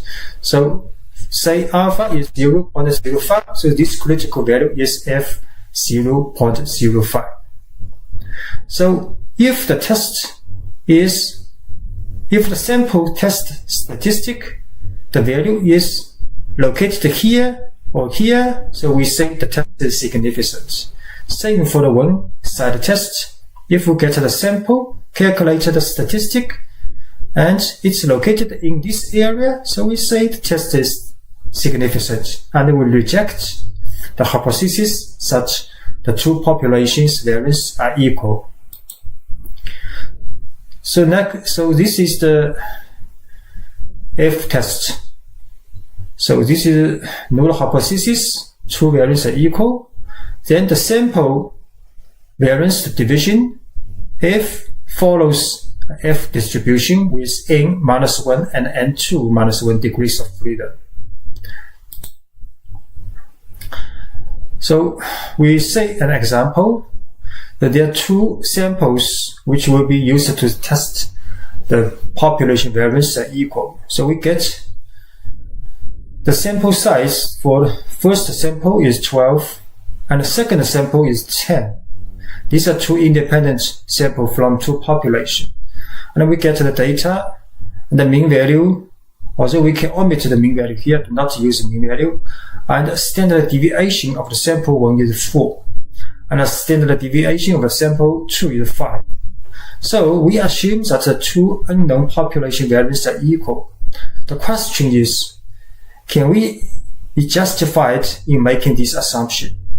So the question is, we will do hypothesis testing if the population variances are equal. and we use 0.1 level of significance. So here alpha is 0.1. So we let sigma 1 square, sigma 2 square be the population variance, and the hypothesis for the null hypothesis H0 is these two population variance are equal, and alternative hypothesis in the test is these two populations not equal. So this is a two-sided test, and we get the alpha level 0.1. So first we have to find the critical region. So we find the critical value if half alpha is 0.05 for 9 degrees of freedom F distribution is 3.11. And we can also find if 0.95 with the degrees of freedom 11.9 is 0.34. If you look back.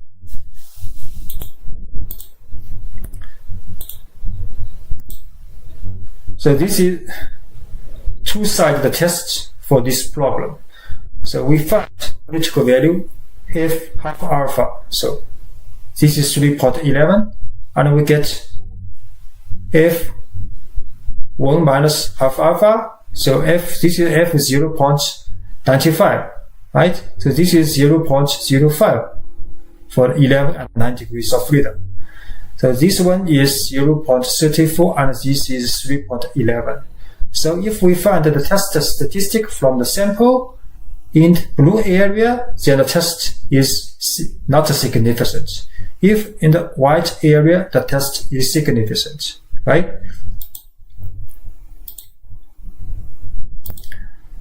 So we have found critical value to critical value now.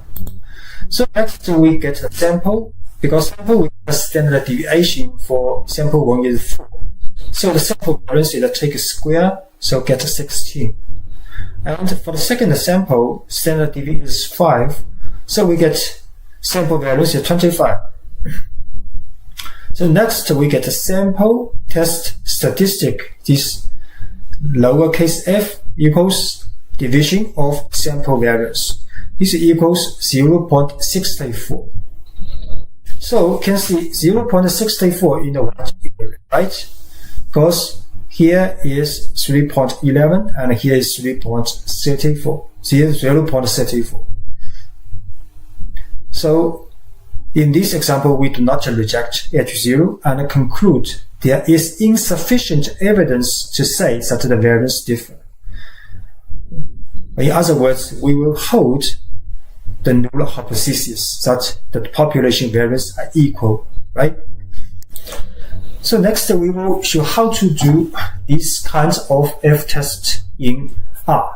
First, there are two functions important to using f distribution in R. So this is PF and this is QF. PF is for the cumulative probability function. So if we look at this figure again for the F distribution, this is density curve, probability density. So this white area is called cumulative probability because this is the integral of the density. Density is the derivative of the cumulative probability mathematically. So this white area is the integral of a division of this curve. So this area and this curve called cumulative probability to this value. So this is the critical value f alpha n. So we say the quantile value is this value and the p value is the cumulative probability is pf with this q. Q is this value. So if we using R 3.11, so we just fill in pf 3.11, 11.9, then we will get 0.95, right? And QF is the opposite operation of PF. It is used to find the quantile value from a given cumulative probability. So say we know this cumulative probability is 0.95, then we set 0.95 here and 11.9 degrees of freedom. QF of this parameter will get 3.11. So next we go to RStudio to do t-test for this same example.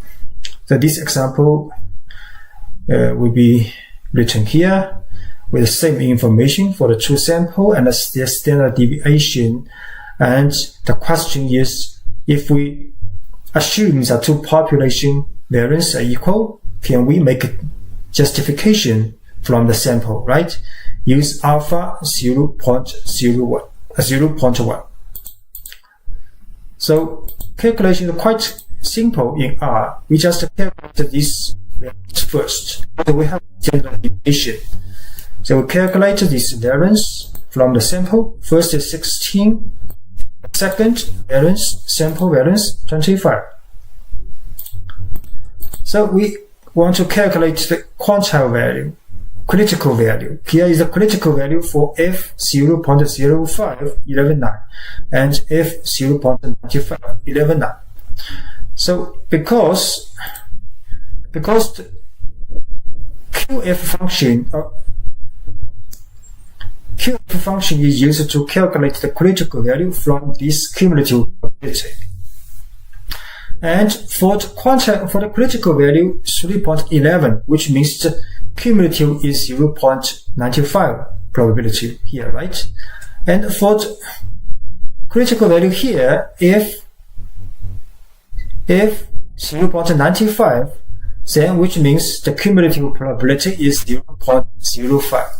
So in R, if we want to calculate the critical value, we have to use QF1 minus this small area.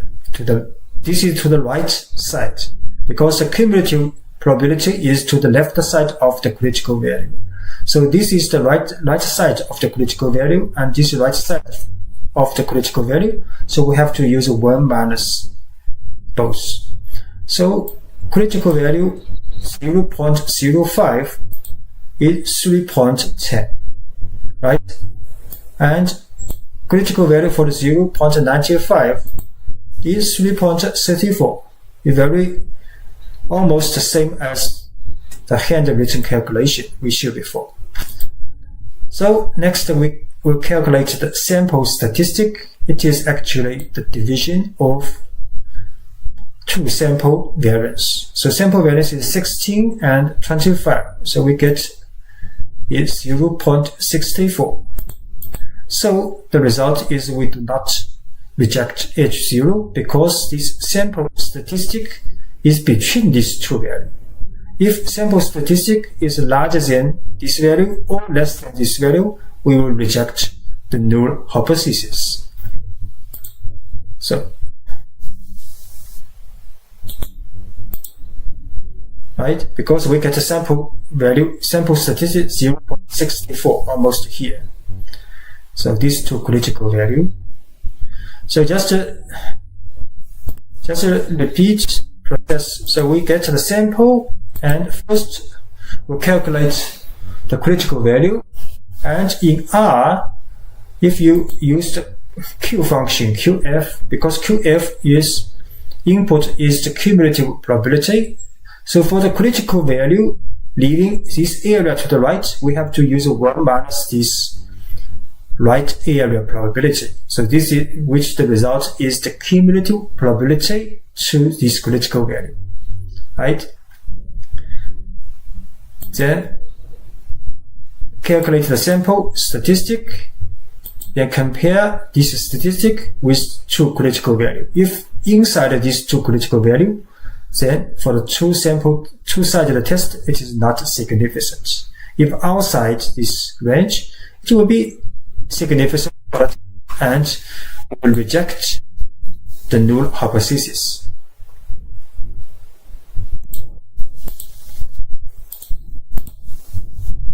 Thanks for watching. Hello, welcome to our channel for R programming. In this video, we will talk about partial correlations with R. So we know in statistics, when we calculate the correlations between two variables, sometimes there are other variables that will influence both of these two variables we focus on. For example, if we want to measure exam performance and correlate it with the exam anxiety, but these two variables are both positively related to revision time. So if we want to measure the pure relationship between performance and anxiety, we want to exclude the influence from revision time to both of these two variables. If we look at this figure, it's quite clear. So these three rectangles or squares represent performance, revision time, and anxiety. And if we look at this rectangle with hatch and white area, so this is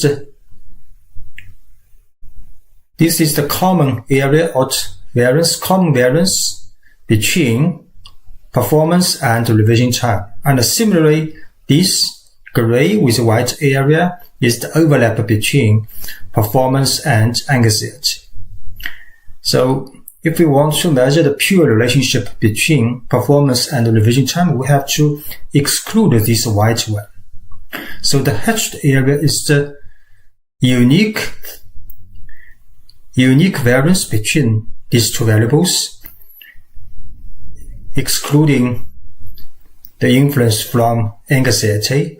And similarly, this gray area is the unique variance between performance and anxiety, excluding the influence or effect from revision time. So this is called partial correlation. So if we want to calculate partial correlation using R, we have to use the library GGM and the function PCOR, which means partial correlation between variable 1 and variable 2. So the control variable means the variables we want to exclude from. Then VAR data frame is data frame from which this variable come. And the PCOR test can test the significance of this partial correlation. So next we will show how to implement this in RStudio. So first we load a data frame.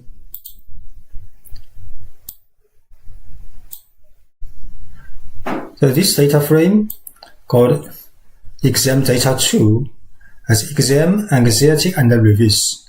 Both are numerical variables, so appropriate for the correlation calculation. So we load library GGM. You have to install this library first.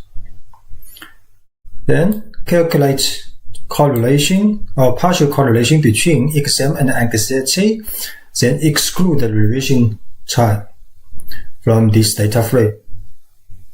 You can see there are negative 0.24 correlations between exam and anxiety, which the effect from revision time has been excluded. We can also create an object using the same function. So this object called PC, we show this PC same as before. If we calculate the square of this number, it is the pure variance explained between these two variables. Next, we can use PCOR.test of this object.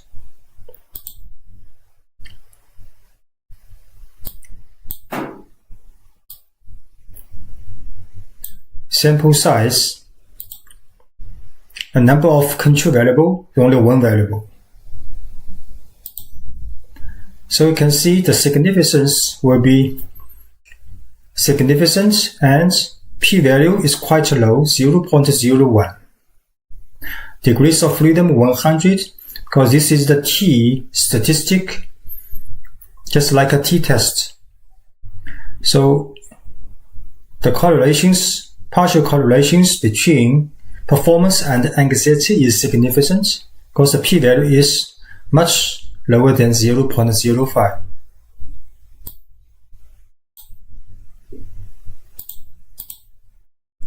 Thanks for watching. Hello, welcome to our channel for rprogramming. In this video, we will show how to plot histograms using ggplot2 package in R.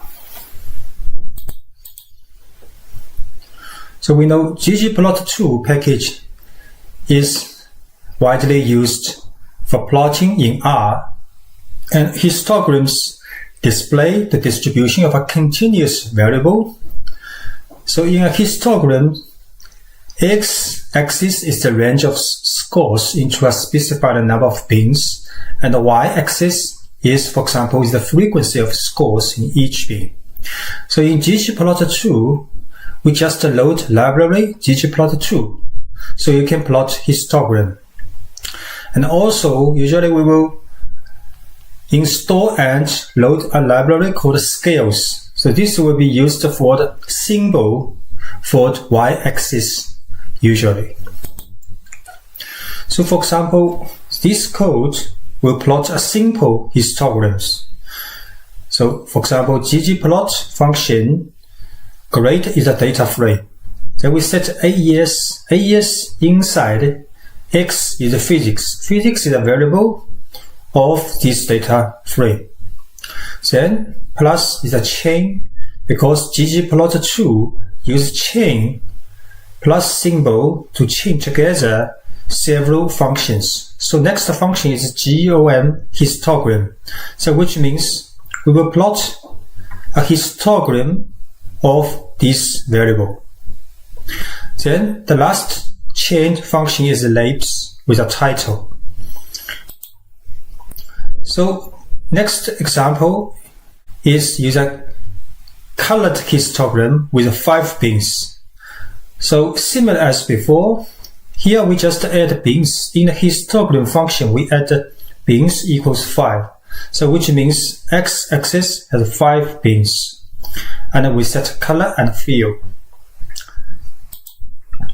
And the third example is also similar as before, but here we set density. So y equals double dot density, which means we will plot percentage, not the counts for the y-axis. And here we set a function called scale y continuous. Inside we set a library scales double dot percent, which means a percent symbol from this package. So next we will show how to implement these functions in RStudio. So first we load ggplot2 and scales. So just note, you have to manually install this package if you have not done yet. So we load. Then we set the working directory and read a CSV file from the working directory to create a data frame. Of course, you can use other data frames if you have such CSV file. So we can see this data frame include columns, student ID, full name, race, gender, country, age, mathematics, score, physics, and the chemistry and the date. So the total 20 observations. So next we can plot a simple histogram using ggplot. Because this is the default color for simple histogram in ggplot2. So the y value is the counts, integer counts, and x value for the scores, for the physics. So next we can plot a colored histogram with 5 bins. So here bin equals 5 and with color. So it's much more beautiful with 5 bins. So ggplot will automatically, with the equal width of each bin you defined, and the y value is also the cons.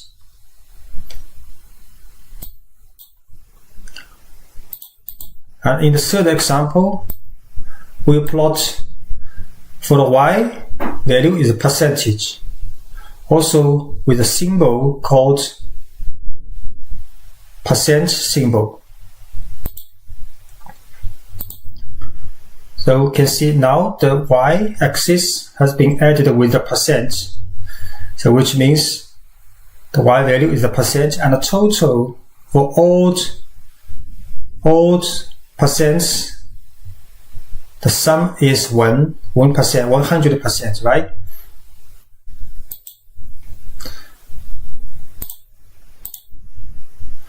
Thanks for watching and subscribing our channel. Hello, welcome to our channel for R programming. In this video, we will show how to plot stem and leaf plots in R.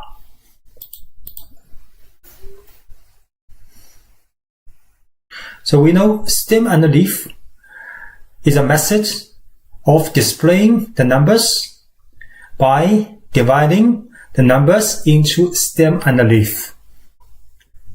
And it is very useful to show both the counts of the numbers and the shape of the distribution of the data.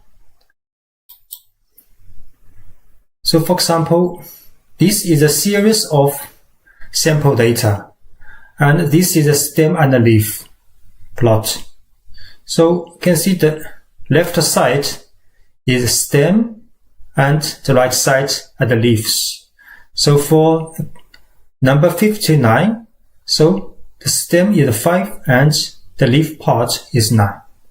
And for number 74, 77, 78, so these are stem with 7 and a leaf with 4, 7, 8.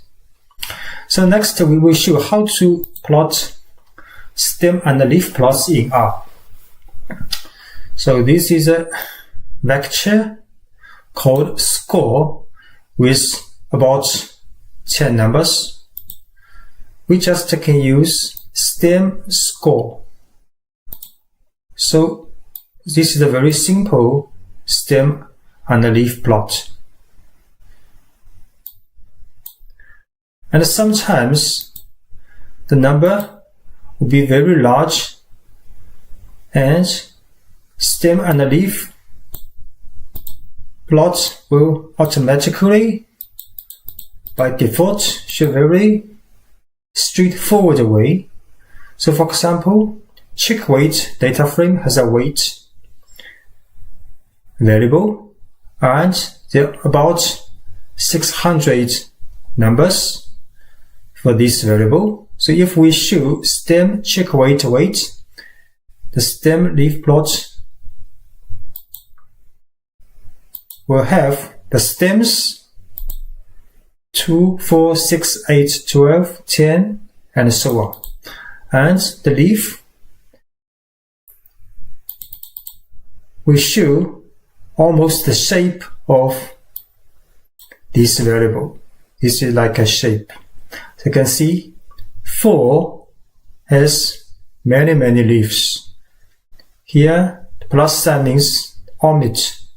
There are about 38 leaves omitted.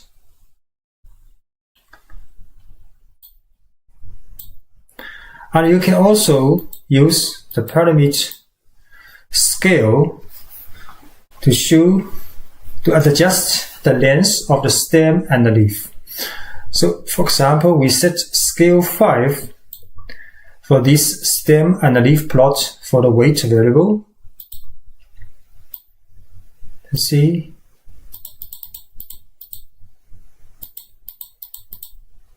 It's very long stem and a leaf. But if we set scale 20, this time the stem have 3 numbers, so this will make the stem leaf plot even longer.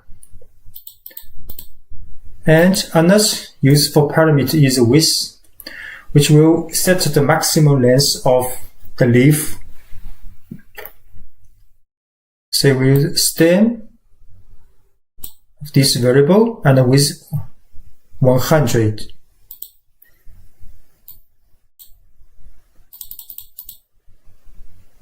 So almost all leaf numbers displayed, but several leaf number use omission. So here 18 leaves omitted for the stem 4. But for this variable, use width 100 quite appropriate. And if we use width 20, almost stay stem the same as before, but the leaves has many omit. Here 98, 68, 39 leaves omitted. So which kinds of options depends on the data you can use.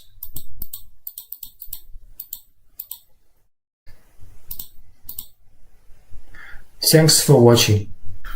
Hello, welcome to our channel for R programming. In this video, we will talk about sketch plots with ggplot2 in R. So we know a sketch plot is plotting the relationship between two variables, usually numeric variables, using dots. And in R programming, usually we will use ggplot2 package for data visualization. And if you want to plot a sketch plot using ggplot2, you can use the function geom point. Then this function concatenated with ggplot function. And there are several options for the size, color, and the shape, and for the stroke for this function. So next we will show several examples for sketch plots in RStudio. So first, we load library ggplot2. So you have to install this package first if you have not done yet. So next we will show a very simple sketch plot. So we will use the dataset iris. So ggplot iris dataset data frame. This data frame is bundled from R installation. Then after this data frame inside the ggplot function, we use AES. So AES will show what's the relationship, what's the variables you want to plot. So here x variable is settle length, and y variable is settle width. Then after this ggplot function, you use a plus symbol. So which means the function chaining. So ggplot function and plus a GUM point function. So here we use the default options for GUM point. We just run this function chaining together. So this is a very simple sketch plot between sepal length and sepal width using the default settings for ggplot and sketch plot in ggplot2 package. So next we will show scatter plots with groups. So here we will distinguish the values by a group of data. So using a factor variable, so for different levels of this variable, you can see the data in a scatter plot grouped with different values. So here we use ggplot, ELIS dataset, same as before, and x and y variable, same as before, sepal length and sepal width. Then inside GUM point function, we also add an AES option with a color. Color is a fetch function with sepal width. So which means the different values of sepal width will have different scatter plots. So we will see how it is going.